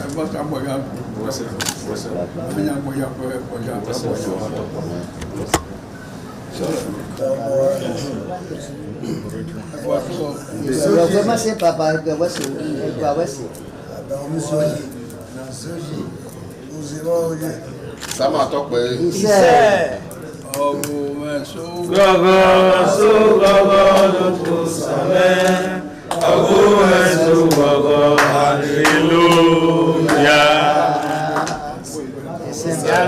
Sama tope.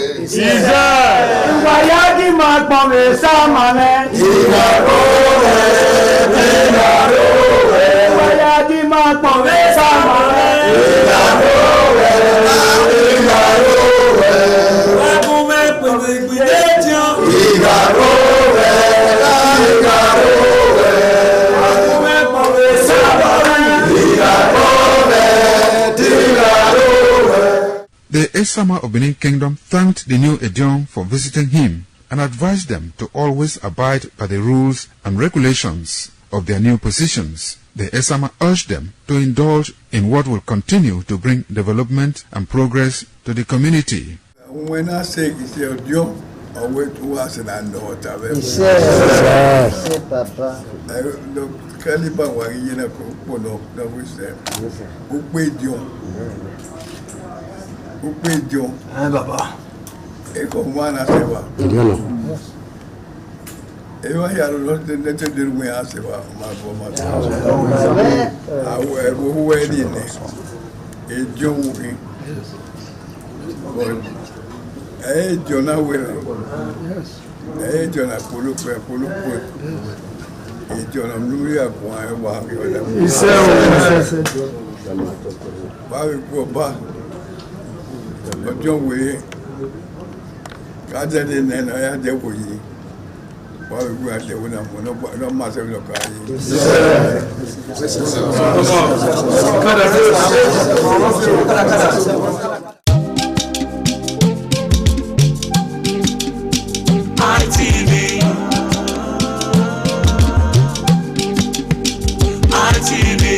ITV, certainly the best.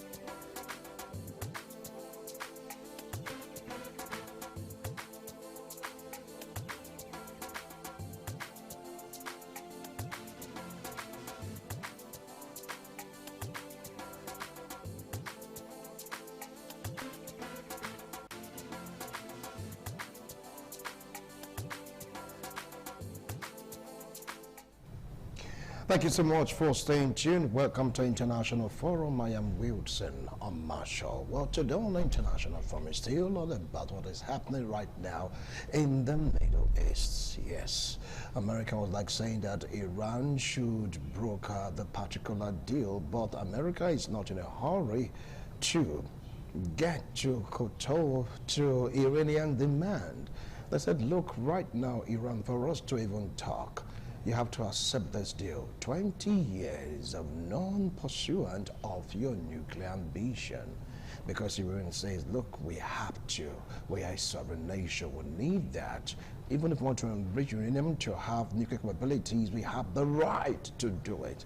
But U.S. said you should be smart. You should be really, really smart. Don't go into that. And for that reason, President Donald Trump, the president of the U.S., chose to shift, yes, the deadline yet again, trying every means possible to broker peace. What if all fails? Do you think the man with the red button will just do what he threatened to do? Taking out all essentials of Iranians, their bridges, the desalination machine, you just name it. Is that really going to break the spirit of the Iranians? We are focusing more on the 20-year ban proposal. Yes, we're talking about nuclear enrichment for the Iranian. Trump said, look, for us to have this deal in the next 20 years, don't even think about it. Don't go towards that area. We don't want nuclear capabilities to be harnessed or even gotten by an irrational state like Iran. Anyway, all these and more we'll take a look at today's installment of International Forum. Joining me virtually, from Benin City, join me to welcome a political analyst, political affairs commentator, Elvis Brown. Comrade Elvis, how are you doing this afternoon? Elvis, are you there? All right, it's like we're having some connectivity problems there. If we're able to establish contact with Elvis, definitely you're going to hear from him. Well, all the way from France, joining us virtually is Shem or Rashay Tete. Shem, are you with us this afternoon? Shem, are you there?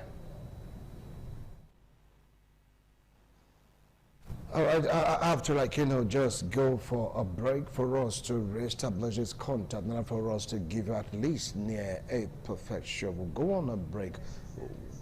Okay, fine. I just got the signal that Elvis is here. Elvis, good afternoon. Elvis, can you please unmute yourself?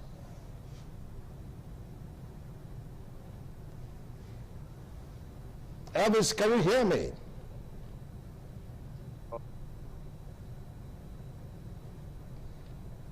Hello?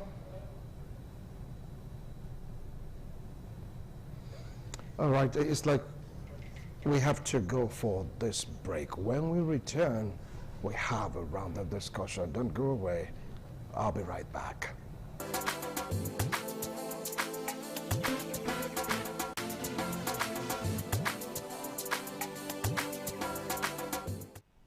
Thank you so much for staying tuned. If you just joined us, this is International Forum. We're taking a look at the U.S.-Israel-Iran war. Here's a proposed ban of Iranians from venturing into nuclear enrichment. We're talking about 20 years ban. That seems to be the stinker slammed on Iran by the U.S. and we are waiting for the Iranians to really comply with this, or there might just be fire coming down from where Donald Trump threatened fire and brimstone on Iranians if they refuse to make a deal, but then shifting the deadline.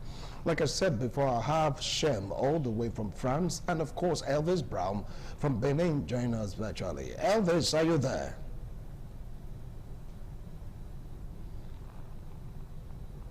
Good afternoon, Elvis.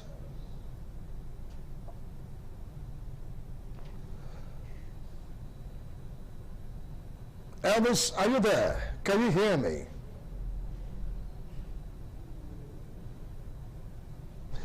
We seems to be having this serious technical issue related to network, and until we're able to rectify this, I just believe we have to go for a break to allow our technicians to really get all this sorted out. We'll take another break. Don't go away.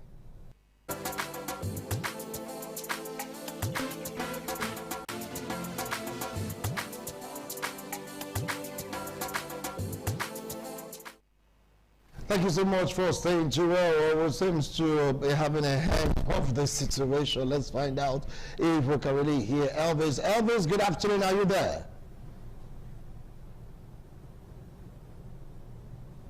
Are you there, Elvis?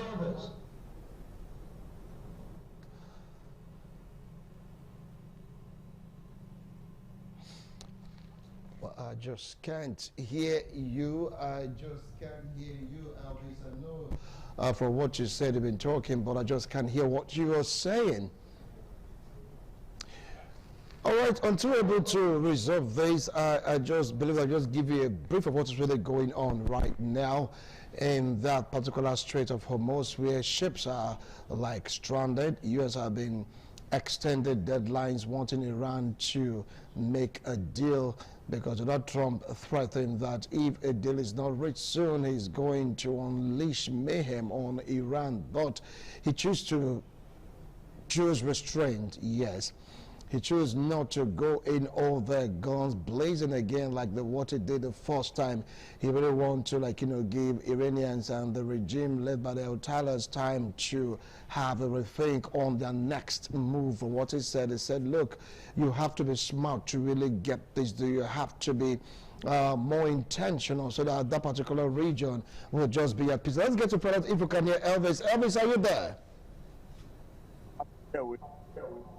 All right, I can hear you right now, loud and clear. Elvis, good afternoon and welcome to International Forum. Having me on, I've been hearing with this interconnectivity problem. Obviously, we are off that particular issue right now. So tell me, what do you feel about the latest standoff right now on the Strait of Hormuz? We're talking about the issue or the palaver between U.S. and Iran pertaining the Strait of Hormuz. What I having now is a breath of fresh air. I told you before that the visit to China will eventually secure America or secure Trump a deal with Iran. As it stands today, we're seeing Iran has no option than to actually look at the deal that America has brought. Of course, they're going to produce their own counter deal, counter negotiations, counter offer. America is still going to say, no, we cannot, accept this, and that. They put out a whole lot of things, including the 20 years, 5 years. And we need to respect what we have done. We need to look at it and see what you have. You have not said that you are not doing it. Let's not have a look at what you have. And let's move to America and respect what you have. Also, part of the people said that they laws on the production of hungry media. There's also a part that is telling down on sponsoring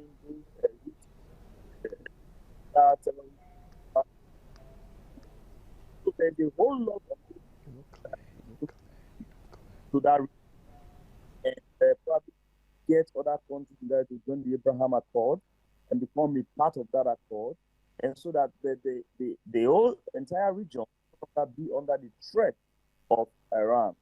So Trump is actually bringing forth a good deal that will be good for America, good for Asia, and good for the entire world. That's basically good for the Arab nation, the Arab League, and the entire world, including Africa, because you see, Iran is part of those who are also sponsoring hostilities in Africa, terrorism in Africa. So Trump is putting everybody into the deal to say, look, this is what is acceptable to me. This is what I think we need to do. And should Iran refuse to accept that deal, that's a story for another time. Maybe we'll get into that as we go. But I can tell you that the deals that America has right now on the table is a good one that's going to go more on the side of America than it is on the side of. Forget about the bragging, the braggadociousness of Iran, where they lay claim to the Strait of Hormuz. Of course, that's the only thing they have right now to negotiate. And Trump has been able to prove to them that the world can actually live without the strait. So it has, that has been proven. And that's the only thing they have. And if the only thing they have is something that is not really destroying the world like they thought, which means they don't have much on the table to negotiate with. And so I think who has the upper hand right now is Trump. And I give it to him for the deal he's able to put on the table or get to a counter deal that is going to make to Iran as we see. Thank you very much. Thank you so much, Brown, for that wonderful analysis. Are you now opining that it was the visit to China that made this deal that U.S. choose to put on the table to have enough solid ground to stand? Because it stands right now, Iran and this regime of the Ayatollahs, they are not accepting this deal. Yeah, appears strong to tell us that they don't want the deal, they are not accepting the deal, but the visit to China has a lot to do with it.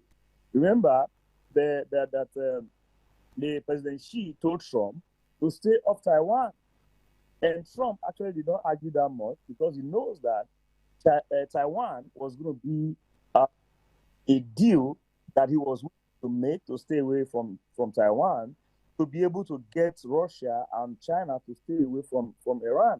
And the moment he got back from Iran, he was supposed to hit Iran hard. He got back from China, he was supposed to hit Iran hard. And of course, the Arab League came together and then they reached out to him and said, please don't hit them. Don't start throwing bombs into that region. We have a deal that is coming your way. And this is negotiation. So people are going to say, oh, that's all we expected. We expected Iran to surrender. No, Iran is not a country that is about to just surrender.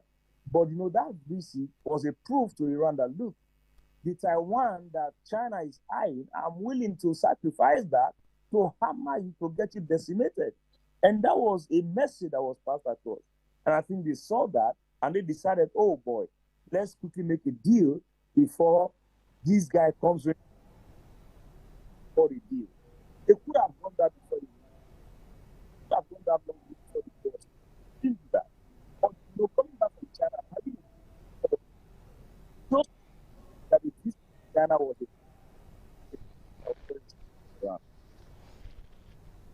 All right, thank you. Thank you so much, Brown. Well, let's get to hear from Shem. Shem is joining us all the way from France. Good afternoon, Shem. Shem, are you there? Yes, I'm here, Wilson. All right, good afternoon, Shem. Thank you so much for making our time to join us despite your tight schedule. Now, what do you feel about all this? Trump going to China to see Xi, and of course coming back to warn Iran, telling them to accept the deal or else there'll be consequences. We all want peace. The world is in need of peace. No country should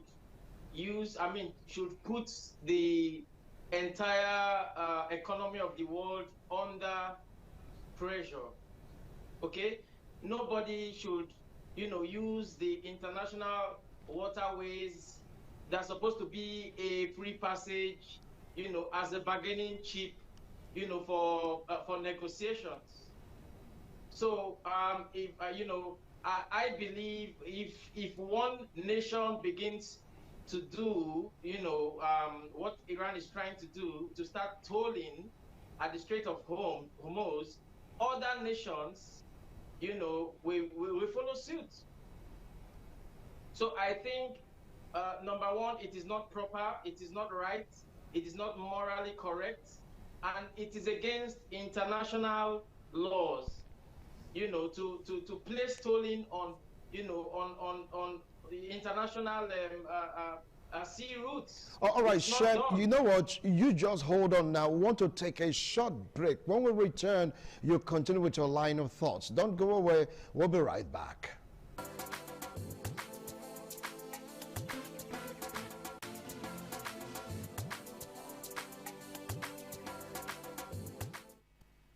Well, thank you so much for staying tuned. If you just joined us, this is International Forum reaching you live from Benin City, Edo State, South Nigeria. Now staying on the discussion talking about Israel, U.S. war on Iran, the 20 years ban. Yes, on Iran, or Iranians rather, from pursuing their nuclear ambition. Well, Shem, you were making your point before we went on that break. Please continue with your line of thoughts.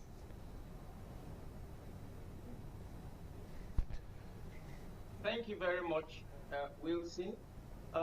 So far, nothing has been agreed upon.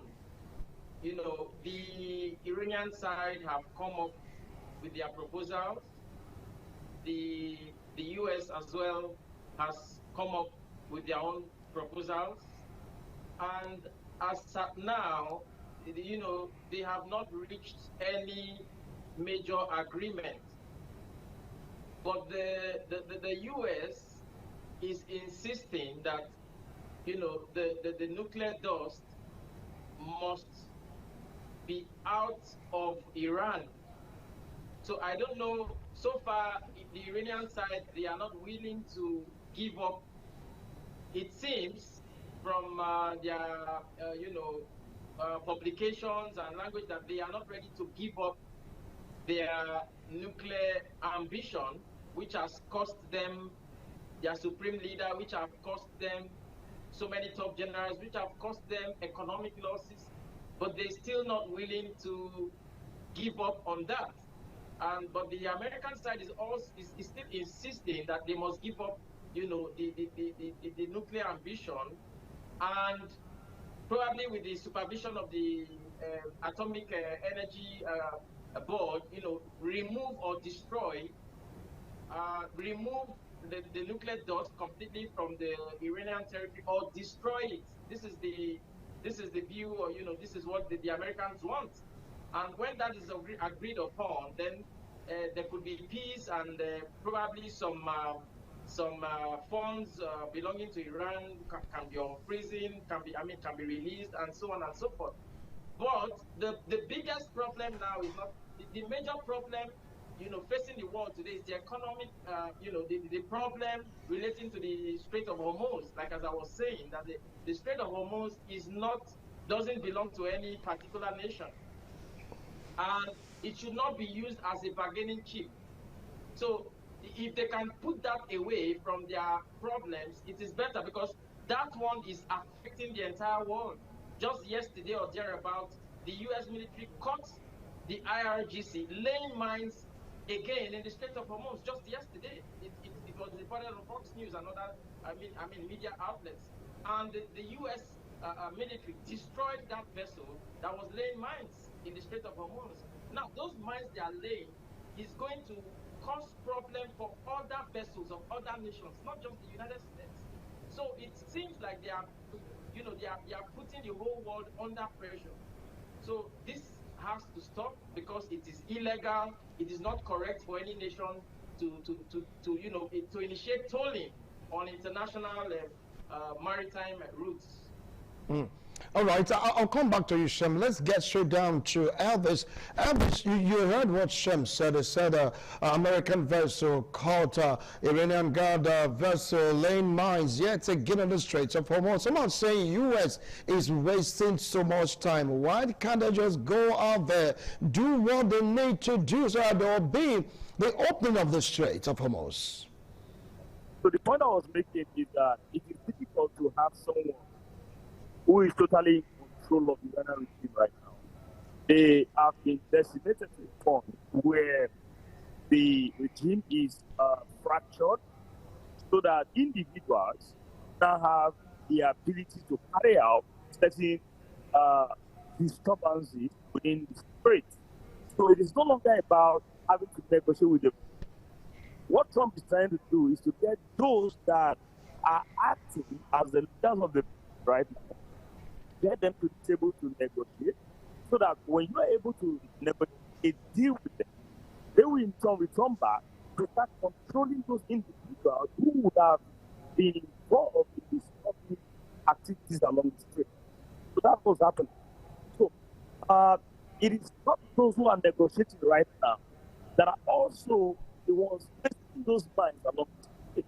Individuals now have the capacity to cause some trouble in Iran today. So that is the position that the regime is right now. Or you get those who are at the head, those who can identify with, to the table to negotiate. Once that is done, it becomes easy for them to join the world. Let me not use America, to join the world in controlling the activity of those individuals who would have been able to create chaos for international shipping along the way. That's what we're having. But I think that for me, the deal that Trump, the counter deal that Trump is providing to Iran is such that we keep the negotiation going for the next 2 to 3 months, possible. And if it fails, definitely Trump is likely going to do what he knows how to do best, to hit them hard and hit them hard again. They know that. The world knows that. The Arab League knows that. And so they are trying to prevent anything that will make Trump to decide to attack again. So they are telling Iran, come on, strike a deal. Take the deal, and then you have to make more money from taking the deal, rebuild the infrastructure that were destroyed as a result of your foolishness. That's what is happening right now. And a lot of their assets that were seized by America will be released. A lot of their financial investments and even funds will be released. And so they can have this money to make the economy better. The currency is dead, is as good as a tissue paper right now. And the only way to revive their economy is to get the currency back on track. And you can't do that without a deal with America. They know that. So these are the things that Trump has to negotiate with. And I know that they might want to act tough, they might want to play tough, they might want to come on social media and say some dumb things to make America look stupid. But behind the curtain, they are willing to strike a deal. Behind the door, they are trying to make a deal so that they can get their asses. That's what is happening. That's what I think is going on. All right, thank you so much, Brian. I'll come back to you. Let's move on to France, where Shem Ace. Now, you talked about Iranian vessel going out there to lay mines. From what Brown said, he said it because there's a fragment, so to speak, on the organization of Iranian Guard, that individuals are beginning to take laws into their hands to do what they need to do just to save face. Now, how can this be checked? Well, in a place where there is no proper leadership, that is what you expect. You know, one of the signs of a failing nation is lawlessness. Any nation you see people taking laws into their hands with no consequences, it's an indication that at the top there is little or no control. And so any gang that is armed with any weapon can do whatever they like. And that is one of the reasons why the US administration under Donald Trump has insisted that a nation like Iran should not have an atomic bomb. Because if they possess such a weapon, it can fall into wrong hands. Okay, now just look at what is happening. They are laying mines for any ship could get destroyed, just any ship. Because the mines they are laying now are not specifically to target the American vessels. So it's more of it's more of a terrorist act. Yes, it's more of a terrorist act because it's targeting just anyone. So in a failed society, in a failed nation, armed gangs can split into different units and then they do whatever they like. Since they lost their supreme leader and they've lost several of their top generals, there seems to be some form of lawlessness and that is why the negotiation has been difficult. It's been difficult because you negotiate with this person today and tomorrow another group comes out to say, no, what this person negotiated yesterday, we do not agree. So at the end of the day, there's no cohesion, there's no one voice, let me use that word. And this same thing is playing out not only in Iran, it's playing out in several countries, even in Africa and all over the world.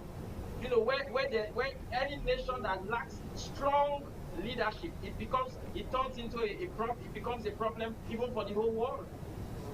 One of the reasons I believe that the US and under Donald Trump has not launched another attack is because, one, let's bear in mind that one, it takes seconds, it takes minutes and seconds to destroy, but it could take months and years to rebuild.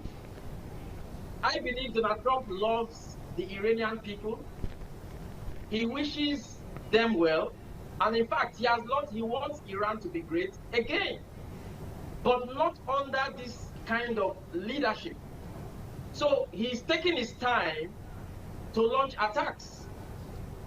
That is one. Number two, let's remember also that the midterm elections in the United States is getting close, and he wouldn't like to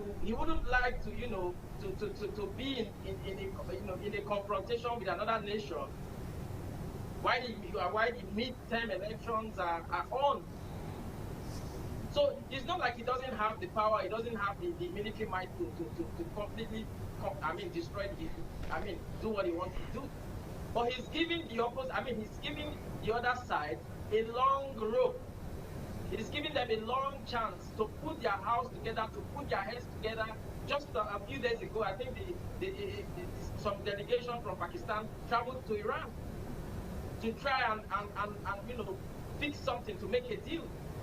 So other neighbors who are their friends, like Pakistan and co, who are close to them, are trying to put their heads together to see how they can get an agreement. I don't like using the word deal, but let's use the word agreement. That will bring back stabilize the price of oil, and then reopen the Strait of Hormuz, and then bring back gradually restore the economy of Iran and the entire world.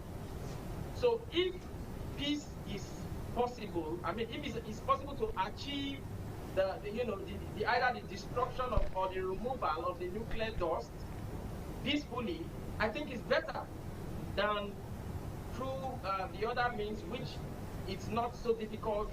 If they really come out there and they want to do it, it will be done. All right, thank you so much, Shem. I'll come back to you. Well, Elvis, you heard what Shem said. Now, there seems to be the problem, the hierarchy, so to speak, of the Iranian government, because from what we saw a boat. Iran never said they were the one that sent a particular boat to lay mines, because according to them, the talk is still ongoing. But Iran, they made the world know that they are the one in charge of the Strait of Hormuz by going out there with their ships going up and down, making sure that all their ships obey the tenets of Iran. Now let's take a look at this particular regime. Do you feel that even if they have a deal or they choose to broker a deal today, do you feel that in the nearest month, or maybe, just maybe, after the tenure of Donald Trump, do you feel that Iran will really stick to that particular deal? Well, they are not known to always keep to deals. But I think this kind of deal that Trump is bringing to the table was a kind of true strength. It's not the type that Obama made Iran and gave them billions of US dollars. It's not the type that Biden made Iran, where he just said, don't. You know, those statements. This kind of negotiation, they have seen their structure crumble. They have seen their infrastructure decimated. As a matter of fact, the skies over Iran was taken over by America and Israeli for a long period of time. You know, this is something they never anticipated their whole life that could happen. So that tells you that when they are negotiating a deal now, they will be negotiating a deal that they will adhere to, knowing that if they don't, the American government or the Israeli government will come after them. And that's why you understand that Trump is not just trying to sign a deal with Iran. Trump is trying to bring the Arab League into a friendship, a relationship with Israel, so that they could form an alliance and protect each other. That is going to reduce the influence of Iran. It's going to, and also, it's part of the deal that, like I mentioned, that is forcing Iran to reduce or what their hostility and the sponsorship of terrorism around the region. So these are some of the things, so that for whatever reason, Iran decide to break this agreement, they could come after them. America could launch, Israel could launch, Saudi Arabia could launch. So these are the issues that are on that deal. And so they understand that they have to keep to it. Even if they want to renegotiate the deal, they have the obligation to ensure that they wait out this tenor of this current deal to ensure that it elapses before they go into negotiation of another deal. And don't forget that there's definitely going to be another Republican president after Trump, or after the one that comes after Trump. You can't predict how America votes. But I can assure you that whichever president that comes will prefer an Iran that is not hostile, an Iran that is not a sponsor of terror, an Iran that is not causing chaos around the globe. They prefer that, so they want to maintain the deal that Trump has. They also want to show some strength to portray to Iran that, look, Trump is not here, but American government is here, the American constitution is here, and America remains the global peace pendulum, and that you don't have to mess with. So I think that is the position that Iran is going to come into in negotiating this deal with America. So be rest assured that whether or not they plan on keeping it, the conditions of the deal will cause them to keep that deal. Because if they don't, they will be met with fire and fury. All right. Trump still has 2 years in the White House. Don't forget that Trump still has 2 years to stay in the White House. And 2 years is a whole lot of time. So if they are able to keep it for the next 2 years, then definitely they will be able to keep it for another 8 or 18 years. Okay. After Trump. All right, so keep it for 8 or 18 years after Trump. Well, let me come to you, Shem. Iranians are not known to really honor this, especially when it doesn't favor them. Obama struck a deal with them. That deal cost America serious money. Biden also had a deal also with Iran, and Biden, according to report, unfroze some assets, so to speak, that made Iranians to gain lots of money. Now, do you feel that Donald Trump should sweeten the pie by giving Iranians some dollars, about millions or billions of dollars, just to make them chill for the next 20 years? Thank you very much. Donald Trump initiated the Abraham Accords. The Abraham Accord was initiated to bring about unity in the Middle East, to bring about friendship in the Middle East, to bring about, friendship with Israel. Because from time immemorial, they have seen Israel to be, an enemy. But, Donald Trump came out with the idea that, look, Abraham is the father of all the religions. He is the father of the Muslims, the Christians, the Jews. So now let's form an accord called the Abraham Accord. Now, definitely, we know Iran will not want to. He doesn't even want that. Now, he wanted other nations. So far, Bahrain and the United Arab Emirates are already part of the accord. In fact, one of the nations I really admire so much in the Middle East is the United Arab Emirates. They are, I don't know, well, I can use the word more civilized and more, they care for their people. They want prosperity. They want to connect with the rest of the world. And so far, they have joined the accord. But Iran is not happy with that. So now, Donald Trump is saying, look, if we must release some funds, if we must unfreeze the assets of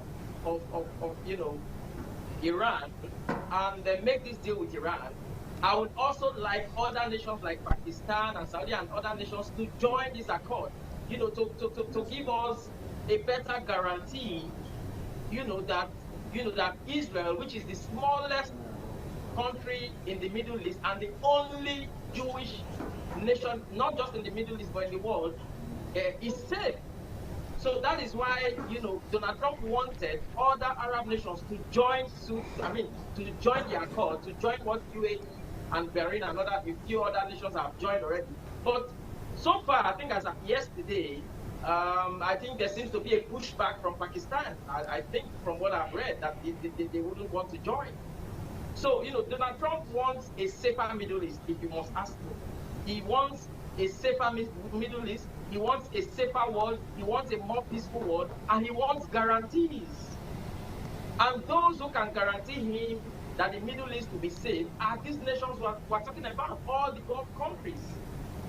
You see? So because without unity, there can't be peace. There can't be peace. So that is why you see today that, one of the best friends or the greatest allies, Israel has in the Middle East is the UAE and just a very few others. So for the agreement, I don't know if Iran can be trusted, because so far, they don't seem to want to, create an atmosphere of peace. Yeah, because some of these things have been foretold. If you read, if some of us who read the books, we understand what is going on. So these things are not a surprise to us. All right, thank you. Thank you so much, Shem. If you can check your time right now, our time is up. So, Elvis, you have your last take on this particular discussion. How do you think all this will pan out, briefly? Well, thank you very much, Wilson. I want to appreciate having me. Where I think it will definitely pan out is the fact that today, $1 is around 1.8 million riyal. That's to tell you the suffering on the street of Iran today.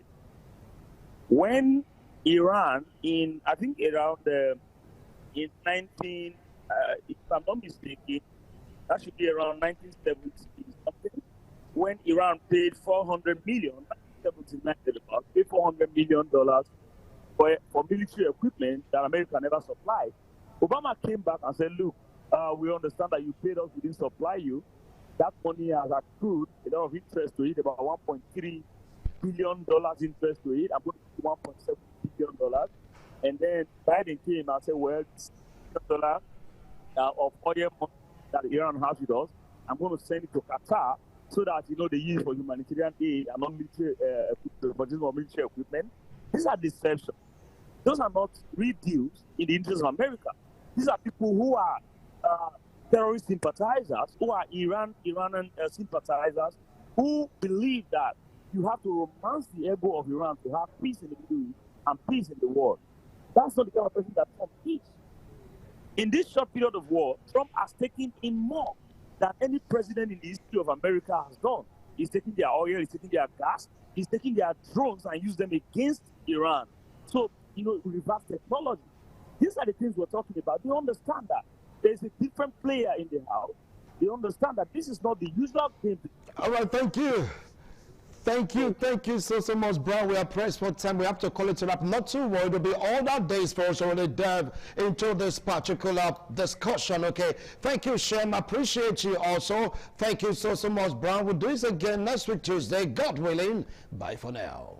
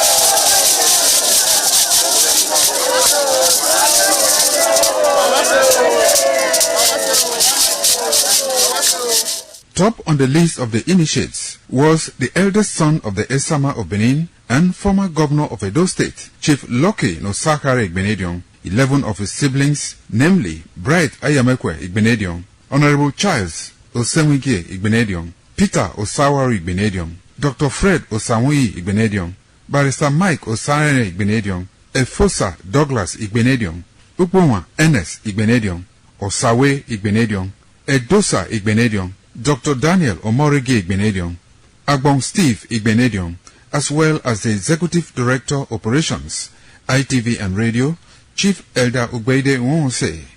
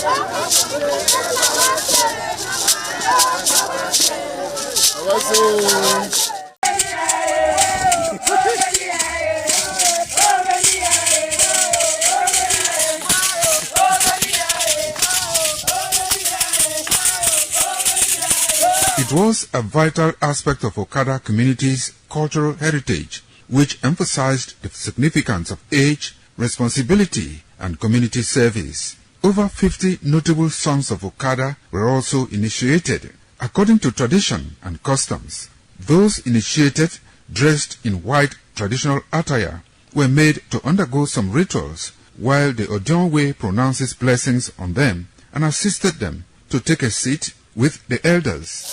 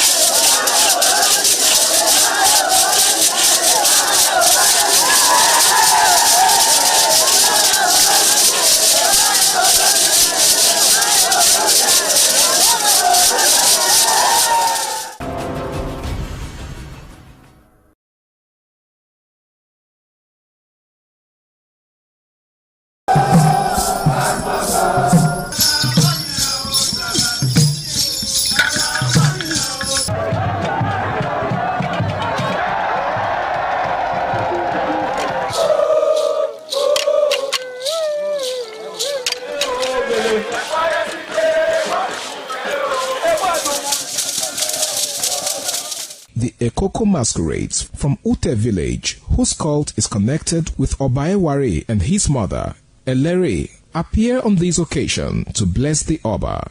Ekoko is a ritual masquerade that dances to please the guests and the Oba.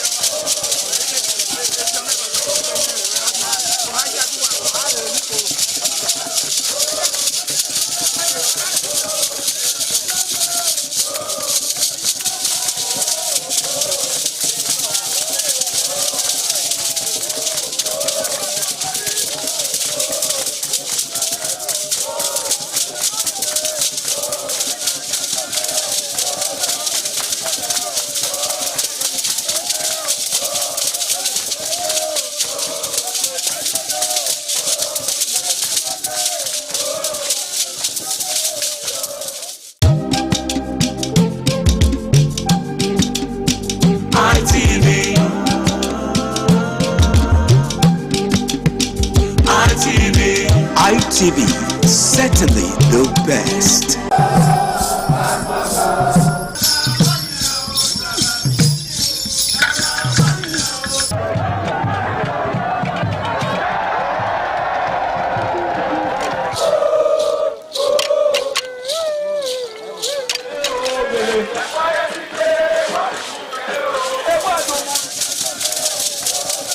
This is Anegbete community, situated in Isako Central Local Government Area of Edo State. It is an agrarian community with united people that promotes unity and oneness for peaceful coexistence. The inhabitants of the community migrated from Benin, the cradle of black civilization, a kingdom where king is truly king. The ancestors of Anegbete saw that age was the main determinant of leadership in the rural setting, and the eldest man in the settlement was regarded as the leader who presided over meetings, and his authority is held in high esteem. To further strengthen this unique system of leadership, age group evolved in Anegbete.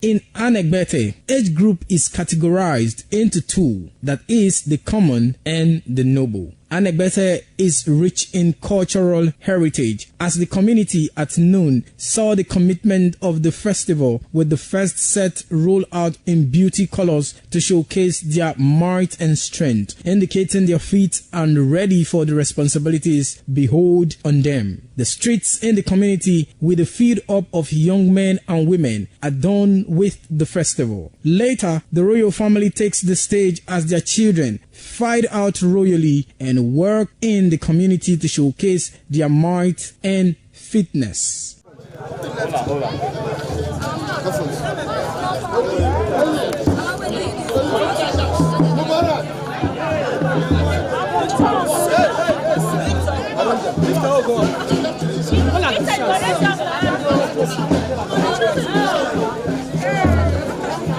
My leader.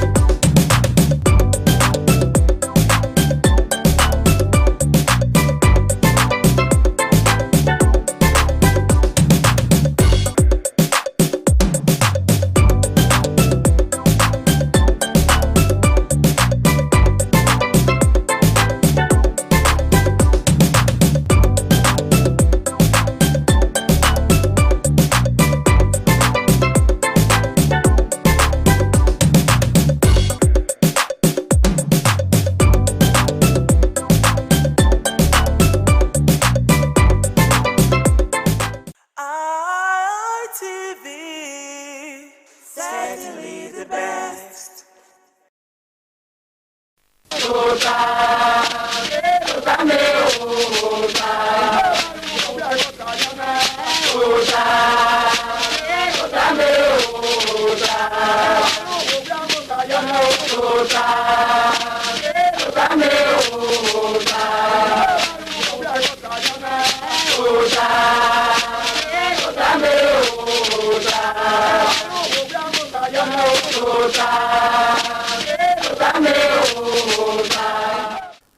Wabotao, Edonewa, Edonewa ire, Wabi Negekai, Wabi Daniho. Egere se Mayadu Gie, Ibota, Ibotana, Okbe no giswe, na ya bwedo ade, ogiswe, na ya sie mokoko, na ya sie bekoko, ayariwa otane, besori medo atoka mama, enwani ni nokokwa aga webo, na ya ga hemi na hiae, ina ya inye o ibuta uta mai uta anyowa binu kisema gmonwe binu ya nyikere ni ade bu moe ade uta no uta ni makiari la dare na ke yewe no yino no yezu malele utedo eso we mi esi no eso we mi dano o ewe o keke no kuri owo boy yoto o ga bo nana mi ewe bi no do mana he eso very aserio we ote brefu odo eze unde we awodo ni eme eso we o makeke kaka onaze mana wona mulade na ya wi bude yo na domiki na he imi no keke iyi ma na ogun egun eme na okere ma we iyi ma an atu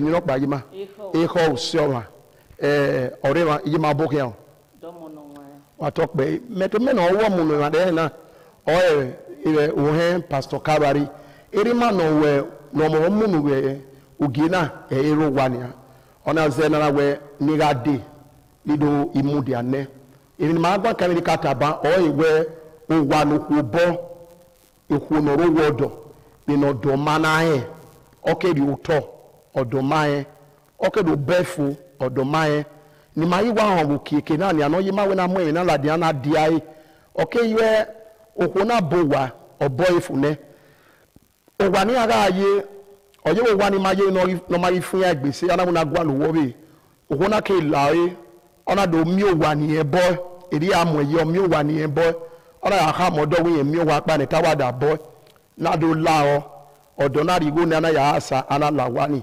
ogbupe ha gbukpe nebo ya supise ino do mana he wi go ni asa epogo kiye oju ori adu wa ni ho ni de yo to ho mi owu ara do duiko ba ka yi mo yi odo we ma ri to yi ma ebo wa ala wo ma we ayi mo yo wa na jina odo na we onya wa ni na mo yo wa ni ye o wa ya ye ba na we ayi wa ta ma ya ye na gbode na temata o wa na nu we ye na o bukhana no ri awa no gbana na gbube ba ya na so oni ri ma we pe me ade ni ke asayo wana owo kin ga asana ni epo agba ya le lere ni ana mi go ya asa ana we na mo ladia eso we ko ni ma we se eso we mo mana we na we gbe gun ayo wuru no zedo iyima ma when we retire na egbe we wa mi igo ko ya bo wa ino mana ta modo emi dano emi esi no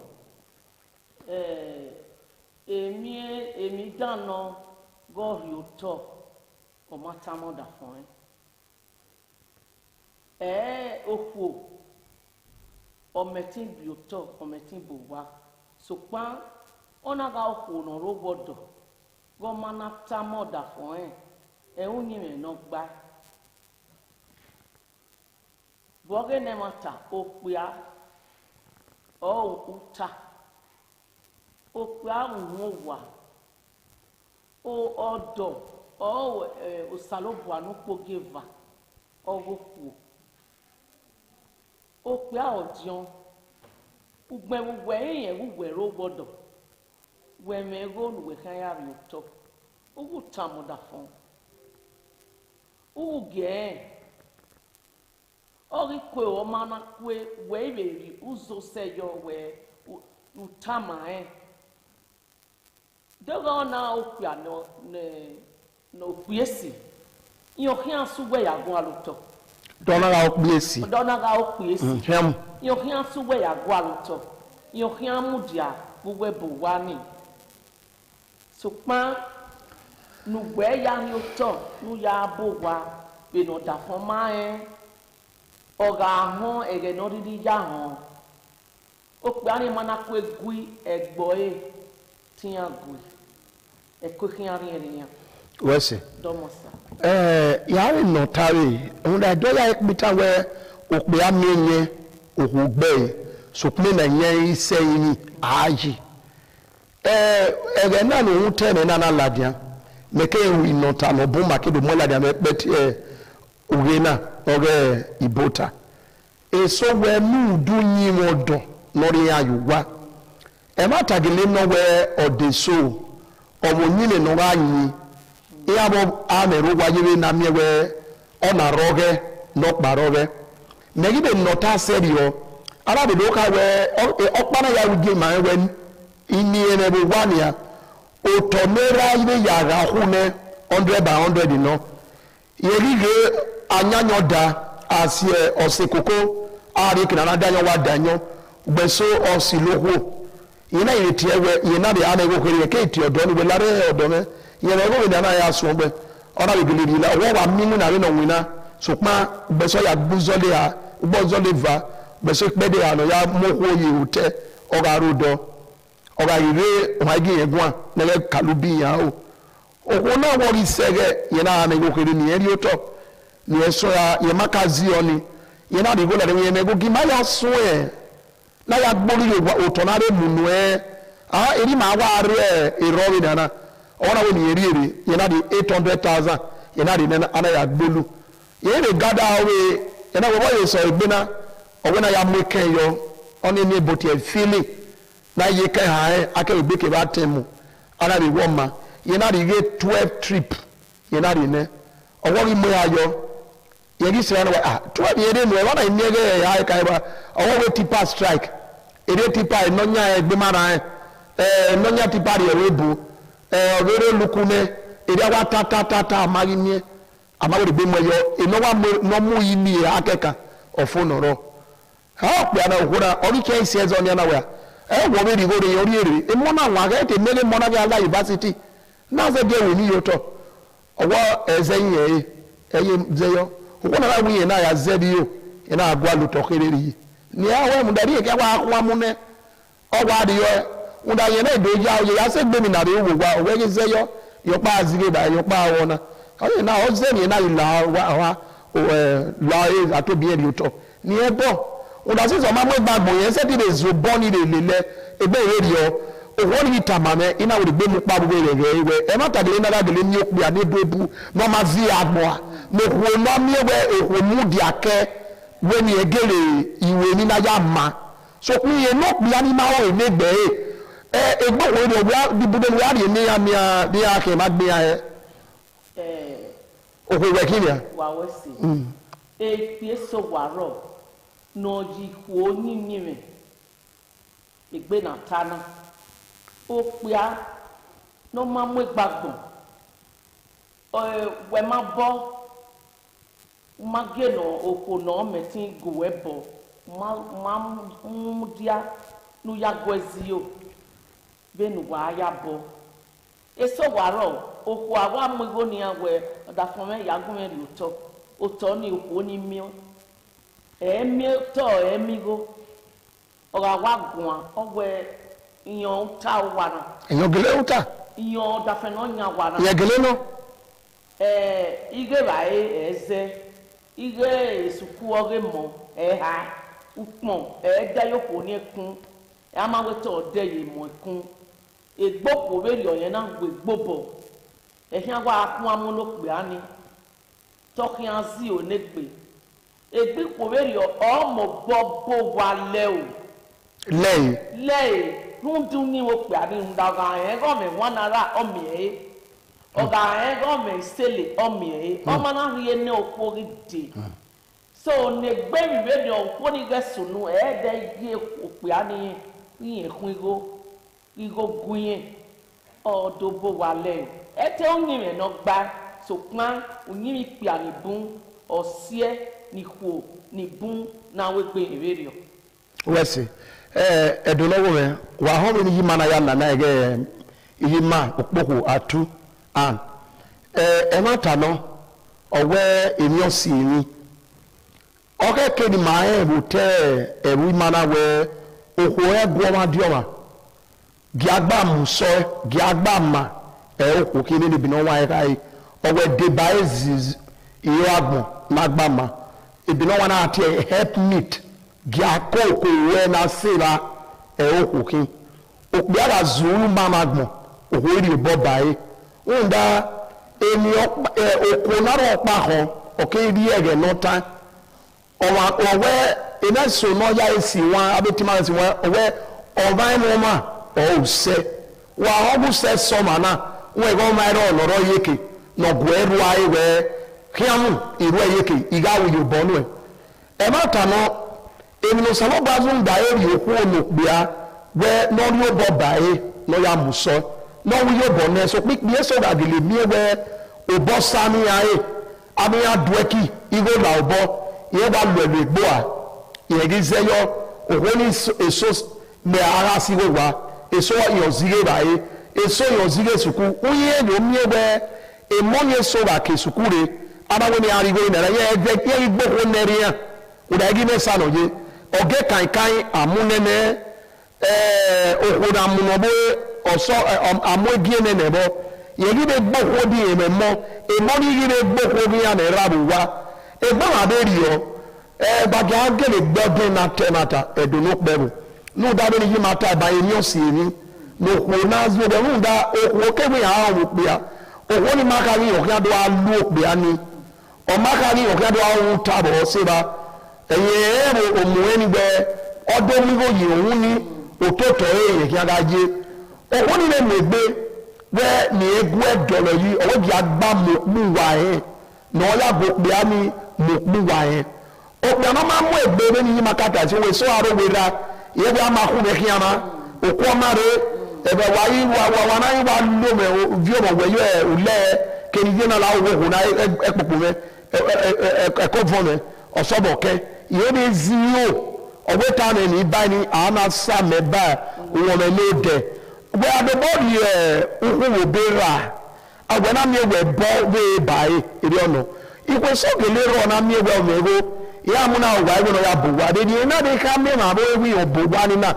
okpa ni obo emi okpa ni aro me de ni okpa be dokpa yi ma be katare ugi e ibota na mi we okpa ni na ya ri okwo ni na ri oto ona ri go okpa ni no ri oto okpa ni siba ona we ohono ni egbe ni o kan yo ona gbe ni eto bo yo o na we o ma mini oyo pa ye bi na adofin ene yo nya ye nje pe to pa no ri ohun ona ewe bo ogwo ni kewu o ma ego pe ni ya ri ogwa ni oto ni kiene o ma ari wu ope ani ne mo ogwo be no ka bi ene ana wo ma na ya mo yo bi jia yo ni se ba agbolu yo ne yi baba ma so to bi je ma mi yi ma ri e be ba ni na na wo wi agbo to na we do to ro ki yi wo ka mu wa ye de to ogwo ni le mortuary aya ki wona o to bi yan mo gbe edenu ya gbe gba re ni o na ni na mo gba lo to e mai ani gwa lo to ma no bolu yo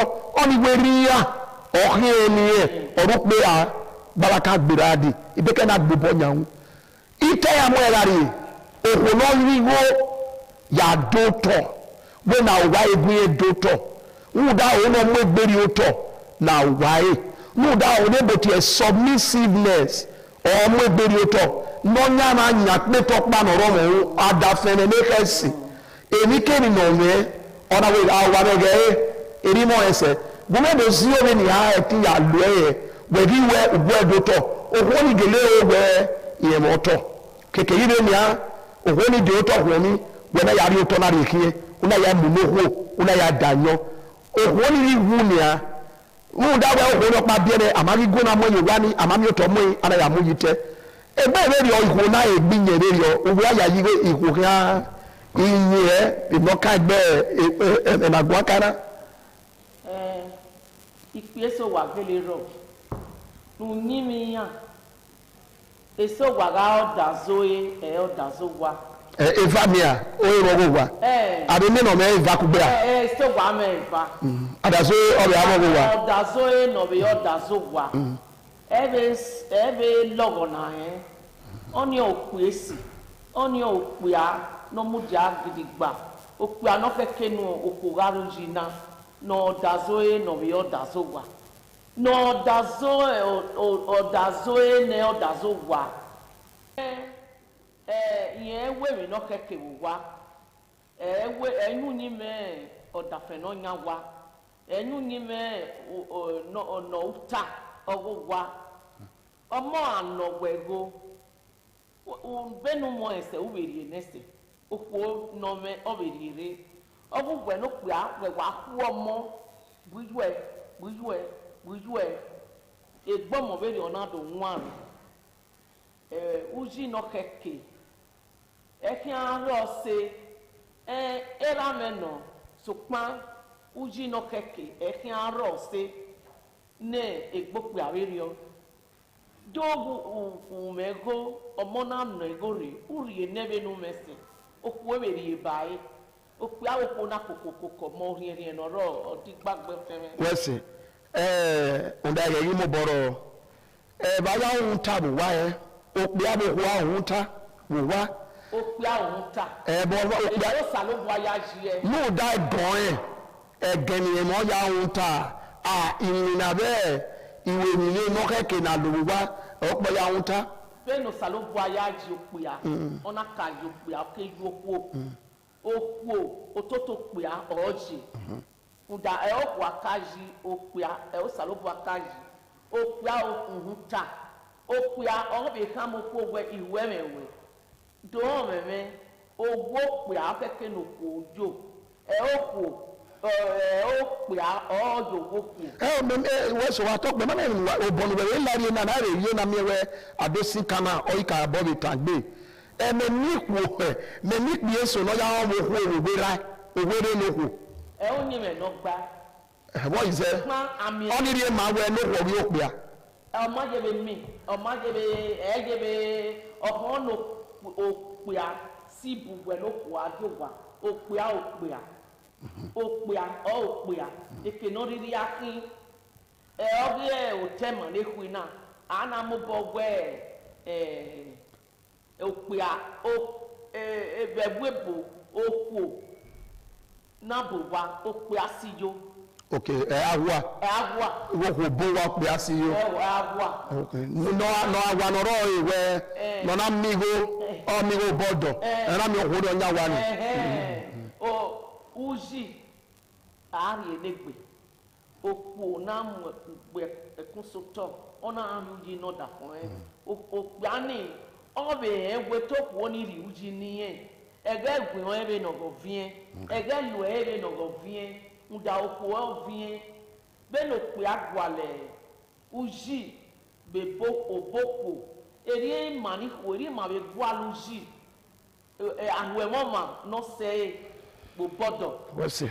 bana kuku gbe o me orien so onwo wese eduno bo me wa he ni magwan be ma ya na be si we ohu mo wo sokbia emi agwa sukma okeke we emi no pe amaseti okuno ni wara we agbari yi megbe nda ana mi wo pe awehin ere bo na ri yu bonwe ni ya buwa we ga ye dagbon we ya fe momo bana yi mi wo ko ri wa ori egbe yi bo ninu ipe so itegbe ni ohun atu agbe ogbe eri ogbe lala owi ejo wa ni owi ejo owo idubo wa yi si lele ogba wa wa o baba brother e tu si lele iyo boya enu we na ga okbe ano he ni gbo salobo no gbo ni gbe wa mi we owo ni no da no ya to boy da bo wa ni wo mu ko da o so pa edono peru ma mu pa bu rege ma be no tabo eni ze no yo ko to boy inu yin le we ri o be no na mu o e pe o ne odo ọ̀rọ̀ àwọn gbòòrò rí ọ ẹ̀ẹ́ta máa wáyé ọ̀tọ̀bọ̀ ẹ̀ láyé láwọn nọ́gí yẹn kìnnà náà rí òtọ̀ náà gbá wa gede mame e gede mae e ba we we wa mae owo wa mama agboro ugbo kene oriori eye wo me o ko se di wa bibi pa ina na mi we e mo mo we o wa pa e ba ni magebo o ko ni da ro be de o we ko no gbe ko da e gbo ko we ri so pa na imi ene we iri okpa wa si okpa wa gbaki o ko se ti pa bo me okpa gari e yari o to bi o be osun ra bo ogbolu o ga nwina odo bo wani obefu bi no mana tama we edo maka gwa kan na aro tima ni ke ka gwa kan na be ugie manaranta mana we na do mwela da mo ge do ebi esi no a so pe na ko ri no ro we o kana do ta yu we o ko ni ri bo ori se wa ni ara aye ana we ni agwaluwa iye na ya agwaluwa wo bo emi ona ga ma da fo emi o wa le o da fo ke ri go la di ana ya asa ana ya ureni ya na park ya di owo ko ni ipo ne ni aya ro wa ni odo e ma e we o ha onya wa ni aye ikatika no mi iwo ni ara emi o di go ni ketika ni mada ma wa ka bo ye gbe aka we emeri o ma keke ini da era ni ho ni le gbe wa do bo wa ya park ya de la lo di nara ye no popo wa ka ba wa bo ko ite bo wa ye fopa nda unyi na enwe we ma mo gbe tene u tete le ma ti egbe we ni ni ata adafona e wo ya anyu ha mu e na sko ko na bokogbo oye kere ite tamae na wo ni tuwa ni tamuwa we ke no jere ni ana kero de ri ogi no we okewe ya wa ba mi ku ni ne we no ri je na wo ma ni do tamuwa we no ri je na ni ma mi na gba na re ni areba e pa ni ti wo ma no awa abe tenu we tie ni eteni pe abe tunwe ya se ti mo yi ko do to we lare o ko na ma we ni da onyi ne won ya e no wuna so pa o ma mo le no iti we ni a ni wa kian e bo vi ebe ya no ya do to bi no o mu na wa ida we re o ke de ni pa gbe re ku we ki make money ne o we ma ya kin e o jari ma ere aya ọ̀pọ̀lọpọ̀ ọ̀sẹ̀ so pe we ke we gbe we ri o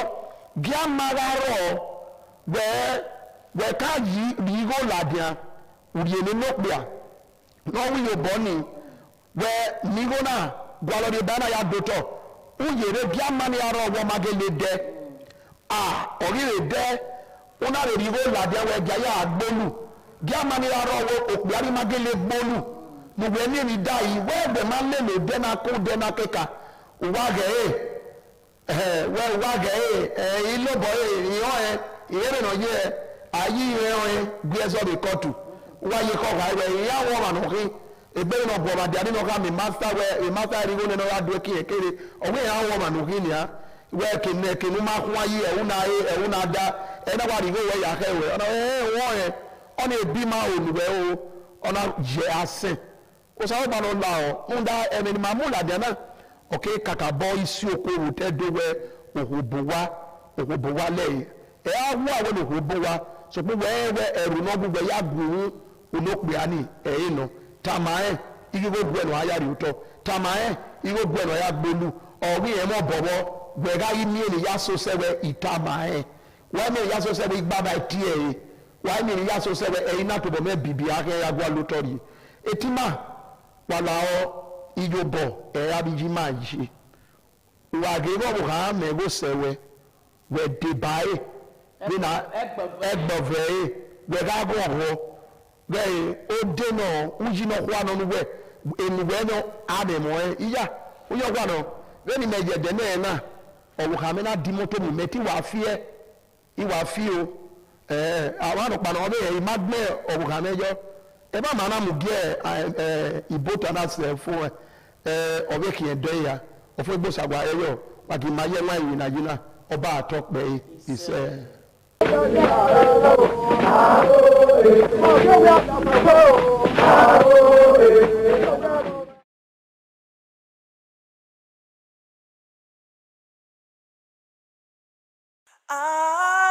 ITV, certainly the best.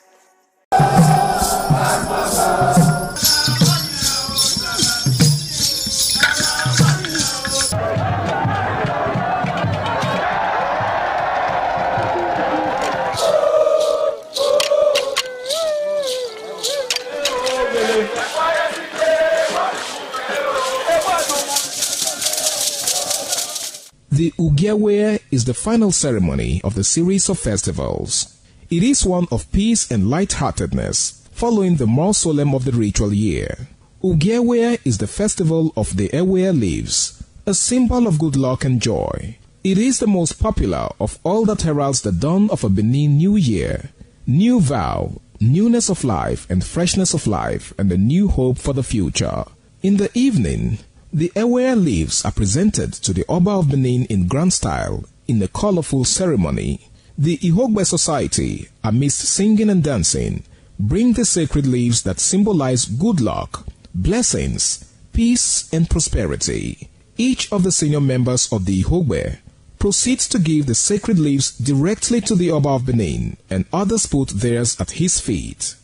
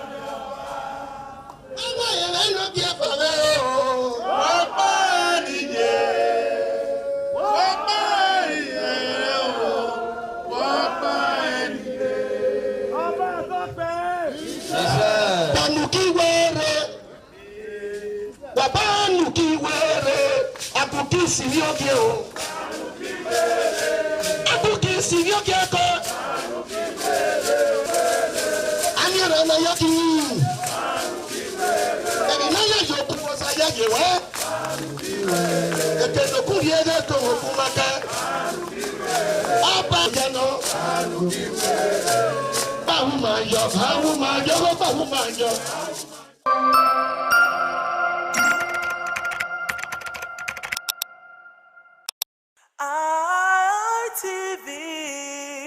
certainly the best.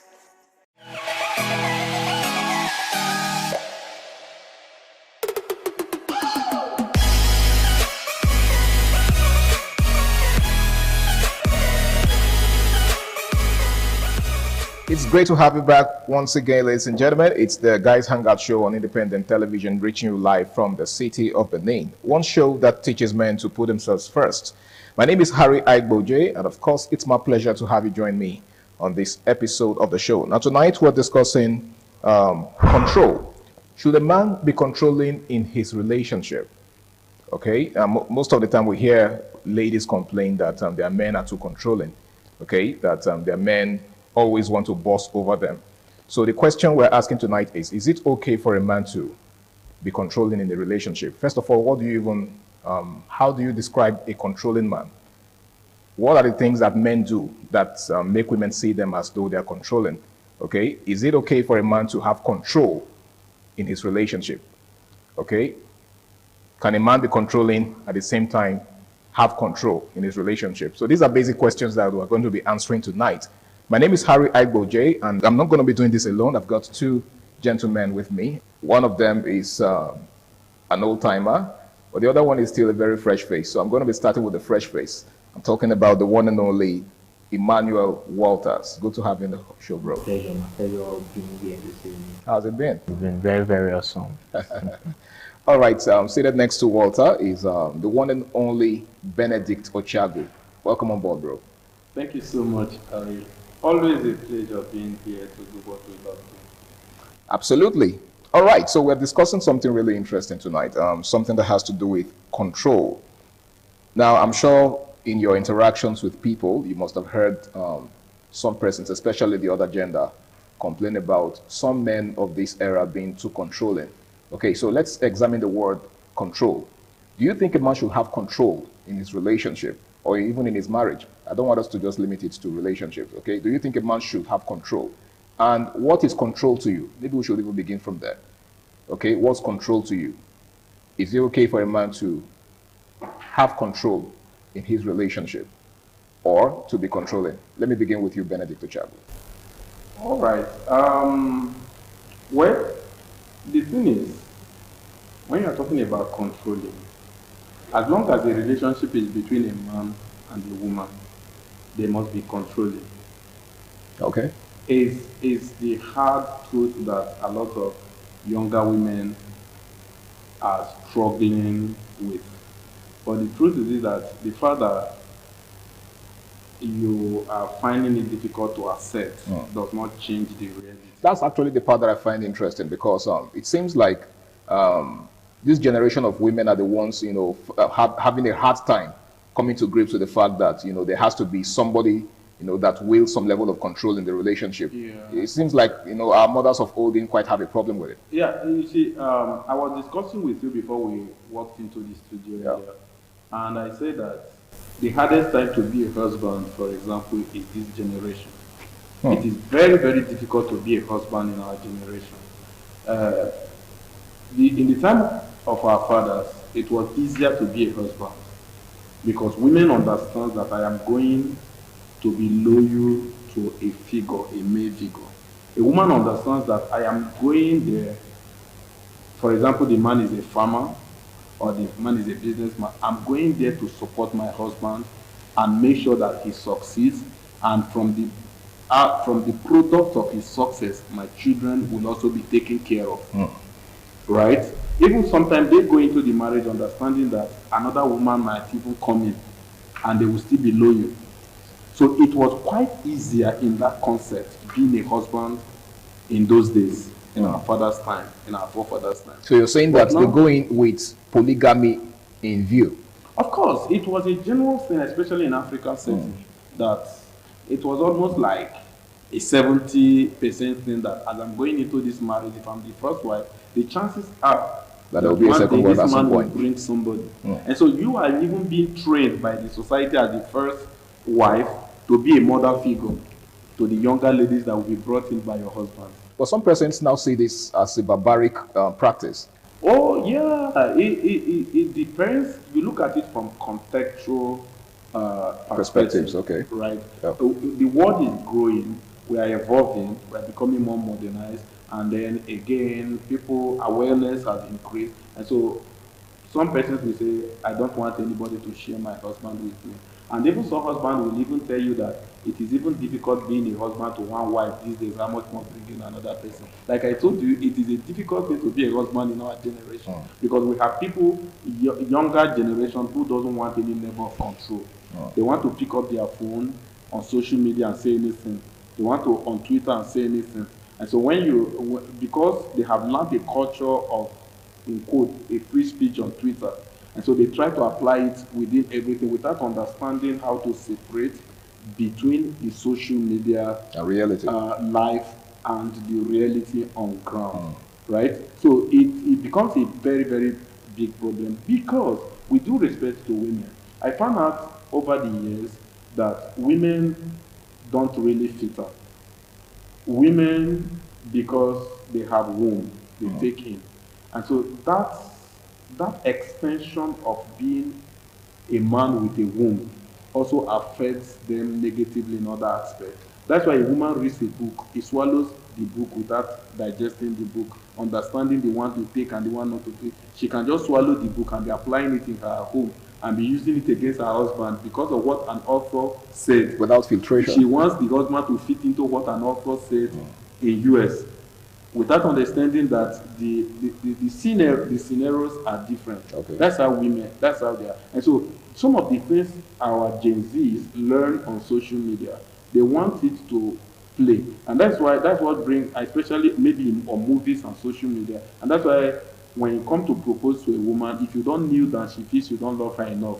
That is the effect of home videos and Hollywood and Nollywood movies and the social media, where love is defined by physical paraphernalia.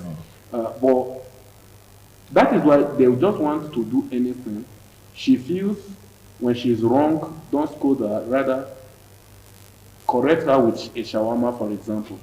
That is what she feels as love. And so when you don't do that, when you try to be a man, because a man is supposed to be a leader, and leadership comes with a level of controlling.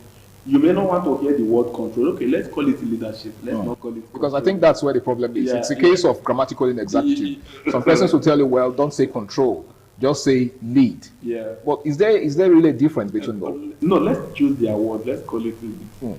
Because at the end, it's still control. Because if I'm given a position, God naturally gives a man position to lead. Okay. And within that position to lead, you have to control. You have to look out for her. The Bible says nurture. Okay. In nurturing, you look out for her. And in that looking out for her, you control her. Okay. Because if she goes out, in nurturing her, she goes out to take in something and she begins to have stomach constipation. The effect will still fall back on you. And so you must control her to make sure she don't take that thing. In the bit of trying, for example, you can be in a relationship with a woman and you are telling her the way you are relating with boys, the way you are accepting every guy, chatting with every guy. I know this road you are following, this bush you are following, it was people that cleared it. Me as a guy, I know where this can lead to because perhaps either you have used that skill to get a woman before, or you have, sorry guys, because I'm breaking guys' codes. Absolutely. People like Zabi watching us may not be happy. Apology accepted. Apology to the guy. So because of that, the guy tends to say, young lady, please set this boundary. Please set this boundary. Then say, why are you controlling me? You don't just have to wake up and say, I'm traveling for this birthday, I'll sleep over the weekend. Because, for example, maybe the relationship the guy was in before, it was that thing that took away the lady from her. So then the context is contextual. That's what I'm trying to say, that as long as a lady listening or watching us, you must understand that, for example, you accept to be with a man, you have accepted to be controlled.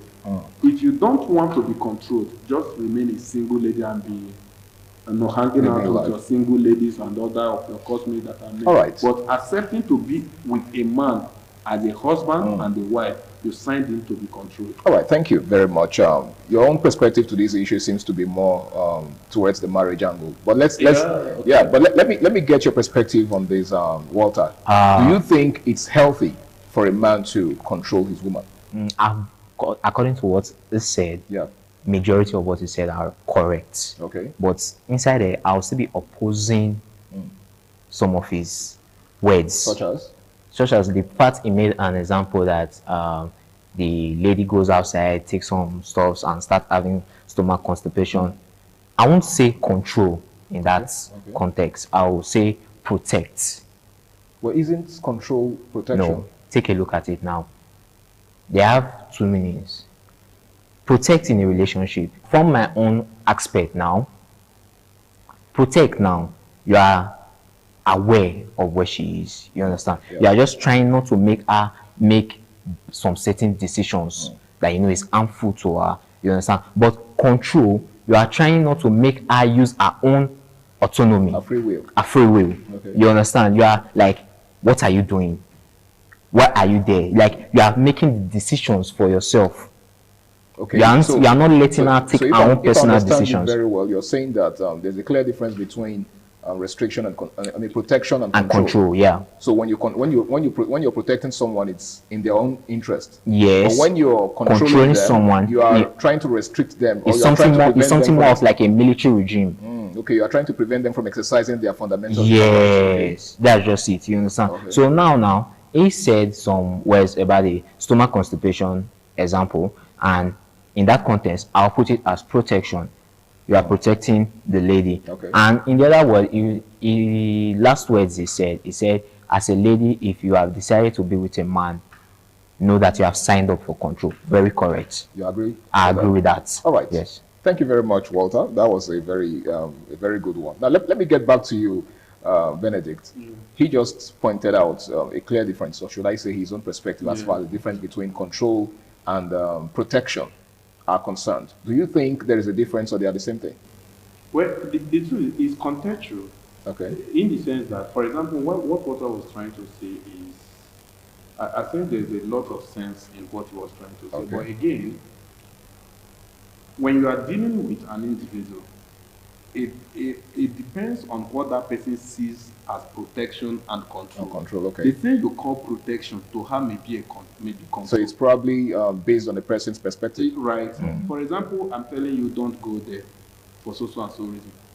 For her, because she doesn't see anything, she wants to learn by experience, and you don't want her to learn by experience. And so trying to prevent her, she sees it as control from her own perspective.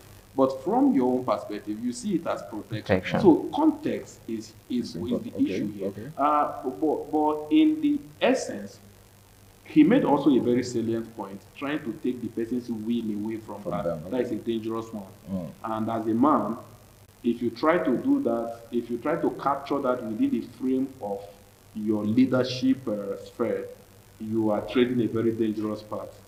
Yeah, you are trading a very, very dangerous path.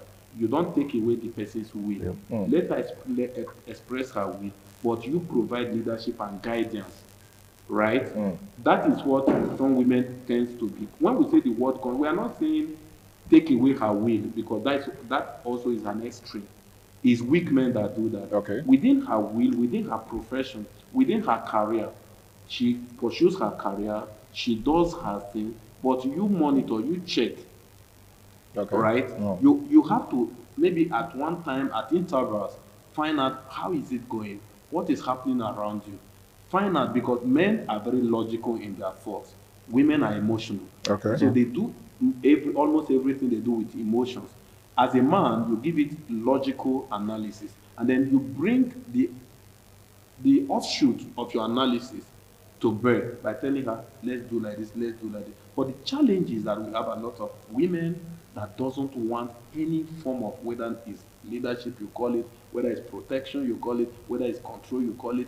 They don't want any kind of interference. Once the emotion tells them do this, anything that interferes with it is control. And that's where the problem is. We're asking a very salient question tonight. Is it healthy for a man to exercise control in a relationship, and by relationship, I'm not just talking about, you know, boyfriend and girlfriend kind of connection. Even in marriage, is it healthy for a man to exercise control? Now, Walter, while he was, you know, making his submission before I interjected, he was talking about the fact that there is a generation of women who do not want to be told what to do. Now, do you think that has anything to do with feminism? Yes, it has a lot with feminism, because I've met a lot of ladies like that now, and I think I currently have one as a friend that I'm not in support of her. You understand? Like, I tell her every day, your idea, your ideology, your thinking, your mentality is not stable. Everything without the help of a man. What's the need of giving birth?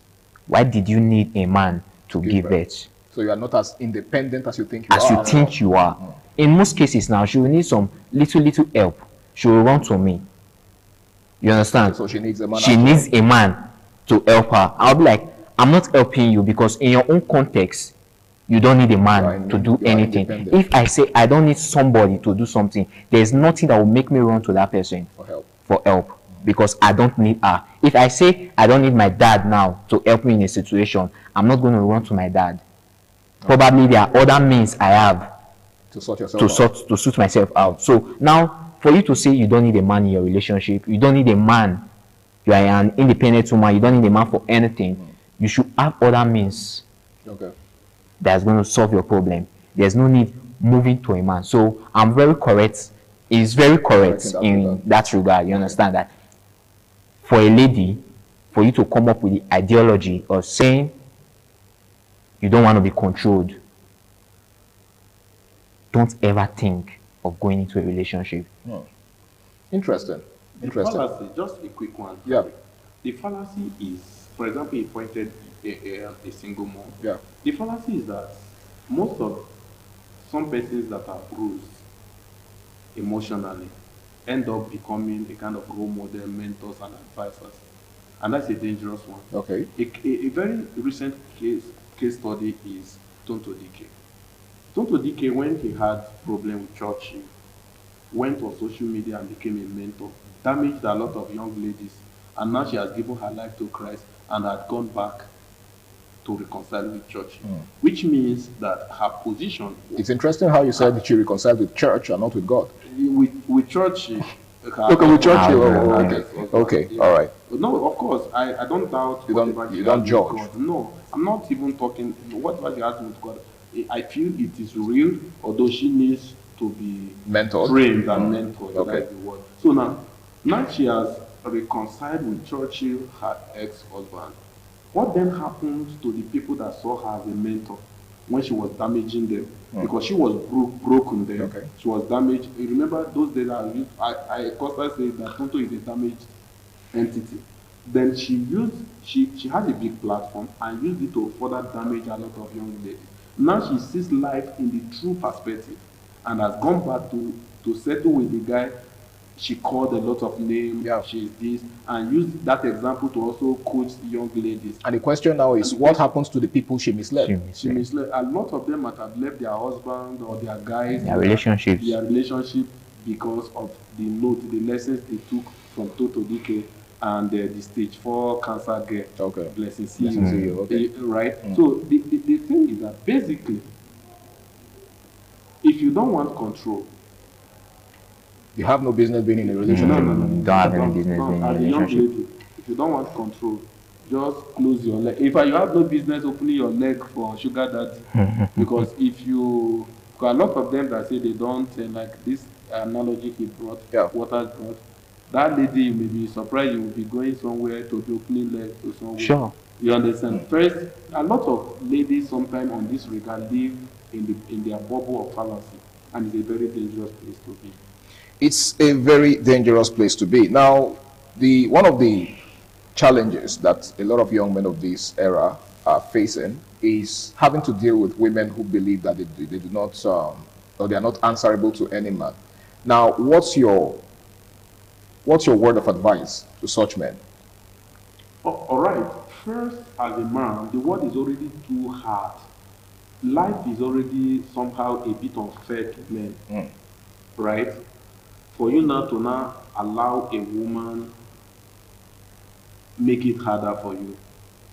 When you find out that a woman is not have as a matter of ideology that submitting to men is making yourself a less of a woman, then it means that woman does not need a man.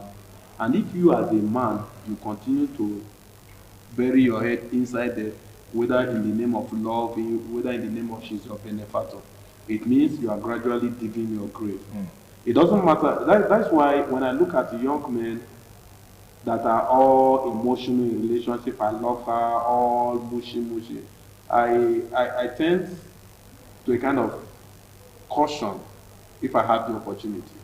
Because men, for me, I don't feel men are supposed to be all emotional in relationship.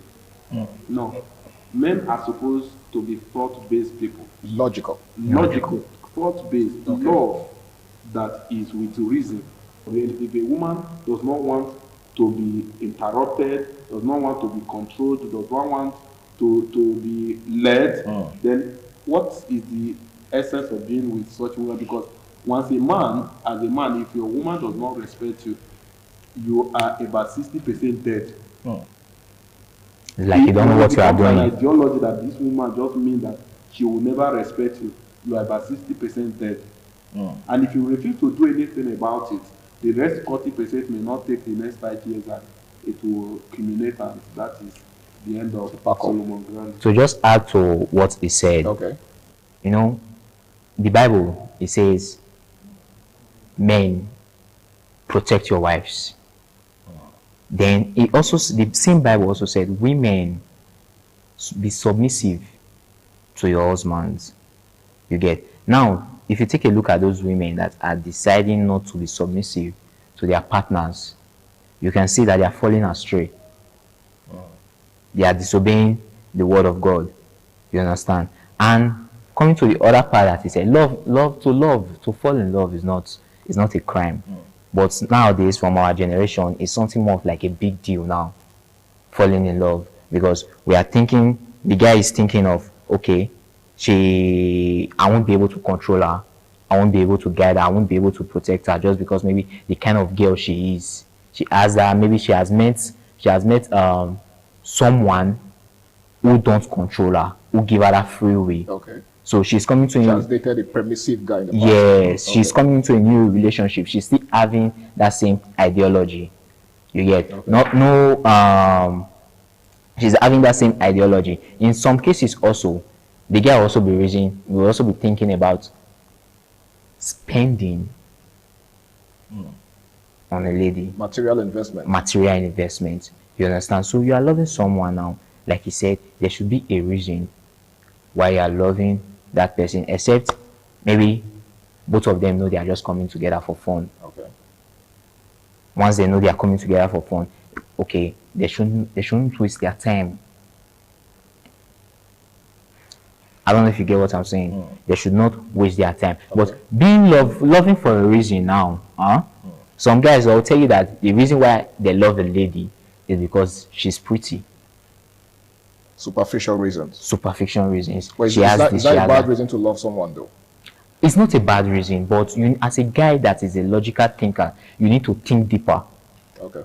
You need to think deeper. You need to look beyond the horizon. Okay, so on a final note, what would be your parting word? What would be your word of advice, your counsel to young men out there who are dealing with women who have refused to submit to them, or who have refused to listen to them? The final word I would say is, if it's something that they see is affecting their mental health, because situations like this affect the mental health. Okay. Simply walk away from the relationship. Yeah. There's difference between, I tell people, if you want to go in love, they use the word fall in love. I tell people, don't fall in love. Okay. Walk into love. Wow. Okay. You understand? Because you can fall in love now, and at the end of the day, you break your leg. Or you may not even be able to. You will not be able to pick yourself up. But once you walk into it, if you are tired, you just walk out. All right. Thank you very much, gentlemen. It's been a very interesting conversation. Is it necessary to, or is it healthy for a man to exercise control in a relationship? I'm sure my guests have said all that needs to be said on this particular topic, and I want to say a very big thank you to Benedict Ochago for taking out time to be here with me. It's always a pleasure to have you. And of course, my homie, Walter Emmanuel, good to have you on the show as well. Thank you very much. All right, I think a word is enough for the wise, just like they say. Control is not robbing you of your will, of your fundamental human rights. I think that's one thing that some persons need to understand, okay? There has to be somebody that will exercise control, even in your workplace. That is why your boss is there, okay? If there is no control, then it's only a matter of time before everybody just, does what they deem fit or what they deem necessary. And of course, you know what happens in situations like that to lead to chaos. Well, my name is Harry Aigboje, and until I come your way again, same time, same station next week, do the right thing, stay out of trouble, and have yourself a beautiful night rest. Bye for now.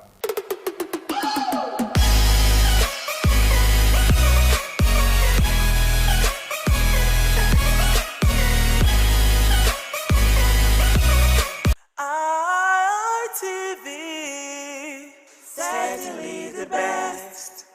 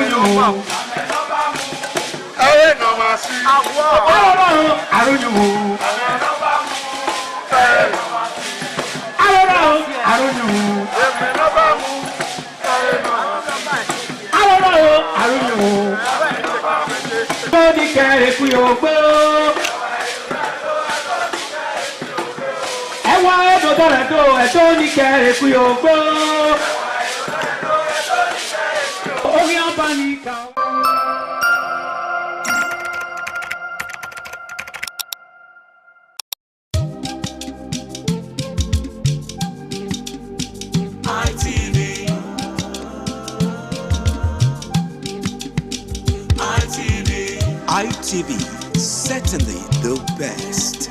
ITV, certainly the best. Once again, welcome to this fitness show on ITV this morning. I'm Bengato Destiny, aka Man of Steel. Already, I've introduced us to the use of cardiorespiratory exercises and aerobics. This morning, once again, we want to take another variation of aerobics. Thank you as you watch. We will be stretching first, of course, otherwise called the warm-up, which is very essential and necessary in every workout. Afterwards, we'll do a cool down. 1, 2, 3, 4, 5. Inward, please.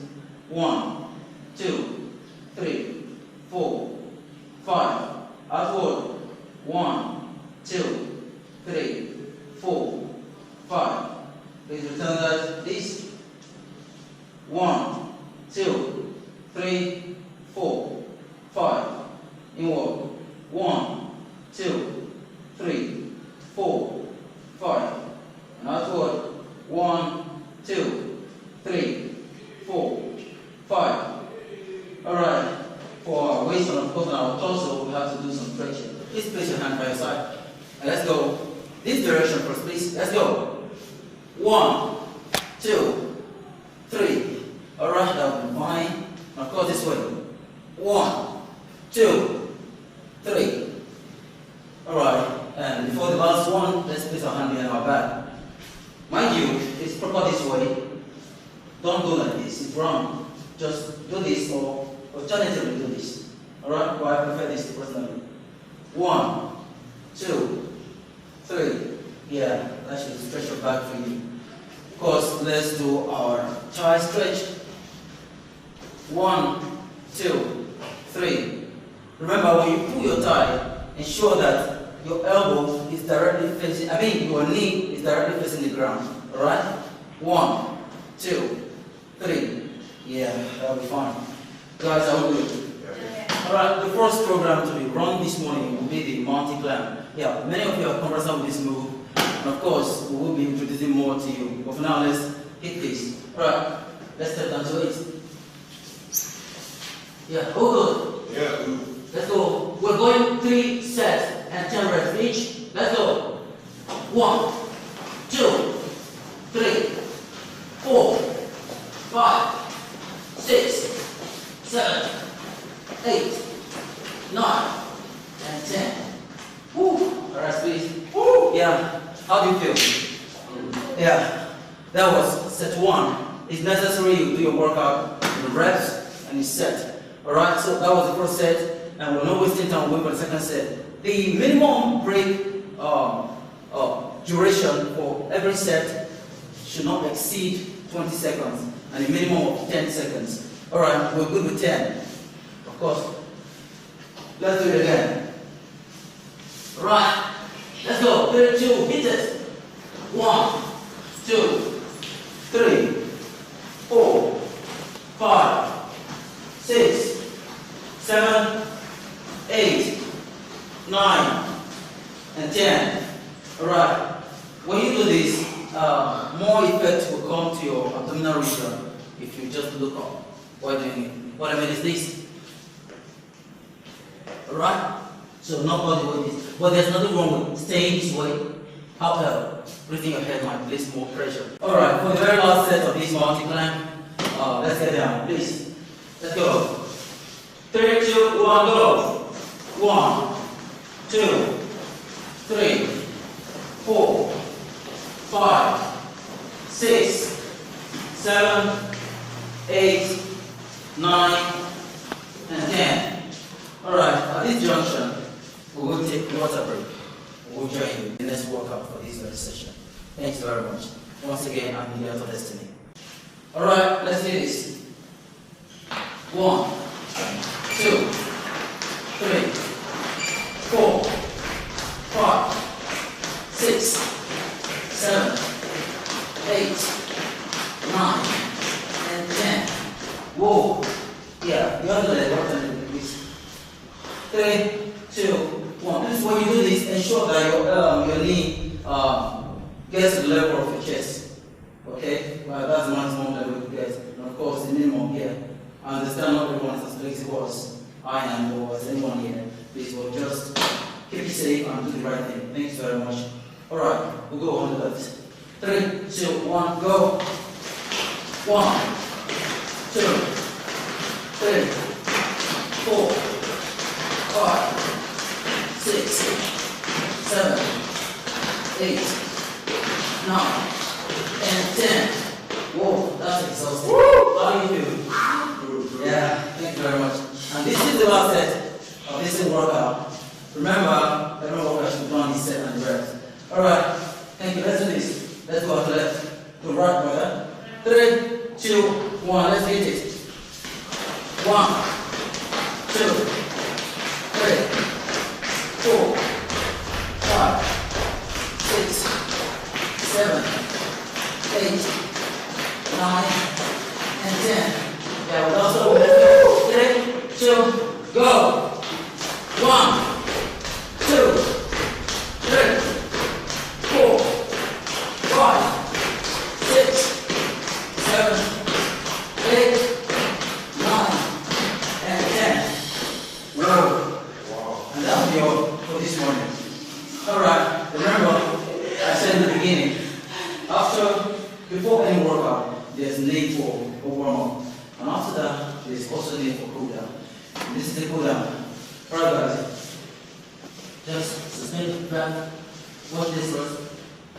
Ensure that your knees are locked, alright? This one goes with hamstrings, the calf, and as well as your lower back. Doing this. Swing it, swing it, swing it. Got that? Alright guys, let's do this. 3, 2, 1, go. 1, just 5, 2, 3, 4, and 5. Alright. So, lastly, what we did before we started, let's stretch it. 1, 2, 3, 4, and 5. 1, 2, 3, 4, and 5. So that's the last thing. Yeah. Please let's target our hamstrings. Do this. Just sit inside of it. Alright? Please do not stand on it. Keep that shape. That means this. And hold stand just this. Alright? Stand 1, 2. Yeah, this is a form of squat though, but this is not the purpose of developing or building the hamstring muscle, it's just for stretching it. Yes, today you do not need to use weights to build your pectorals, your chest, and of course your biceps, your biceps and triceps. You have programs you can do at home and get what you want.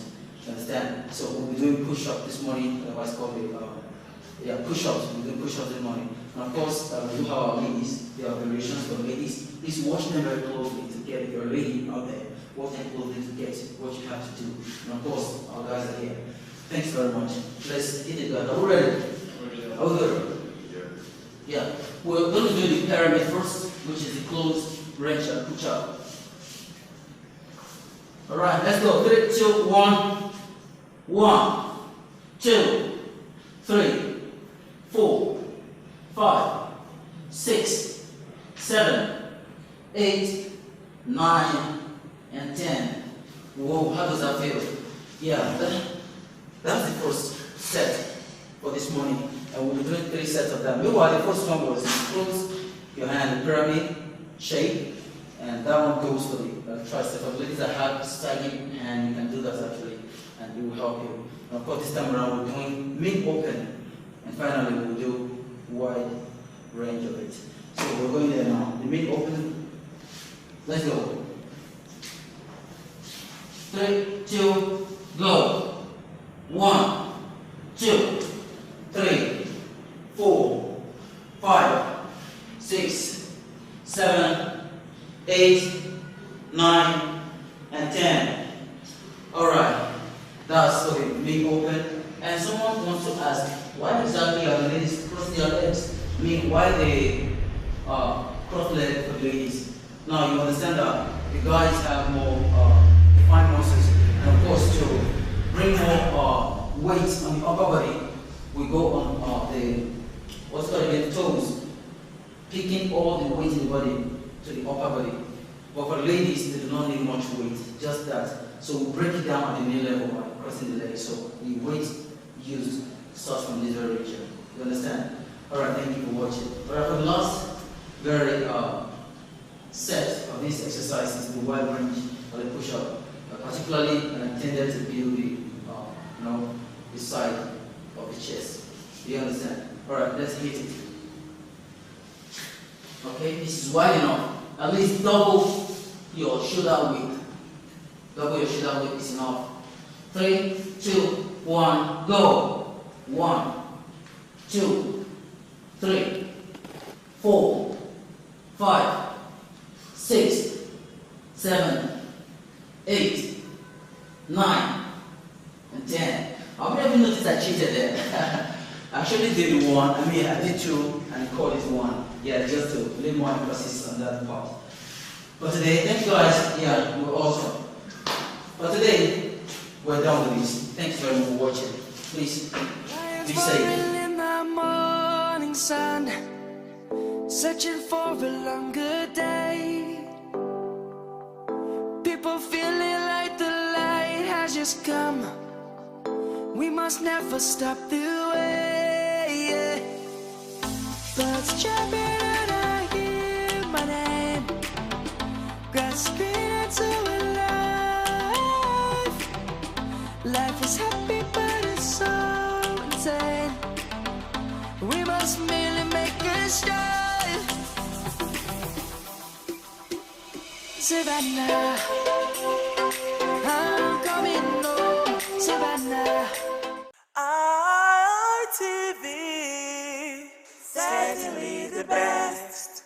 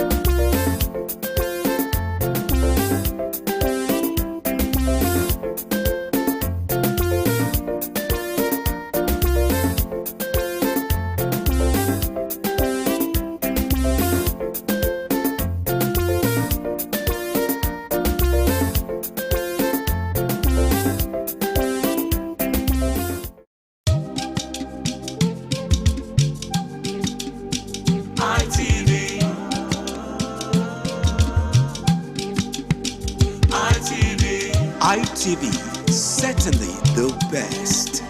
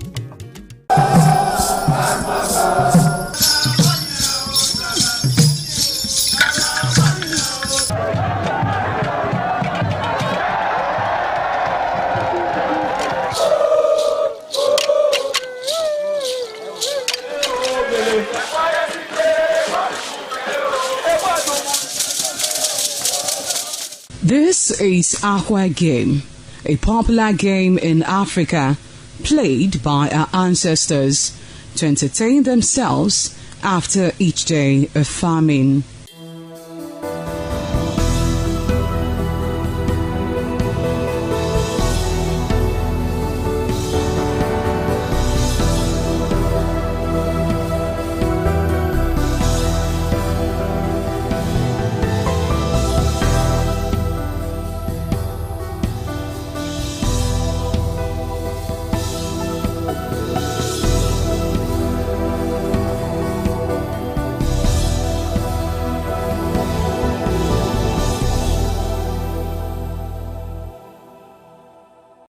It is also relevant in our coronation in Africa.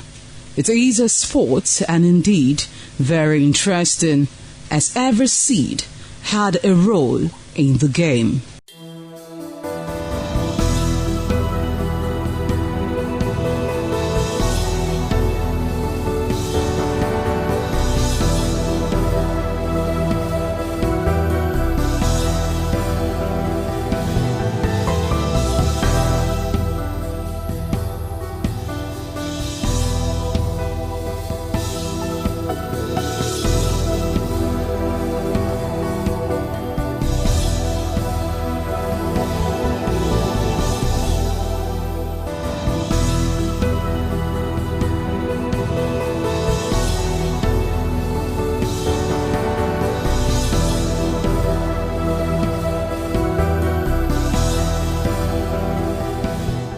Playtime is 45 minutes per set. There is no age limit as long as you can spin aqua seed. Ayo or aqua game, known as the game of intellectual. This game requires a lot of mathematical skills. Aqua game is played with carved wooden box containing 12 holes.